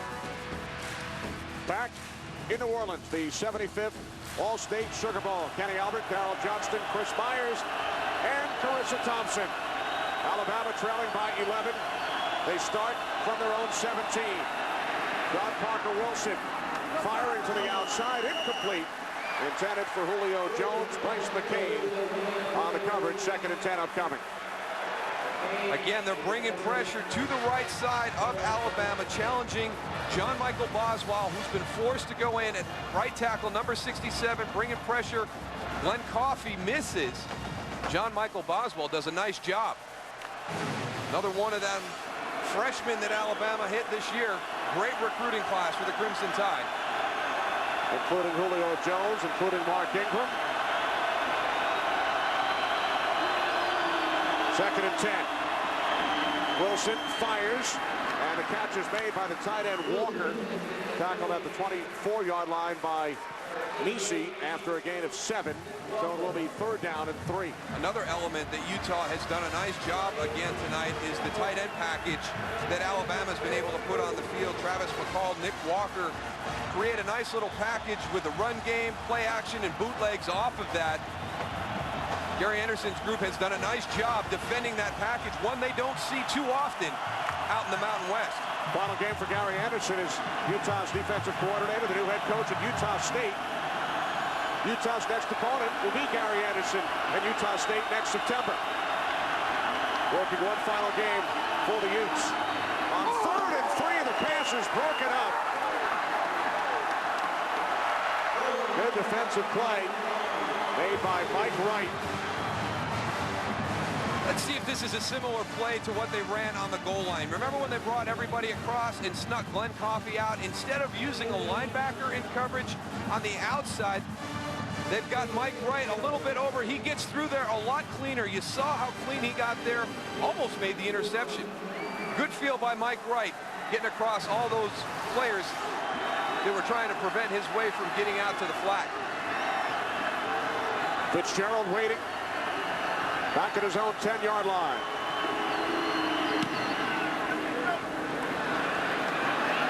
Castile lets it bounce.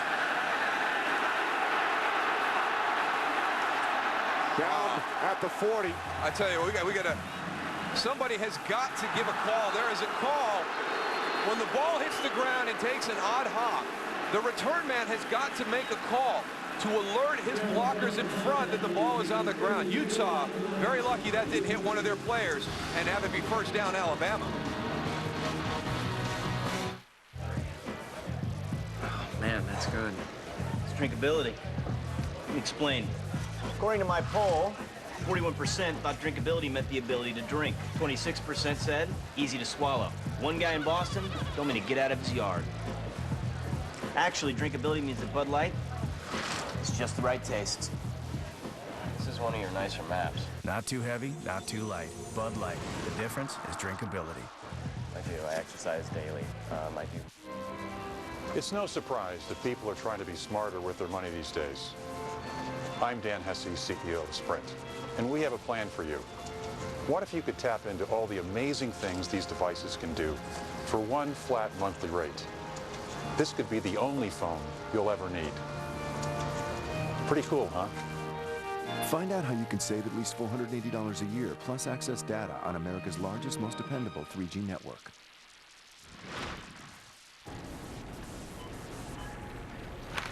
"13 ingredients? That's more people than I invited to the party. Unless Denise brings Gary. Ugh, Gary with his short shorts. White corn, vegetable oil, and salt. Yeah, 3 ingredients is good.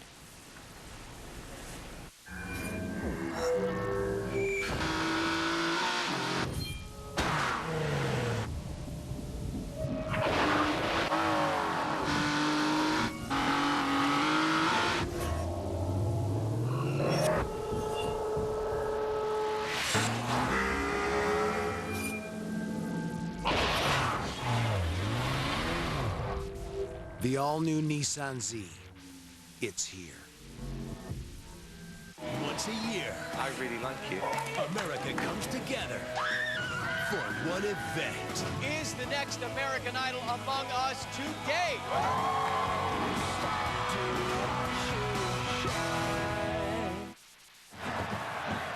While we were at break, they actually took a look at that play. It did hit Clint Maurer in the foot, but he was blocked into it.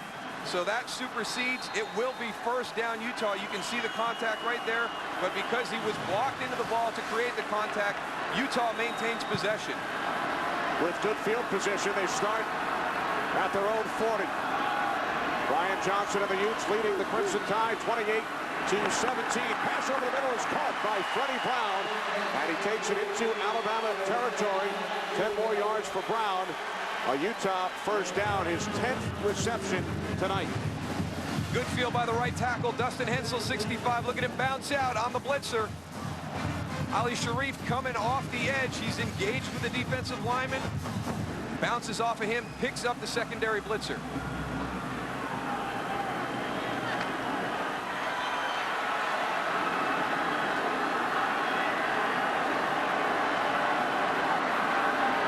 First and 10 from midfield. The snap to Asiata.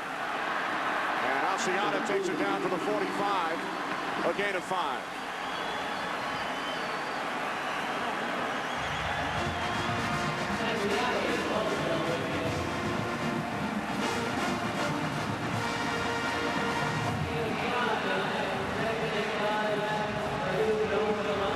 Under 9 minutes remaining, fourth quarter.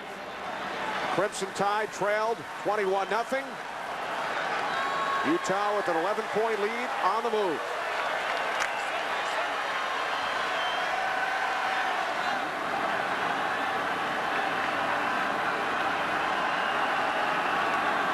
Again, it's Asiata. And Asiata picks up a first down to the Alabama 39.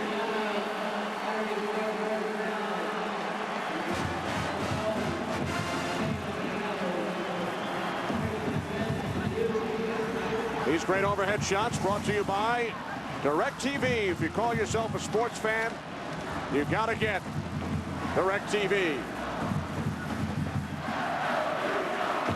Little change up on those last couple of plays by Utah. Going to the Asiata formation. Playing a little bit of power football against this Crimson Tide defense. Staying in it right here. Asiata will take the snap. Asiata down to the 38. Asiata broke his leg in the season opener last season. Came back strong this year, the leading rusher for Utah. 12 rushing touchdowns. He scored the Utes' second touchdown tonight, back in the second quarter. Got to be careful. They've had Matt Asiata take that ball up inside like the power run game and then pop back and throw it. See if they're trying to lure Alabama's secondary up a little bit closer and get something over the top. Asiata has thrown 3 passes this season. Asiata inside the 35, the 30 to the 28. There is a flag. a big flag. On the offense, number 66. 10-yard penalty, second down. The right guard, Robert Conley. Utah just shifting gears, coming out of their spread, playing some power football. There's your right guard, number 66, getting called for the hold.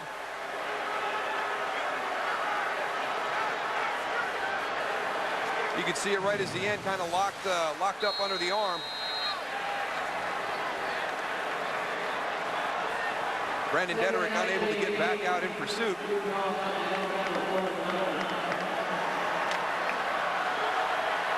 Now Asiata split to the left. Johnson will take the snap, second down and 19.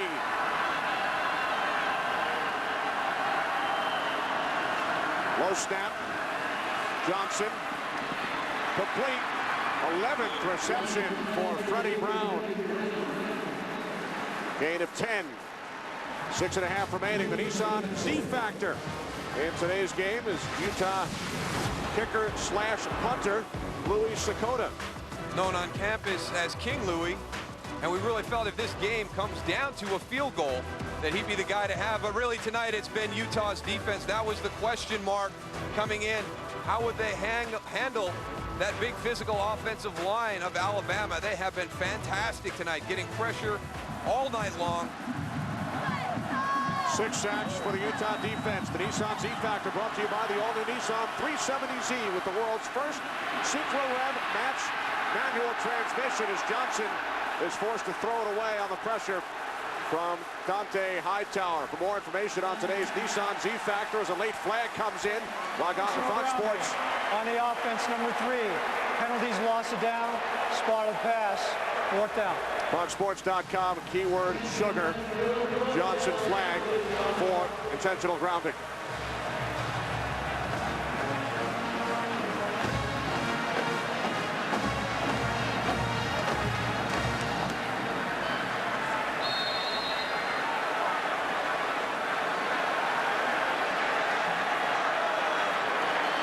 So the Crimson Tide will get the ball back under 6 minutes to play. Here's King Louis. Well, let's not forget, though, I mean, he's averaged over 47 yards per punt, had a 61-yarder on the last one. Got a lot of roll out of that one, but 61 yards is 61 yards. Arenas did return one for a touchdown 73 yards earlier. Alabama's first touchdown of the game. And a fair catch called for by Arenas at the 17, and a flag as Clint Maurer made contact. Not blocked this time, as he was when the earlier punt touched his foot.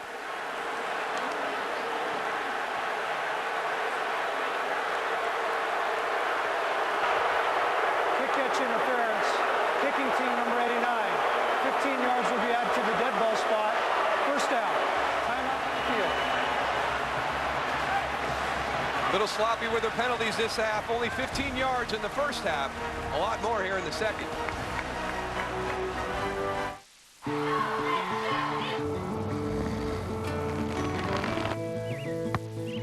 Going to the game this weekend? Yeah, I'm on the team. Good one. John Parker Wilson and the Crimson Tide will start from their own 31-yard line. On first down, Wilson to Julio Jones.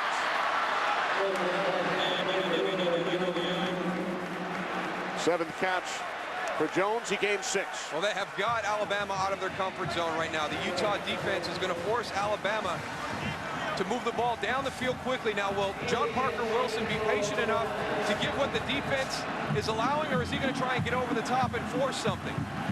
Second down and 4. Wilson wrapped up, loses the football, and it's recovered by Stevenson Sylvester.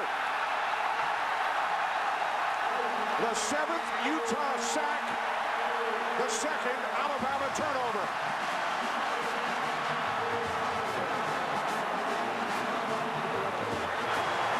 Looks after the recovery of the fumble, unsportsmanlike conduct on the defense number 10.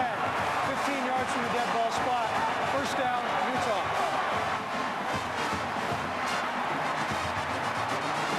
Stevenson Sylvester on the call with the foul, but again, it's pressure Coming from the secondary by Utah. Sean Smith on the secondary blitz knocks it loose, and Stevenson Sylvester, who's had a heck of a game, there to recover the fumble.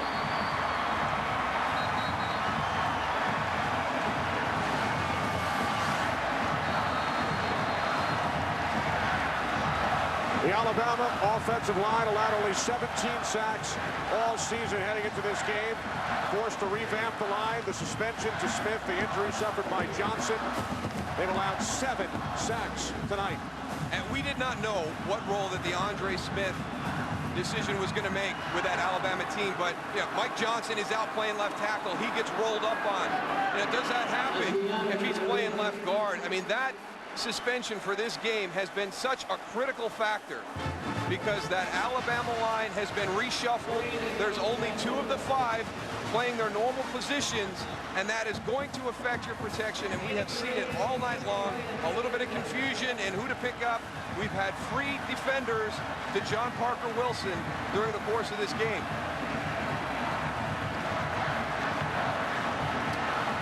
There's number 4 on the defensive side, Smith, who had the last sack, the forced fumble. Number 4 on offense for Utah, Asiata, gained 3 on first down, and he will take the snap again here.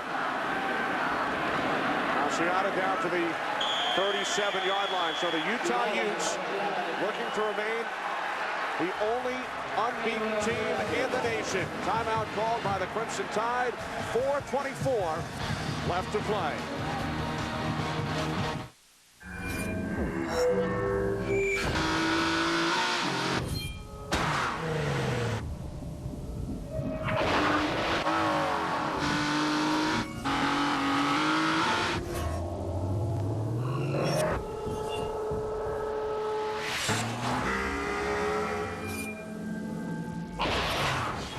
Never beaten an opponent from the SEC.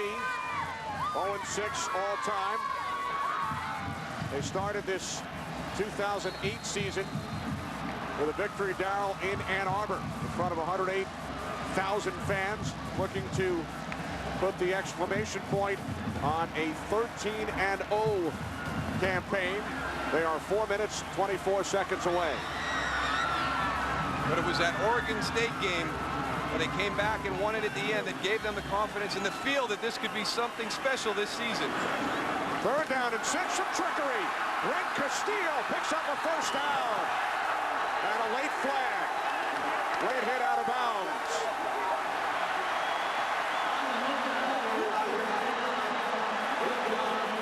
Dangerous yet effective. You know what? Everybody talks about it with a game like this, with Utah going up against Alabama. Some trickery at some point. After the runner went out of bounds, personal foul, unnecessary roughness on the defense, number 49. Half the distance to the goal, first down. We've been waiting for it, waiting for it. Was it going to be in special teams, something on the offense? The motion from around the back, the catch, the flip, a critical 3rd down. They wait all the way until just over 4 minutes to go in the 4th quarter on a critical 3rd down with a little trickery. And then 15 more with a little bit of frustration from Rashad Johnson.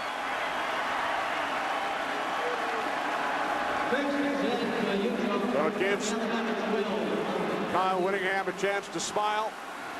Under 4 minutes on the clock. Asiata takes the snap. Asiata tackled in the backfield, loses a yard. Eric Andrews made the tackle. Timeout, Alabama.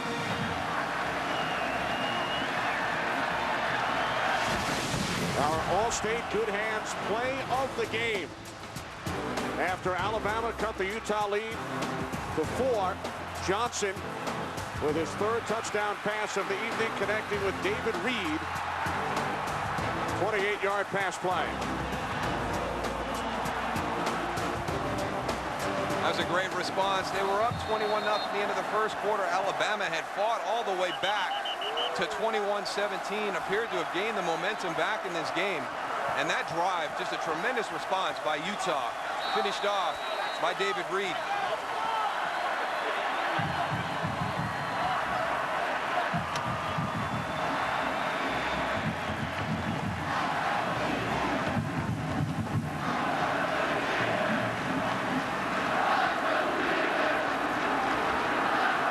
now chanting undefeated.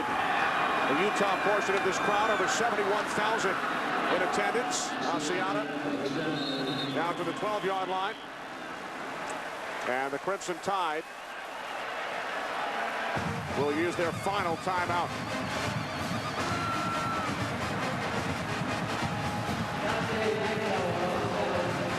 3:41 remaining, fourth quarter. The Alzheimer's Association, which is part of our Fox Sports Supports charitable initiative, is leading the way in Alzheimer care, support, and research. To help stop Alzheimer's and end this disease, please go to www.alz.org.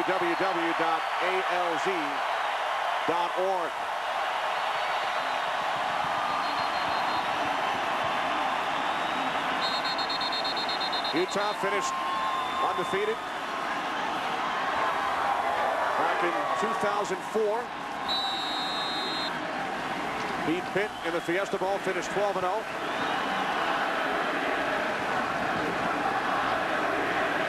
Kyle Whittingham replaced Urban Meyer following that undefeated season. Utah 3 minutes 41 seconds away from 13-0 in 2008. Asiata.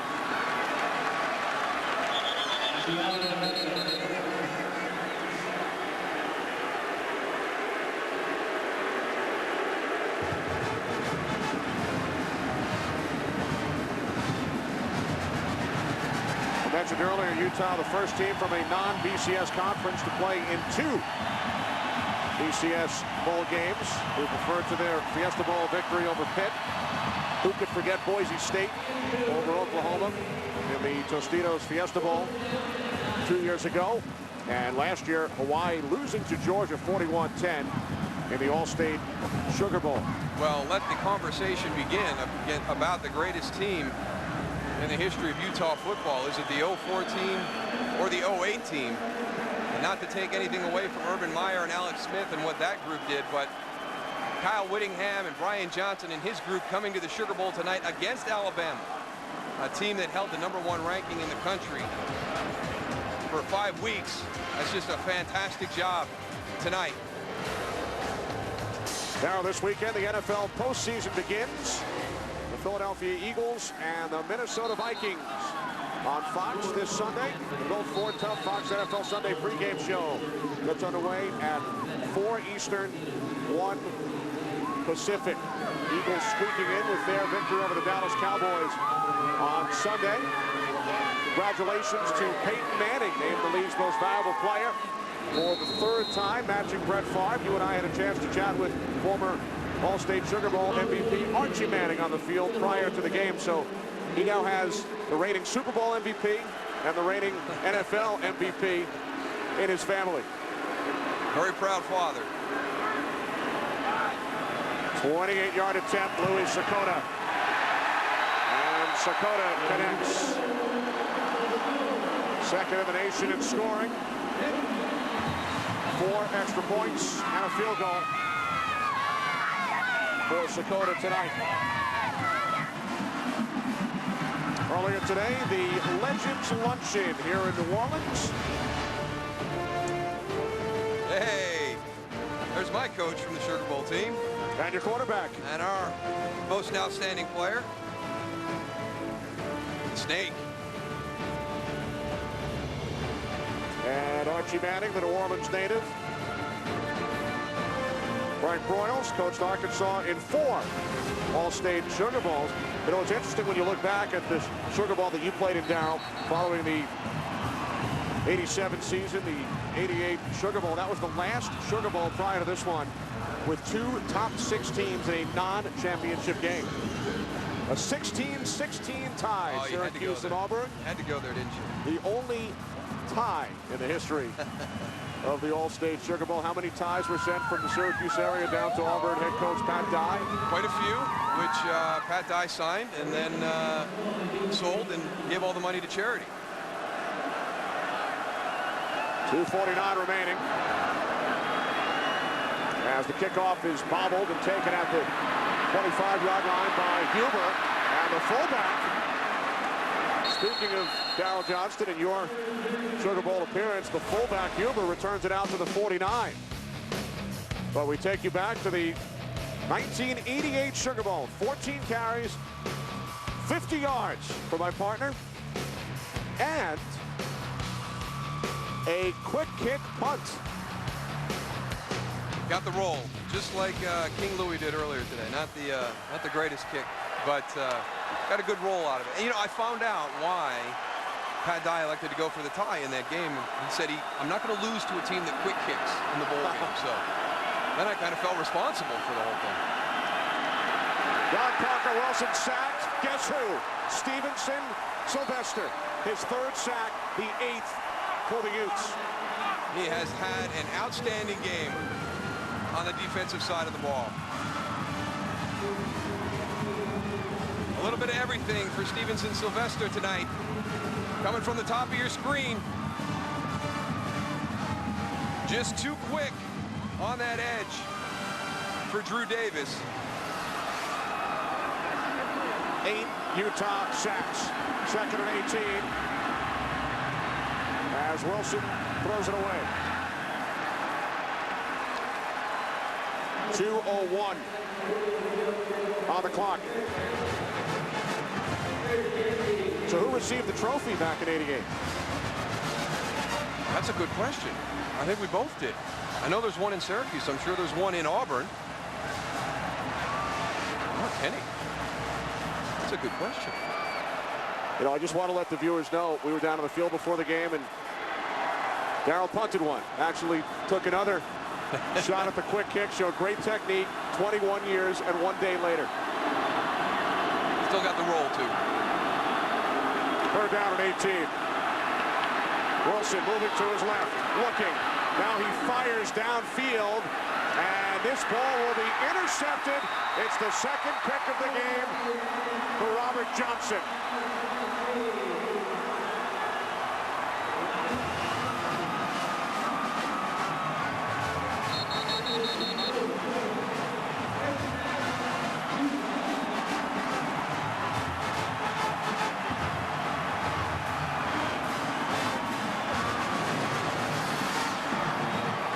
Not really anything that John Parker Wilson can do. You got to try and create in this situation when you're down 14. Going to his go-to guy, Julio Jones. But Robert Johnson goes up and gets it. He's still down on the field right now.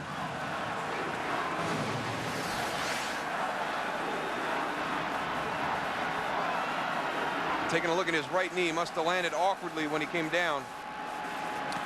Junior from Los Angeles underwent off-season shoulder surgery. Has 2 interceptions today, doubling his total for the season. Keep an eye on his right leg.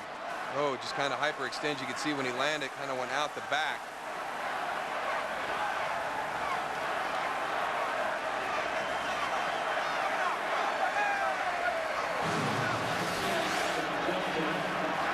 The Utah portion of the crowd continues to chant undefeated as Alabama started the season 12-0.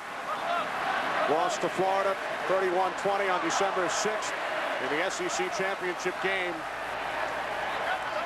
Ending their 13-game win streak, are going to lose for the 2nd straight game to finish up their season.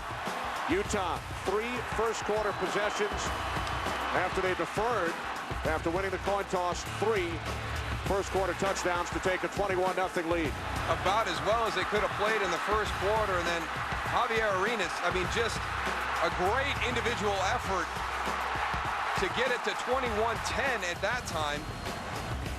They got it to 21-17 at one point, and then a huge drive by the Utah Utes, capped off by a touchdown reception by David Reed to take it back to 28-10. And Alabama just not able to regain that momentum.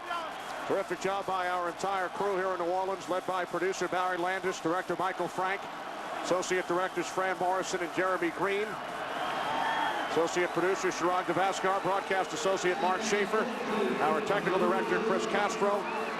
Thanks also to Matt Banovic, Rick Camps, Dave Corris, Ben Bulma, Rich Ackerman, Joe Sherman, Byron Boston, Jim Hoffer up in the broadcast booth, and Liz Abel and Jeff Purinton of the sports information departments of Utah and Alabama. The Utah Utes are going to win a school record 13th game of the season, their 14th win overall, longest streak in the nation, 8 consecutive bowl wins, longest streak in the nation, their first ever victory over an opponent from the Southeastern Conference. Paul Kruger doing his best to lobby for Stevenson Sylvester for the MVP. It's going to come down to him or Brian Johnson. 3 sacks for Sylvester, 322 yards in the air, 3 touchdowns for Johnson. The Utah Utes conclude a perfect season for head coach Kyle Whittingham, who spent 3 years of his childhood here in New Orleans. His late dad, Fred, a member of the New Orleans Saints. Kyle played for the New Orleans Breakers here in the Louisiana Superdome. A perfect season, 13-0, while the Alabama Crimson Tide finish up the year at 12-2. The Utah Utes, the champions of the 75th All-State Sugar Bowl. What an impressive job by Utah. They shocked everybody. We mentioned it at the top. Utah alums and the people in the state of Utah had confidence that they'd be able to come in here and do exactly this. But the majority of the people around this country felt Alabama would respond after that difficult loss to Florida in the SEC championship game. Utah jumped on them from the get-go. And Alabama really never got back into this game. Just a tremendous job by Kyle Whittingham and his staff. Gary Anderson on his last game coaching with the Utah Utes before he heads to Utah State. A great defensive plan to stop that Alabama offense. Utah over Alabama by the score of 31-17. A lot more coming up. Chris Rose and the gang from Los Angeles. And then the trophy presentation from the Superdome. The Utah Utes undefeated, 13-0. It's 4 o'clock. You want to dial in? Yeah, you know, these calls would go a lot better if we had an office. This is our office.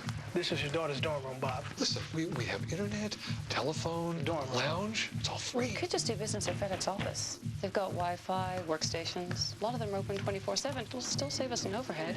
Hey, baby. Here, give me sugar. You got a room. Technically, this is her room. Hello, we're on. We understand. You want less overhead. FedEx office. What makes the perfect date movie? Second, but it was a Friday the 13th celebration for Utah as in its 13th win of the year against no defeats. The lone unbeaten shock in the world, 31-17 over Alabama. Welcome back inside our LA-based studios. Chris Rose, Eddie George, Barry Switzer, Jimmy Johnson. And guys, how do we get Utah to play for the FedEx VCS National Championship game? Because they made a statement tonight. Yeah, they made a believer out of me, and you know, they had something to prove tonight, and then prove it they did. Now, who's to say that the way they played tonight, they couldn't have beaten Florida or Oklahoma tonight, you know, here in the All-State Sugar Bowl? I told you that Utah couldn't run the ball on Alabama. They didn't need to. Yeah. They had an outstanding defense for 4 quarters. They had one great offensive quarter. Outstanding defense the entire football game. They played super defense. The coaches did an outstanding job. The players did an outstanding job. Yeah, they came in with something to prove. They believed in the game plan. The coaches made great adjustments at halftime. Brian Johnson played fantastic. And it's a shame that they won't have a chance to even have an argument guys, for look at their schedule. They start the year. They start the year by beating Michigan. We didn't know Michigan was going to be that bad. Right. Then they take care of TCU and Oregon State and BYU. Yeah. They wrap it up by beating Alabama. How can he look at his kids' faces and say you don't belong in the national championship game? And it wasn't just one phase. I mean, they had 8 sacks on defense. You know, shut down the running game of Alabama. You know, How many had they given up before this game? 13. Alabama gave up 13 sacks in 12 games. In the 11 games with Andre Smith and the 2 games without him, they give up 10. So they got all sorts of problems out there without him. All right, guys, right now let's see how Utah is going to celebrate. So let's send you back down to the Bayou. It is trophy presentation time at the 75th All-State Sugar Bowl, and let's send it right now down to Chris Myers. The Utah fans are chanting here at the All-State Sugar Bowl, the floor of the Superdome with Coach Kyle Whittingham, the perfect season, maybe the greatest win in the history of Utah football. And it wasn't easy. It's one for the little guy, Coach. So that was a win for the little guy. Hey, I'll tell you what, this is a great football team over here, an absolutely fantastic group of guys. We thank these fans up here for coming and supporting us. You believed in us the whole way. I'm going to tell you another thing, college football is all about players, and we couldn't have done this without our quarterback, Brian Johnson. I'm going to turn it over to Brian right now.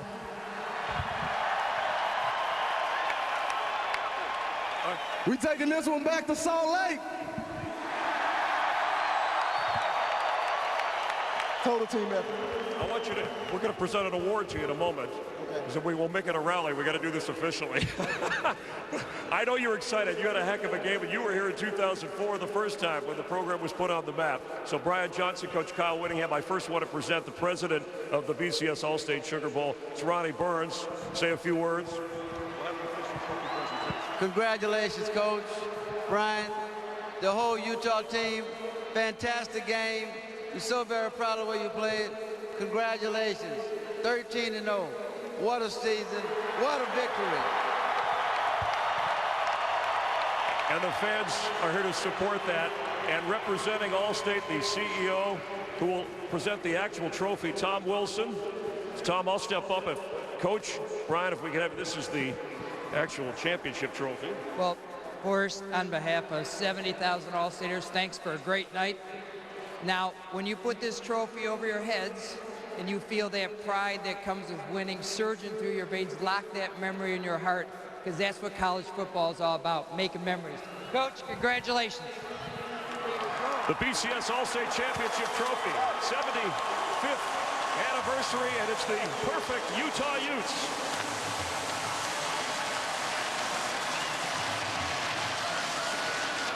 And don't worry, you're in good hands. If we could, to present the most outstanding player, the most valuable player, we bring in Jim Landis, Sugar Bowl Executive Committee. Mr. Landis, if we can have you step in for just a moment amidst the confetti. My great pleasure to present the MOP, the Most Outstanding Player Trophy, to Brian Johnson. Congratulations. Great job. All right, Brian Johnson, outstanding performance. If you could, is this the best team in the history of Utah football? I think so. You know, this senior class has been through so much. We've battled through some adversity, but we fight, you know, we fight to the very end. So I can't be proud of a group of guys, and what a way to end my career. Right, Coach, I just wanted to ask you, you beat the number 4 team in the country. You beat everybody you played. Where should you be in these final rankings? Hey, I know where I'm voting us. I'm voting us #1. That's end of story. No doubt, baby.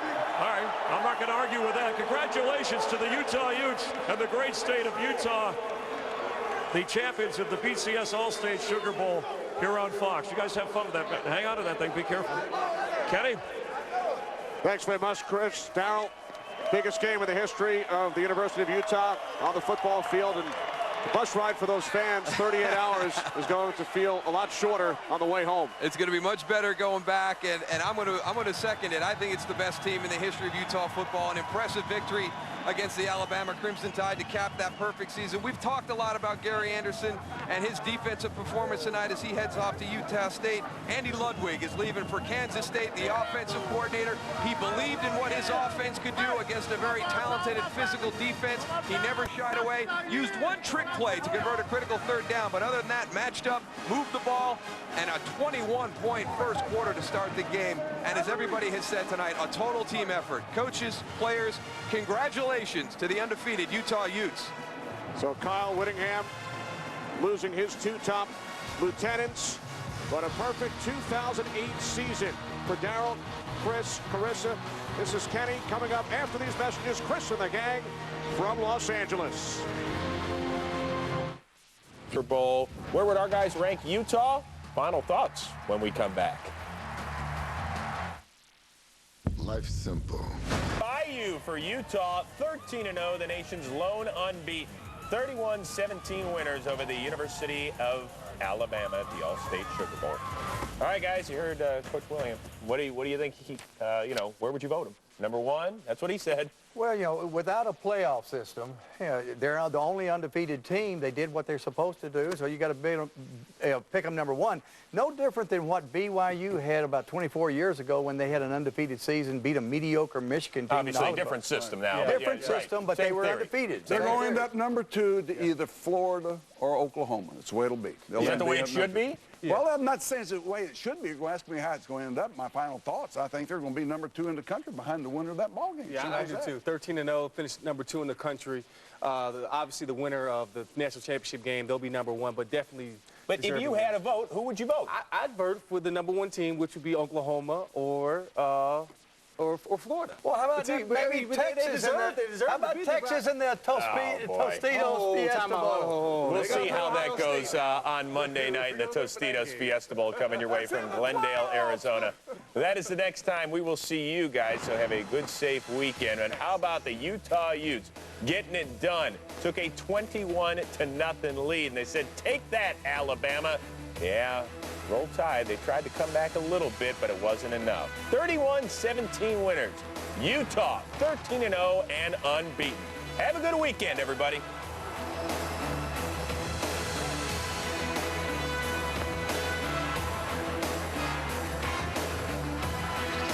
Promotion. Miles, who misses the dunk.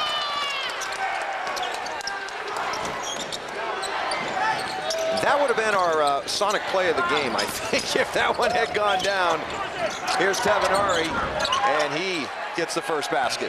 And BYU, it's not a team with a bunch of seniors, but they seem to play very seasoned. Nothing seems to phase them. You miss a throwdown, and it goes back, and all they do is get into their set, move the basketball, and get a nice open jump shot for Jonathan Tavanari. They don't seem to be bothered by anything. Very unflappable basketball team. 2 possessions, 2 turnovers for the Rams. Fredette, the quick 3. What did you see from CSU in that first half, Blaine, as far as adjusting to this new look on offense, getting away from the motion, getting to more of a structured offense? Well, early in the game, they got some great looks where they got passes into cutters off of that high post, a couple of feeds into the post, and a play that goes to the wing, and the high post cut down. So they had some good plays, and as BYU started to adjust a little bit to the cuts in the offense, it slowed it down a little bit. But they don't look uncomfortable in this new offense. Their problems have been in defending this transition stuff. Emery for 3. And for BYU, it's like a feeding frenzy with this guy, with this team. You and I were talking, Mike, at halftime that the game seemed like it was very much in hand for Colorado State, that they were there and they were going to stay close. And 3 minutes later, there's a huge lead. BYU just scores, and it's like a feeding frenzy. Good work by Ogade, blocked by Miles. Camard with a quiet first half, 7 points. Emery double clutches. Camard looked like he may have got fouled. And a fresh shot clock. And there's 2 second chance opportunities here early in the second half for BYU. Colorado State has got a defensive rebound in the basketball.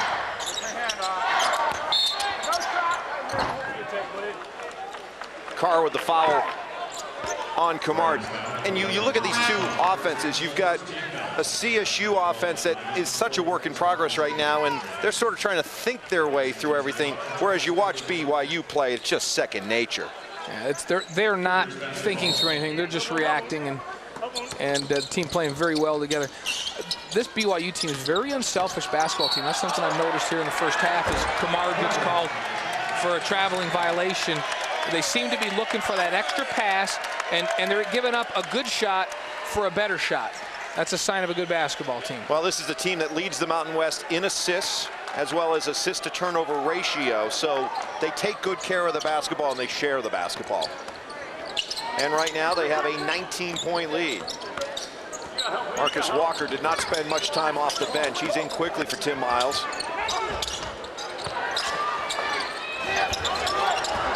Partially deflected. And it'll stay with BYU.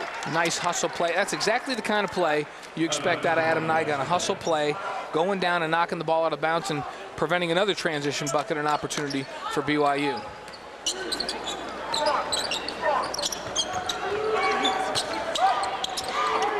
Good pass underneath the Kamard. And we talk about BYU right now. That was a 4-out, so 4 guys spread around one post player and Chris Miles. And BYU with their cuts and screens, they understand exactly where to go and who's going to be open in that offense. Walker tried to get something going, drains the mid-range jumper. Marcus Walker so quick to get a shot off of the dribble. Miles off the pretty feed from Fredette. And Tim Miles, desperately trying to stop the BYU onslaught, calls a quick timeout. Just 3.5 minutes in, BYU just keeps coming.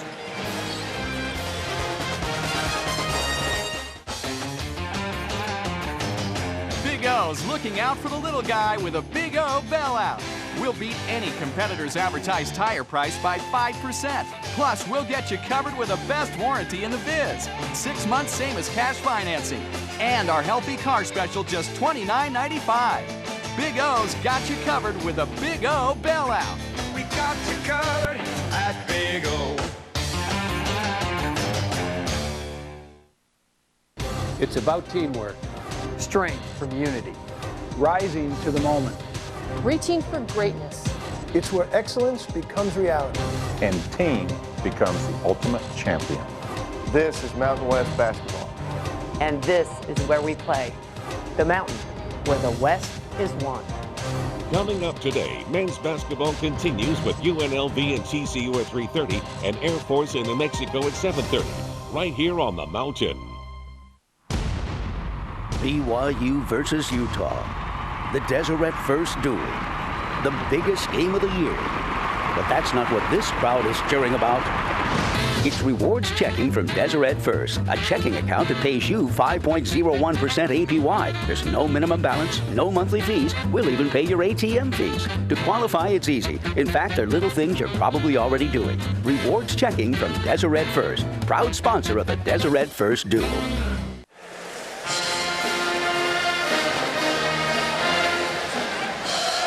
What a weapon for BYU when you have a 6'11" big man who can pass like Chris Miles. Yeah, they give him the ball in the high post, and watch the screen right here. Jonathan Tavernari is going to set the screen. Kamar's going to curl around the screen, and then Chris Miles, the big guy, your 5, with a nice touch pass back to the inside. You can take your 5-man out on the top of the key, and he can get the basketball to your cutters. Boy, what a weapon that is offensively. Kind of like a quarterback being able to look over the defense, 6'11". And again, just another example how comfortable BYU is in that offense. CSU not comfortable.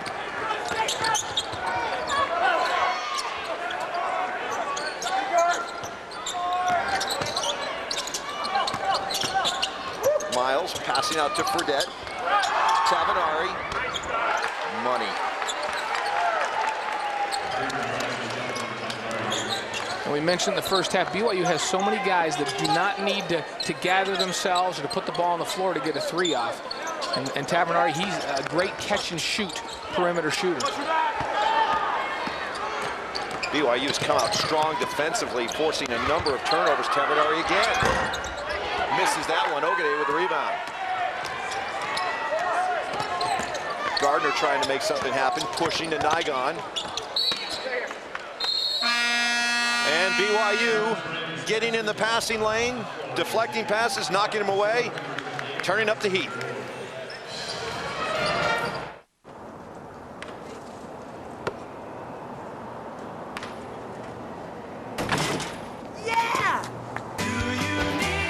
Earn double Hilton Honors base points.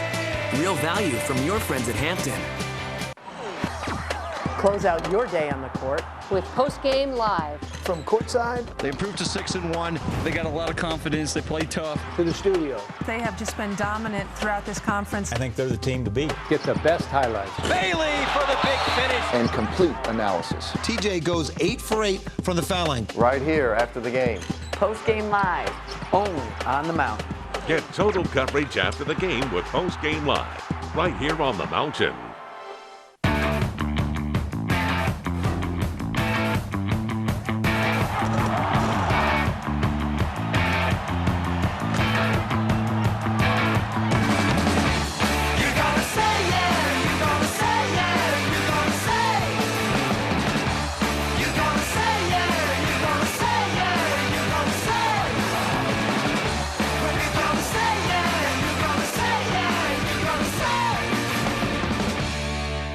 On Campus Cam, the show that lets students sound off on the top stories in college sports. Join student reporters from across the Mountain West as they debate the headlines from the conference and beyond.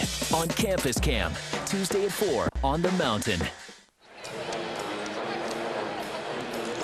BYU with the big lead over CSU, and Moby Arena is getting itself a new neighbor moving in.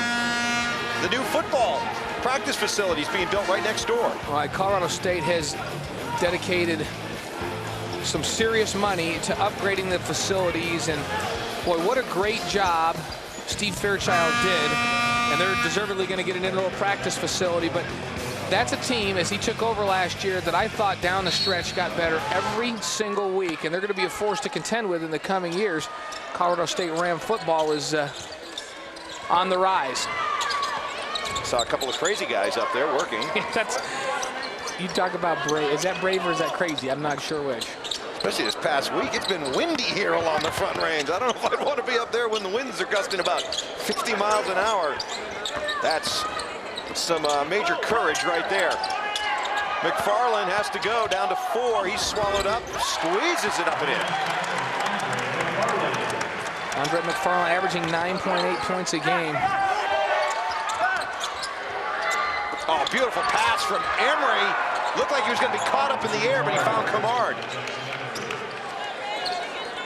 Boy, what a difference BYU's guard play has made this year. I think that BYU has the quickness and the scoring ability on the guard line at every position that they haven't had in the last couple years, and that's what's made them so good offensively.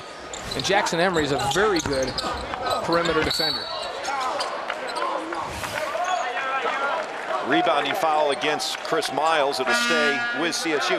When you look at last year, BYU had experienced guards and Burgess and Murdoch. Did you think that there would be a drop-off in the backcourt this year? That was the big question mark. Fredette got significant playing time going down the stretch, and he proved that he could play, but nobody knew how Jackson Emery would be coming back from a mission, and he's been flat out really, really good for them. And he's got some size out there at 6'3", and he has, both of these guards have great quickness. Willis Gardner, pretty fair point guard himself as he breaks down and kicks to Walker. Walker just can't get going. Here comes that transition led by Tavernari. Bounce pass to Fredette. Good job done by CSU as they get back on defense. Emery is first in the Mountain West in assist-to-turnover ratio, but the guy we got to talk about, that late run in the first half for BYU is really fueled by Lamont Morgan Jr. coming off the bench. Not known as much of a scorer. He had 9. And the thing about Morgan, you see, again, the great passing game. inbounds pass, you've always got to account for the passer. The guy that throws it in is always going to try to get back in to scoring position. The pass goes immediately back to Lee Cummard as he comes back and bounce for the easy kiss off the glass.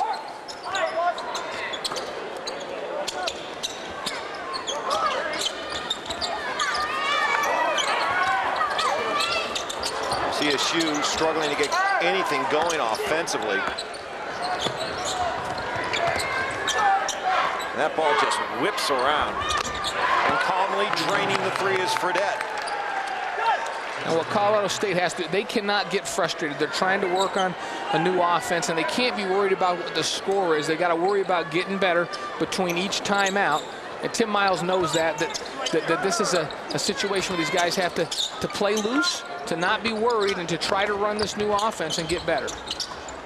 Gardner for three, short, fought for, 2-on-1, Cummard and Tamanari. Top 45.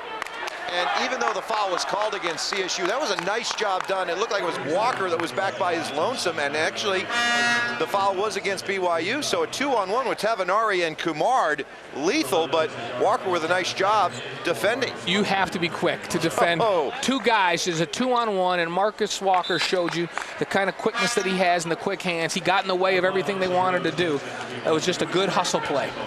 CSU with this new offense, this new look, they're sort of tweaking things and struggling mightily shooting here in the second half. Tim Miles likes the motion offense, but he's decided that maybe this team needs a little bit more continuity, more of a structure on offense.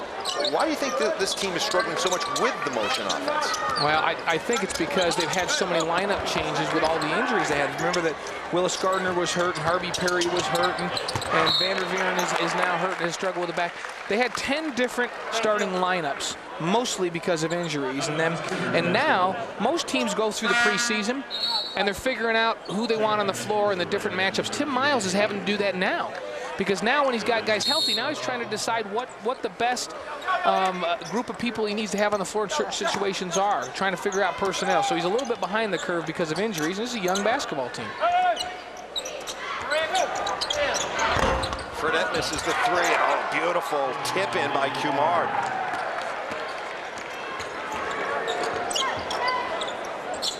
Cummard had a quiet 7 in the first half, already with 8 here in the second half, 15 total. Ogade puts the ball on the floor, lays it up and in. And I like the power game of Andy Ogade. He's just a sophomore transferred from Mississippi, redshirted last year as a transfer, and he's a physical specimen. He can get to the basket, and he's going to be very good before he's done here. Lee Cummard is already very good. And BYU right now taking advantage of Colorado State, maybe starting to show a little bit of fatigue defensively, and if you back off on the weak side, on the far side, they'll swing the basketball and find the open guy. Lee Cummard now with 18 as the Cougars continue to pull away.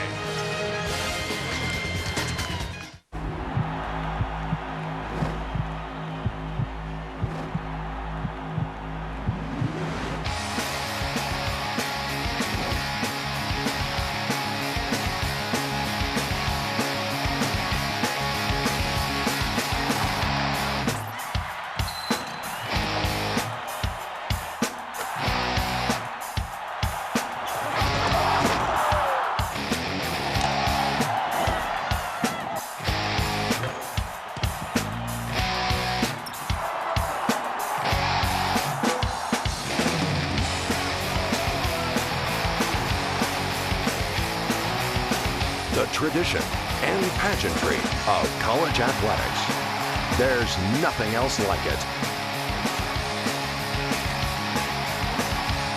The Mountain West Conference.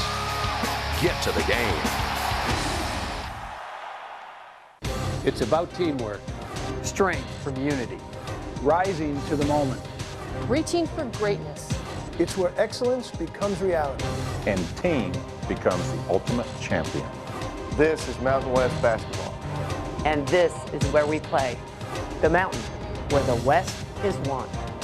Coming up today, men's basketball continues with UNLV and TCU at 3:30 and Air Force in New Mexico at 7:30. Right here on the Mountain. Just watched Lee Cummard put on a bit of a scoring display here in the last couple of minutes. Cummard, one of several exciting players to watch this year in the conference. All right, Tony Dandridge down in New Mexico, Kyle Spain. Talk about some guys that can elevate. And our highlight shows Kevin Langford, old school Kevin Langford, fundamentally great. Luke Neville, Wink Adams had a little bit of an abdominal strain in the game we did, one of the games we did of his down in Vegas, but he's back, and well, there's a lot of terrific players. This is a league that brought back a lot of starters this year. It was a good league last year, and it has a chance to be a great league this year, getting multiple NCAA tournament bids and do some damage in the tournament. It's an experienced league, with the exception, Colorado State doesn't have a lot of experience, but there are teams, UNLV, BYU, San Diego State, Utah, very experienced basketball teams this year. You look at the preseason all-conference team and names that fans of the Mountain West have become accustomed to watching. Lee Cummard, Lorenzo Wade, Wink Adams, Luke Neville, Brandon Ewing. Players that seems like have been here playing forever. And a lot of these guys, like Lee Cummard, played a lot as a freshman. Brandon Ewing started as a freshman. Some of these guys have been playing since they were freshmen, the stars in this league right now, so it should be a very good league this year. Rose steps beyond the three-point line and misses.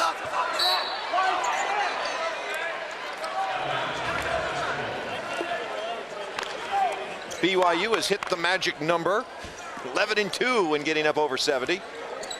This season, they pretty much just score 70 all the time. You know, even nobody's really stopped BYU this year. They played Wake Forest, and Wake Forest had to simply go out and outscore them. They scored in the high 80s in that game. BYU 12-2 after their best start in 9 years, and their only 2 losses have come against ranked teams in Wake Forest and Arizona State. Yeah, they played Arizona State on the road. I guess you could call it a home game for Arizona State. It was in the new football arena in Glendale, where the Super Bowl was played, and then a home loss to number 6 Wake Forest.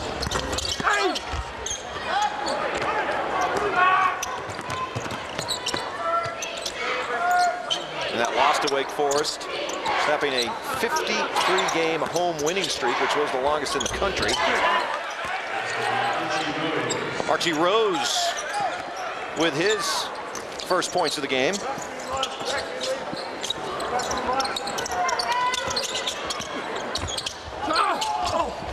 Good work underneath. Fighting is Franklin. Just cannot get anything going offensively for CSU, shooting just 32% in this one. Compare that with 58% for BYU. Good feed, hard foul.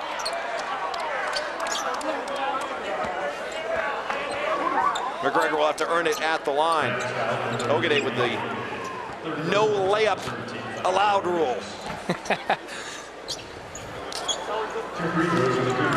And you look at the shooting percentage for BYU, 58%. It's not really much off their season average. They average 50% from the field during the season. A very good shooting team. This copyrighted telecast of the Mountain West Conference is intended solely for the entertainment of our audience, and any retransmission, reproduction, rebroadcast, or other use or dissemination of this telecast, or the pictures, descriptions, or accounts of this game without the express written consent of the Mountain West Conference is prohibited. I might go back to your thought about shooting percent. The other thing is, their top scorers shoot it extremely well. Tavernari, who's averaging 18.5, shoots 45.4% from the field. And then you've got Cummard and Fredette and Emery all shoot 50% plus, with Cummard shooting 55.4%. When your big-time scorers are shooting that kind of percentage, you know that the team's being unselfish and they're getting good shots.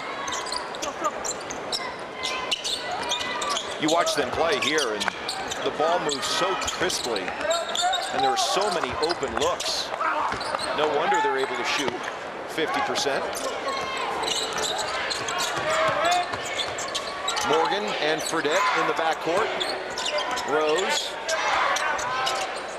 This is someone that they'd like to see get going because they like what he could pose as a matchup problem as a big guard. Yeah, he's a senior out of the Nassau, Bahamas, and played junior college ball at Northeast Colorado and Lee College.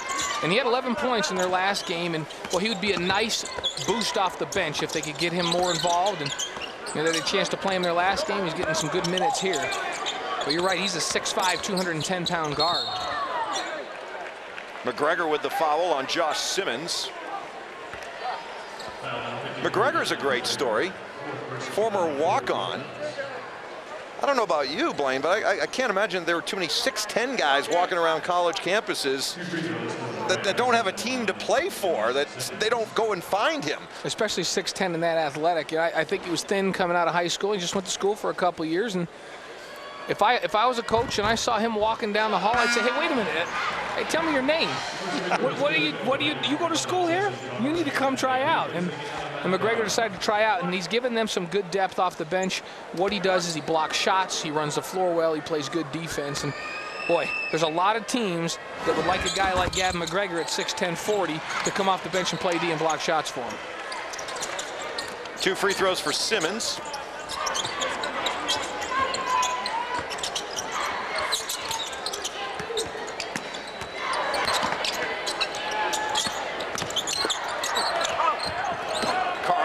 In and knocks the ball away from McGregor.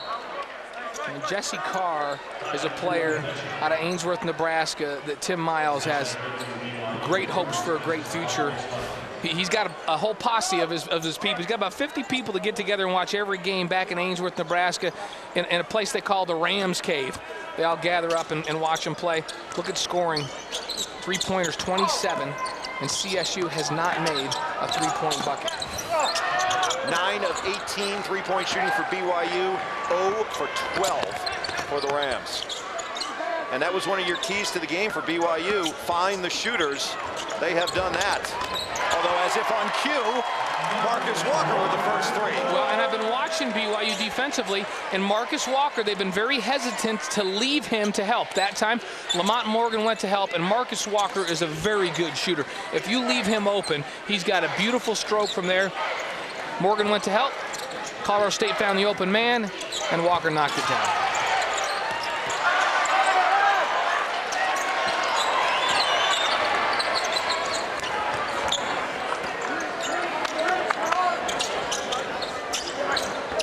Jesse Carr is just one of those tough kids that just love basketball. Gym rat. He's got a bandage on his chin. Spinning move by Josh Simmons. Josh Simmons, just a sophomore, is a very young Colorado State basketball team. And one of the things you have to wonder when you're playing BYU, and I'm looking at Colorado State right now, they push it at you, push it at you. I think it brings your shooting percentage down, because when you finally get back on offense after you've had to hustle back on defense time after time, you're tired. Your legs aren't quite there. It's harder to make jump shots when your legs are tired. BYU has gone to the bench. The results haven't changed. They keep pouring it on. How does a company express commitment to a community? At Sinclair, we believe it's through local investments. In Wyoming and Oklahoma, for example, we're making serious investments to increase our refining production and make them among the cleanest and most efficient in the nation. And now we're offering more of the fuels produced there by your friends and neighbors through Sinclair gas stations and convenience stores. Because at Sinclair, we're about as American as it gets. The latest scores. Free ball. Nice dish, coast to coast. Martinez at the buzzer. The week's top highlights. Here comes the blitz and drop to the turf. Scouted guy. Do they connect? Yes, they do. And the headline stories from across the conference. They came in number 4 in the country. Another game down to the wire. We're pretty solid defensively. She's such a dynamic player. Get the best from the Mountain West every week on the Mountain Cat. Tonight at 9:30 on the Mountain. We're out here racing luxury trucks. I mean, I can't think of a better word, but fantastic. Yeah, that's what I like about it. Yeah! This thing rocks. Wow, that's cool. Yeah! Go, go, go, go, go, go, go! I love it. Can we do it again? Welcome back to Fort Collins. BYU up 31. Our Hampton Inn winning play is brought to you by Hampton Hotels. At Hampton, we love having you here. And Blaine, this one play is indicative of several plays that we've seen throughout the course of this game. BYU's penetration from their guards. You get so worried about them kicking it back to the outside for an open three, and then what do? They come down, and Jackson Emery fakes one to the outside, and you've got Lee Cummard cutting to the basket for an easy layup. They've passed the ball so well, and it seems like everybody has an understanding of who's going where on that floor. 16 assists on 32 baskets for BYU. They average 18 assists per game, which is number 1 in the Mountain West. For Josh Simmons, his 5th point of the game. We'll look at that shooting in that second half, 6 of 17 for Colorado State, and BYU very hot here in the second half. Let's talking about Jesse Carr. And during the tournament that CSU was playing in Hawaii, Carr got hit in the chin, required 7 stitches. He left. He was back out on the floor playing after about 10-15 minutes. He got stitched up and was right back in there, like a hockey player. He's a tough guy. 3 times he was named to the All-State team in Nebraska, and he's another guy that Tim Miles just wants to relax and play because he's a very good basketball player. He passes the ball well. He's good in the open floor. He's very smart. This is the guy that made 303 threes. That's the Nebraska State record in his career. So the guy knows how to shoot the basketball. And this is tough for this young team. You know, there's a big learning curve, but I guarantee at that timeout, Tim Miles is saying, hey, don't even look at the score anymore. Just don't even worry about that. Go run what we're trying to have you run. Have fun out there and relax. Jesse is indicative of, I think, a lot of the CSU players right now that they're still thinking their way around the court instead of just naturally reacting and playing.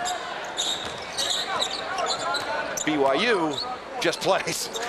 Yeah, and you've got Marcus Walkers, who's a senior on this team, but Ogade's a sophomore, McFarland's a sophomore, Carr's a freshman, Simmons a sophomore, Vanderveeren's a sophomore. Now they'll lose Willis Gardner, who's been a leader on this team, but they're bringing in a couple of good big guys that they've got commitments from, and they're just going to get better. Evan McGregor enjoying a big day. He's got 8, the former walk-on. Averaged just 2 points per game, 8 already. Get a good look at Jesse Carr's bandage right there. Fredette. It's such a confident team, this BYU team. They're not afraid to just pull up and shoot the 3. No repercussions for it. These players for BYU play with a ton of confidence. I mean, we're talking about Tim Miles in the rebuilding process here. But for BYU, what a job Dave Rose and his staff have done. This program doesn't rebuild anymore. They just reload every year. He's got another great recruiting class he assigned. He's got Tyler Hawes, who's committed to BYU for next year. He's one of the top players in the Western United States. And this is a young basketball team. Lee Cummard graduates, but Tavernari's back. Fredette is back. Jackson Emery's just a sophomore. Miles is a junior.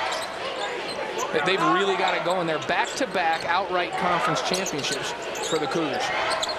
I think it's a great point you make about how they've sort of layered their roster so that they always seem to have 2 or 3 seniors, 2 or 3 juniors, and then there's several sophomores and freshmen just waiting in the pipeline.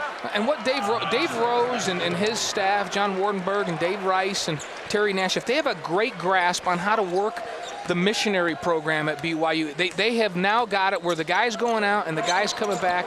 They've got this tremendous balance, and they've complemented it with a number of kids who are not of the LDS faith to fit in there. They really understand the recruiting aspect there, and they've got it going in a big way. And just you look into the foreseeable future, they're going to be good every year.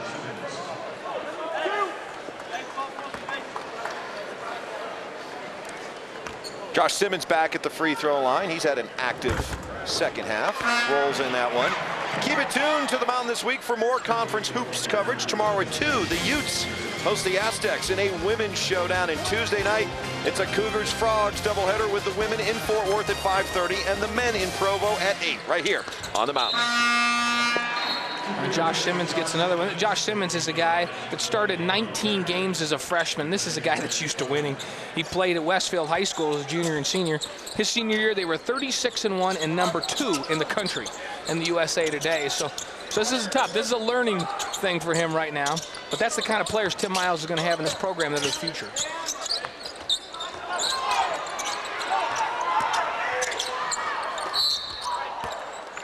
Bo Carball comes over late to try to block Noah Hartsock's shot, and Hartsock will go to the free throw line.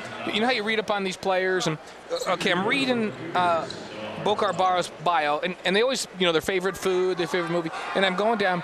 His favorite food is Fruit Loops.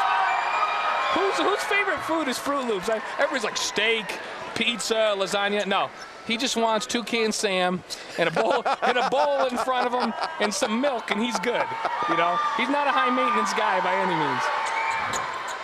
Well, the beauty of Fruit Loops, Blaine, is that once you're done with the actual cereal, then you got the milk, which is all Fruit Loop flavor. Oh, I love that. You know what? I got to admit, I like that. You know, it's almost like 2 treats in one meal. Yeah, isn't that as crazy? But you read through these bios, and that just jumped out at me. His favorite food is Fruit Loops.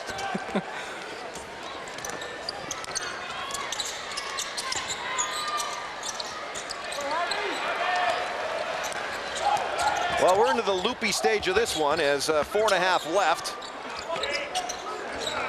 BYU pouring it on. CSU, though, playing hard. As Harvey Perry with a second effort. Well, and for Tim Miles, when they watch this film, and who knows, they may not watch this film, but when they're watching the film, he's going to be looking to see who's giving him an effort down the stretch in a game that's out of reach. Who's battling, who's doing what they've coached him to do.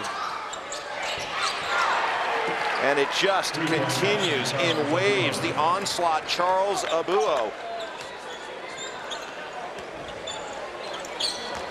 Well, Tim Miles will find out real quick what he's got, because you've got BYU here today, and then coming up here in a few days, UNLV comes to Moby Arena. Oh, 2 very, very athletic teams that get up and down the floor. Lamont Morgan has been fantastic. He's got 11. And when you look at Lamont Morgan, he's done a great job of pushing the ball. He's had some nice assists in this game. He's also been the pass before the assist, where he's been the motor pushing the basketball in transition. Yeah, you go back to when this was still a game, 29-24, last 5 minutes. The guy that really set the tone for BYU going into the break was Lamont Morgan. Everyday value menu, huh? Yeah, I mean, I got a Junior Deluxe burger for $1. Junior breakfast burrito. Yeah, it's a great deal for $1. I wish I knew that they had the everyday value menu, because I would have brought more than $1. So you walk out of the house, you're like, this will do me for the day. If it got my great-grandfather through the day, it should get me through the day. Have you heard of inflation, by the way? Yeah, it makes balloons go up. The new everyday value menu at Sonic. Got $1? Then drive in for a variety of great food, like a Junior breakfast burrito, or grab a Junior Deluxe burger for just $1. Sonic's new everyday value menu. All this for $1 each.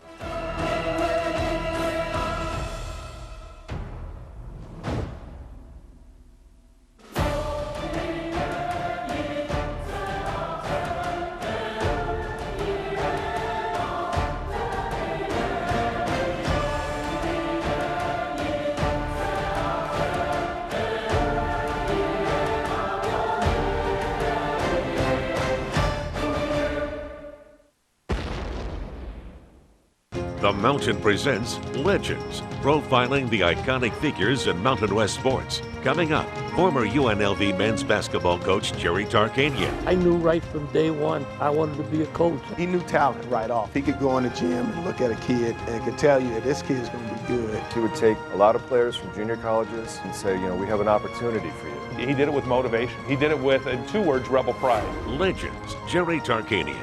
Tonight at 6 on the Mountain. Mountain Basketball is brought to you by Dodge. See the all-new 2009 Dodge Ram Crew Cab 1500 at your Dodge dealer. Brought to you by Sonic's new everyday value menu. It's not just good, it's Sonic good. And by St. George, Utah. Discover St. George at atozion.com.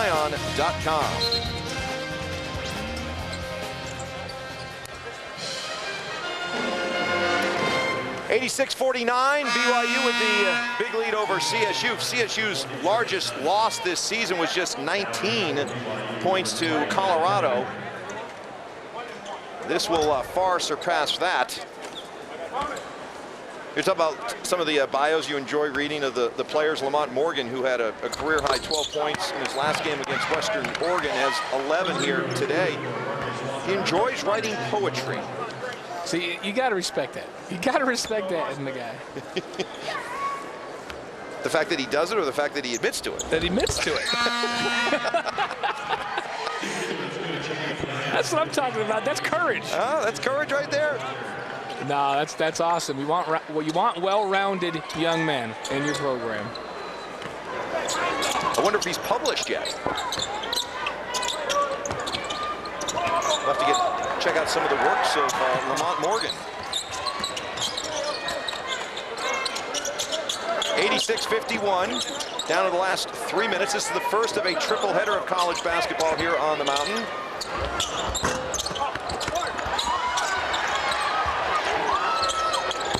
And knocking down the three is Aaron Dunn, the walk-on. First time he's played this season. Well, if he's going to shoot with that kind of stroke, then maybe he needs to play a little bit more. But it's for some of these young guys and guys who don't play as much, it's a good time of the game to be able to come in, you're playing, you can relax and just have some fun out there.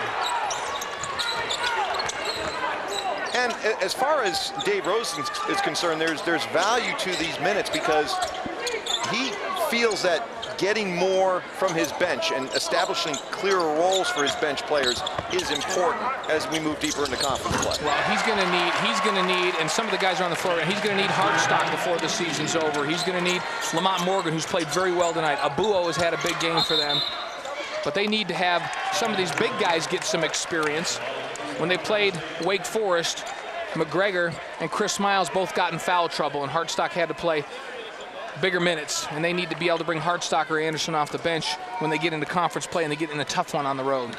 But you look at the depth that they're building here. Yeah, Jonathan Tavanuri, who had a quiet night. He only had 7 points this afternoon, and Lee Kumard had 18, but as you said, it was a very quiet 18. A lot of contributions, impactful contributions from a lot of different sources today. Now, the one thing I think that makes BYU so difficult to defend is Dave Rose has a very unselfish team, and they will take advantage of what you give them defensively. They'll find the open guy. So you don't need a guy to be the man any particular night. It does not have to be Tavanari. It does not have to be Kumard. It's whoever's hot and who's ever open. The team's unselfish enough to feed the guy that is hot. You look at the way that the scoring's been spread around. Abu's got 8. Archie Rose has 4. Hartsock has gotten onto the scoring board. Miles has 6. McGregor has 8. Lamont Morgan has 11. And Jesse Carr, not the only one, sporting a really cool bandage.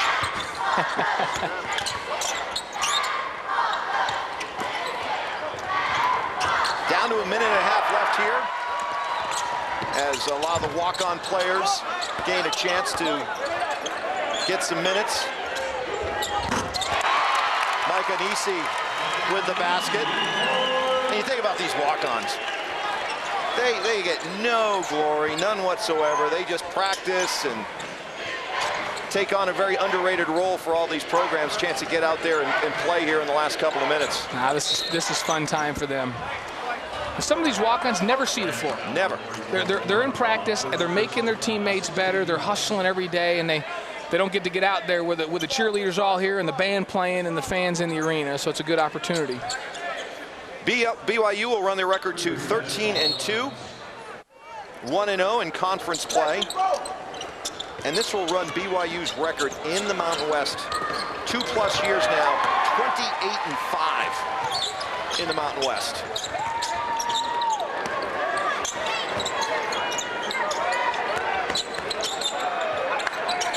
In fact, you look at the 9 years of the existence of the Mountain West, BYU was 7 20-win seasons. That's the most.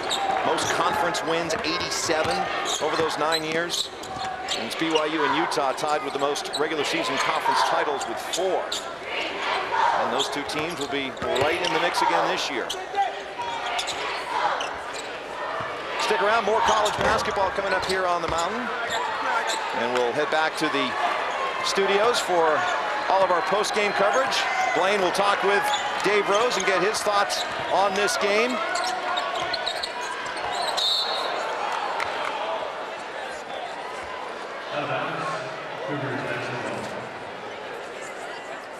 CSU will fall to 5-11, 0-2 in conference play. And they'll be welcoming in UNLV coming up here on Wednesday. Final seconds tick off. BYU with an impressive start to conference play as they roll over CSU 86-60. Our Sonic most valuable player is Lee Cummard. Sonic's new everyday value menu delivers the great variety you'd expect, and all for only $1 each, all day, every day. Lee Cummard finishing with 18 points, 8 rebounds, and 2 assists. He shot 8 of 10 from the field. Lee Cummard, our Sonic most valuable player.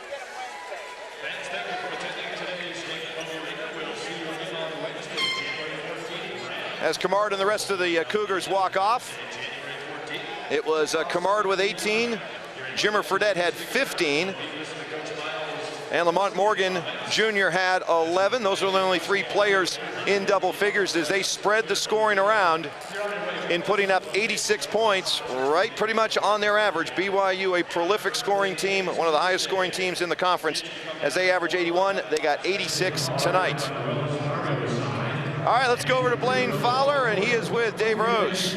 Dave, first of all, congratulations.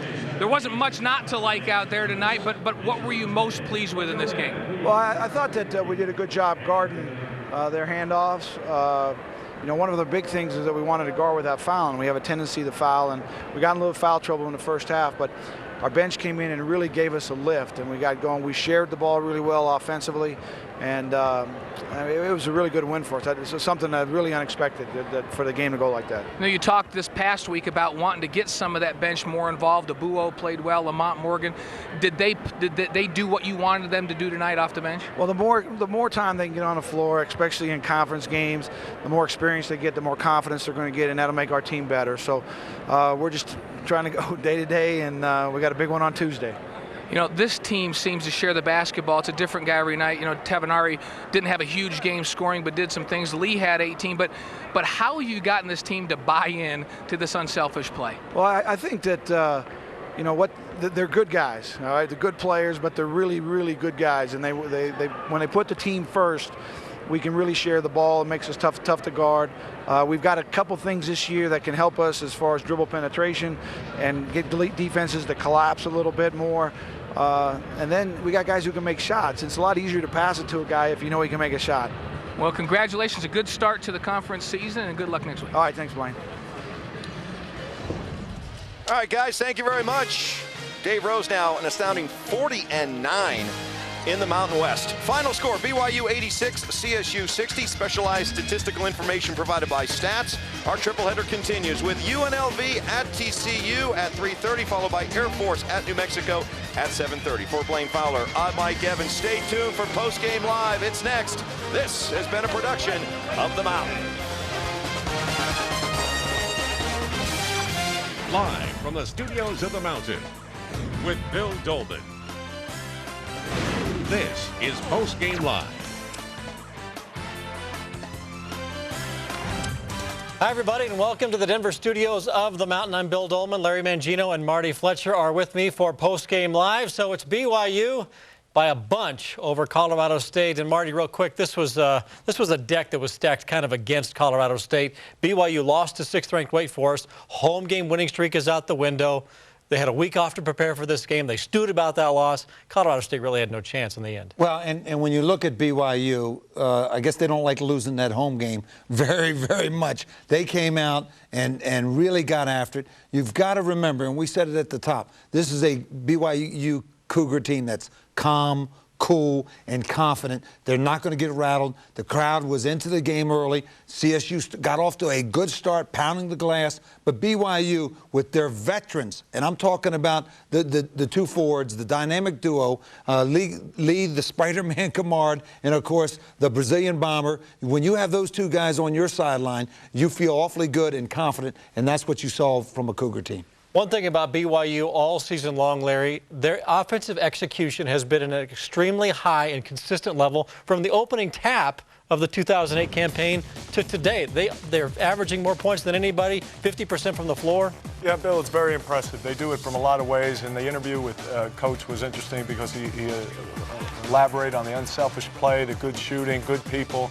They just did a super job. They have such skilled players, 1, 2, 3, 4 positions. Their big man, Miles, is adequate. He does a good job. He plays some good D. They skip the ball side to side in transition. They know that it's going to get there. That's why they're in the spots they're in, because they know that the ball will come to them. The pass is there. They're unselfish. And when you play together with unselfish people, you're going to cut harder. You're going to get to where you need to be because you know that if you're open, you're going to get the ball. And then the big advantage for Coach Rose and his staff is those guys then make the shot. The offense clicks much better, and you could write this one down when the ball goes in the basket. Everybody looks good then. You know, I think there was one point during the course of the game where half of their baskets made had an assist attached to them. This is a team that's just so fundamentally sound. They share the ball well. They've got great chemistry. And as usual, BYU can rely on a guy like Lee Kamard to have a great game. Jonathan Talvanari was not great today, but he filled his role extremely well. Well, Spider-Man, Spider-Man. He got 2 early fouls, sat down in the first half. He came out in the second half, and the Spider-Man, the Brazil Bomber, got going. There you have the great assist. Lee Kamard with the left-hand layup, and then he'll go from way downtown. But you're talking about 2 terrific forwards. They rebound. They take the ball to the basket. They're unselfish basketball players. They absolutely execute the offense. Lee Kamard is a guy that never stops moving, so he's very, very difficult to cover when he doesn't have the basketball. Some guys just stand there, and they're a lot easier to cover, but these two guys are just outstanding. Well, BYU played well as a team. Lee Kamard played very well individually. Larry, Colorado State just didn't play very well at all, and BYU didn't let them play very well. No, I think after they got a feel for what Colorado State was trying to do, BYU defensively, then they started to adjust. Coach Rose again mentioned to the pinch post, the elbow, handling the handoff situation. They started doing that. They do a great job. They're unselfish defensively in that they're always in a position to help their teammates. I'd say 90% of the time they're where they're supposed to be to help. There you see they cut off the baseline. Colorado State player steps out of bounds. So again, great defense. Everybody's looking to help. Hands are active. That creates the turnovers, and then that creates the opportunity. Here, there's a forced drive because the defensive help side comes over. And again, it all goes hand in hand. Offensively, they're unselfish. They look out for each other. They play together. Defensively, the same thing holds true. So on both ends of the floor, the whole team is playing together. So if my man gets by me, you're there to help me out. And the same thing on the offensive end. So it's a great job, both offensively and defensively from BYU's standpoint. And they're doing it. And I said that they'd struggle a little bit without Playstead. Up till this point, they're doing a great job. Marty, this Colorado State team is at, I think, a crossroads of this season. Tim Miles, I think, has to use this game perhaps as a benchmark for his team to decide which way do we want to go. We're still early on in conference play. A loss like this at home against BYU could be demoralizing, or could this be a teachable moment for him? Well, no question it's a difficult loss because they came into this basketball game with a lot of hope. They felt that they could make it a signature win, but BYU just was too tough. When you look at CSU, this is the type of tape that you burn. You put it away, burn it. You go back and show them the Minnesota tape where it was 72-71. This is a tough position to be in, but they've got the right guy there who's going to be confident, he's going to be enthusiastic, and he's going to continue to fight. Building a program is no easy task, believe me. Recruiting is not an exact science. You know, you go out and you recruit the players that you think can help you win, and they get there on campus, they may not do what you thought they would do. So he will continue to work. His staff is after. They're already preparing for the next ball game. They'll use this game, and they'll put it away very early and say, we have to continue to work hard. That's the only thing you can do at this point. One thing they may not want to do is look at these numbers. Here are the final stats from today's game. Again, BYU wins it 86-60. Look at the Cougars, 57% from the floor after a week off on the road. Colorado State just 34%. 10 of 20 from behind the arc for BYU. They would have beaten Wake Forest with these kind of numbers. They only got to the free throw line 8 times. Colorado State shot 24 free throws. Bottom line is this was a dominating performance for the BYU Cougars as they improved to 13-2 on the year. Time now to go back to Fort Collins and go courtside. Mike Evans and Blaine Fowler called the game, and they join us now for some post-game thoughts. Guys? Well, we went into this game expecting Lee Cummard and Jonathan Tavernari to have big nights. Cummard had, his customary 18 points. Tavernari had a quiet game with 7. But how about the big pickup that they got from Jimmer Fredette late in the first half when this was still sort of a game? Well, this has been a team that has been a 1-2 punch, but really not. It's been a 1, 2, 3, 4, 5 punch, and it could be any guy on any night. Tonight, it was Fredette and Cummard, and Fredette was just outstanding. When the things seemed close, Fredette seemed to take over. Very aggressive offensively. He wants to take the ball to the basket. He will be a penetrator for them. And he's a guy that if you leave him open on the outside, he'll knock down threes. A very confident player right now, and a guy that is running this offense to perfection for them. He's had a couple of really good games here in the last couple of weeks for them. And now they've got a 1, 2, 3, 4 punch because Jackson Emery's playing pretty well too. You made the point during the game about how, with Lee Cummard, you just sort of look up at the scoreboard every once in a while and you're like, wow, he's got 18. He just does so many things so well, and he makes it look so easy, Mike. We looked up when he had 18, and I said, wow, Mike, Lee's got 18, and it didn't even seem like he was working that hard. He's just so fundamentally sound in everything that he does. He's a solid shooter. He has a back-to-his-basket game. He's a great cutter, has a great feel for the ball and where everybody else is on the floor. And then this is a guy that can stand outside and knock down threes. So how are you going to defend him? A 6'7" guy that can shoot threes, but he also can put the ball on the floor and take to the basket, and he understands what to do when he doesn't have the ball. And his defense is underrated. He's just a great player. CSU coach Tim Miles yesterday said when he looked at BYU's offense, especially their transition game, he said it reminded them of the '80 Lakers Showtime. Showtime was running tonight, and they put up 86, and they look like they're in mid-season form. Blaine, you talked a lot about pregame about CSU implementing a new offense. They ran a lot of elbow action. They ran a chin cut to get some elbow isolations, whether it be pick and roll or handoffs. How long did it take BYU to adjust to that based on the fact that they probably hadn't seen it through scouting and videotape? I think it took them, and probably until about the 7 or 8 minute mark in that first half, until they had a timeout. In fact, I think it was until they had 2 timeouts till they started to get a feel for the back cuts and for what they were going to do. And Larry, you know how that is when you've scouted a team and you think you know exactly what they're going to do, and they come out and run something completely different. And Colorado State stayed with them, got some open shots, but then once BYU started to defend, and you can talk about their transition game, but it comes off of their defense. They created turnovers, they started to push the ball, and then it seemed like a feeding frenzy once they caught on. But I'd say 6, 7, 8 minutes into the game before they adjusted to it. Guys, I want to go back to Jammer Fredette. Now, on the set, I compared him to not Austin Ainge, but Danny Ainge. This guy is a terrific player. He has the great dribble penetration. He can put it on the floor. He can go lefty-righty. He's having a breakout year. Now, talk to me about that comparison, Blaine, because I know you're very familiar. You also have to tell me, guys, about the other comparison that you guys made, something about Spider-Man Jr. for Colorado State. So talk to me about those two things. Well, I'll talk to you, address the issue of Danny Ainge, and as you know, a good friend of mine, Marty, that we were in school together. Danny stepped on campus and started scoring 20 points a game for 4 years. So it's hard to compare to Danny and then his legacy and what he's done since. But what I will say about Jimmer Fredette, and you guys watch this in the studio, he has a ridiculous crossover. And I didn't realize until a couple of games ago that he's got the kind of quickness that he has. I always saw him as a very heady, strong point guard. And now I've added to that, this guy's got tremendous quickness. I don't know if you went out and timed him in a 40-yard dash, how fast he would be. I do know this.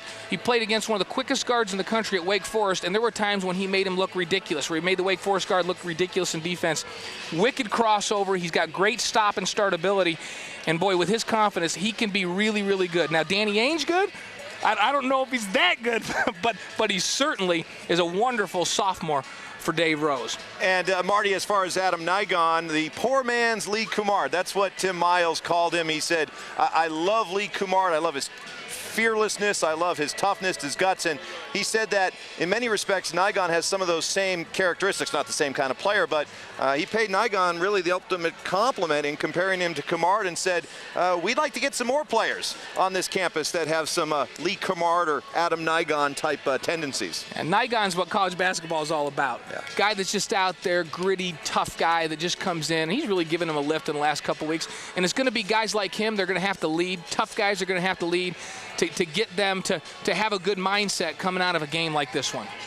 Guys, thanks so much for your time, but I got to tell you, you have not decided anything between these two guys today. Every time that comparison between Fredette and Ainge comes up, you get these two guys doing this to each other, all right?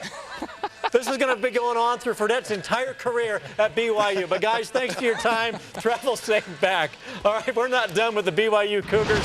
BYU improved to 13-2 with their first conference victory. We'll check in with the winners, including the Spider-Man Lee Kemard. And we'll look ahead to our next game. Wink Adams and UNLV head to TCU. But how healthy is that Rebel guard? He's going to tell us next on Post Game Live.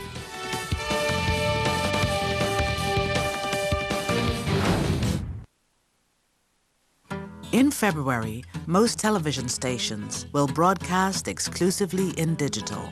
Every TV set that's hooked up to cable will still work just fine. But what about that set in your basement? The guest bedroom or kitchen? The ones not hooked to cable, you can keep them working too. Go to this website, call this number, or just call your cable company. It's a numbers game, the show that takes you beyond the box scores. Hello and welcome to It's a Numbers Game. I'm Scott Serra. Breaking down the conference. Let's crunch some numbers. The teams. They have made 7 consecutive trips to the NCAA tournament. And the games. It was anyone's game, and there were some shocking results. With all the stats to back it up. The men's team ended a 19-year drought in winning the regular season title, and they did it in impressive fashion. It's a numbers game, Thursday at 7:30 on the Mountain.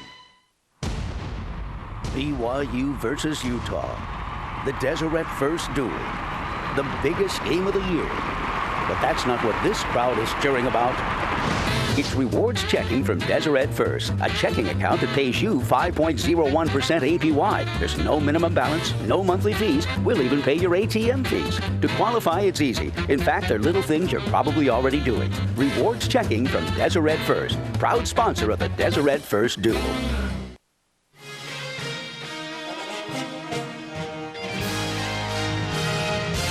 Welcome back to Post Game Live. BYU in its conference opener picks up an easy victory over Colorado State in Fort Collins, 86-60. Let's go back to Fort Collins, Colorado, and Blaine Fowler is standing by with, watch this, Jimmer Fredette. First of all, congratulations. The game seemed tight there for a little while, and then your transition game broke it open. What was the difference? I think the biggest difference is that we were getting stops on defense. We weren't letting them get offensive rebounds or letting them having us taking the ball out of bounds. And once you get defensive rebounds, you get the ball out quick, and that's kind of what gets our transition game open. Once we get in our transition game, we're pretty good. So. Colorado State ran a little bit different offense than we've seen them run. They've been running a motion offense. All of a sudden, they come out with a high post and 4 out. Did that cause you some problems early on, and how long did it take for you guys to adjust? Yeah, it did for the first couple times. We were a little bit late getting through screens, and our reading wasn't as good as we wanted it to. And we went to that 4-minute timeout and made some changes, and luckily we were able to play good defense on them for the rest of the game when they were running that. So. You seem like a very confident player with your shooting right now and confident to take it into the basket. Talk about how you're feeling out there this year compared to last year as a freshman. I'm definitely feeling a lot more confident this year. Obviously, I know my role really well. They want me to go out there and be as aggressive as I can. They want a lot of dribble penetration. This is something that I like to do. Get into that lane, get some openings for my other players, or if they not going to play me, I'm going to go in and score. So I have a lot of confidence right now, and I'm lucky to be able to play.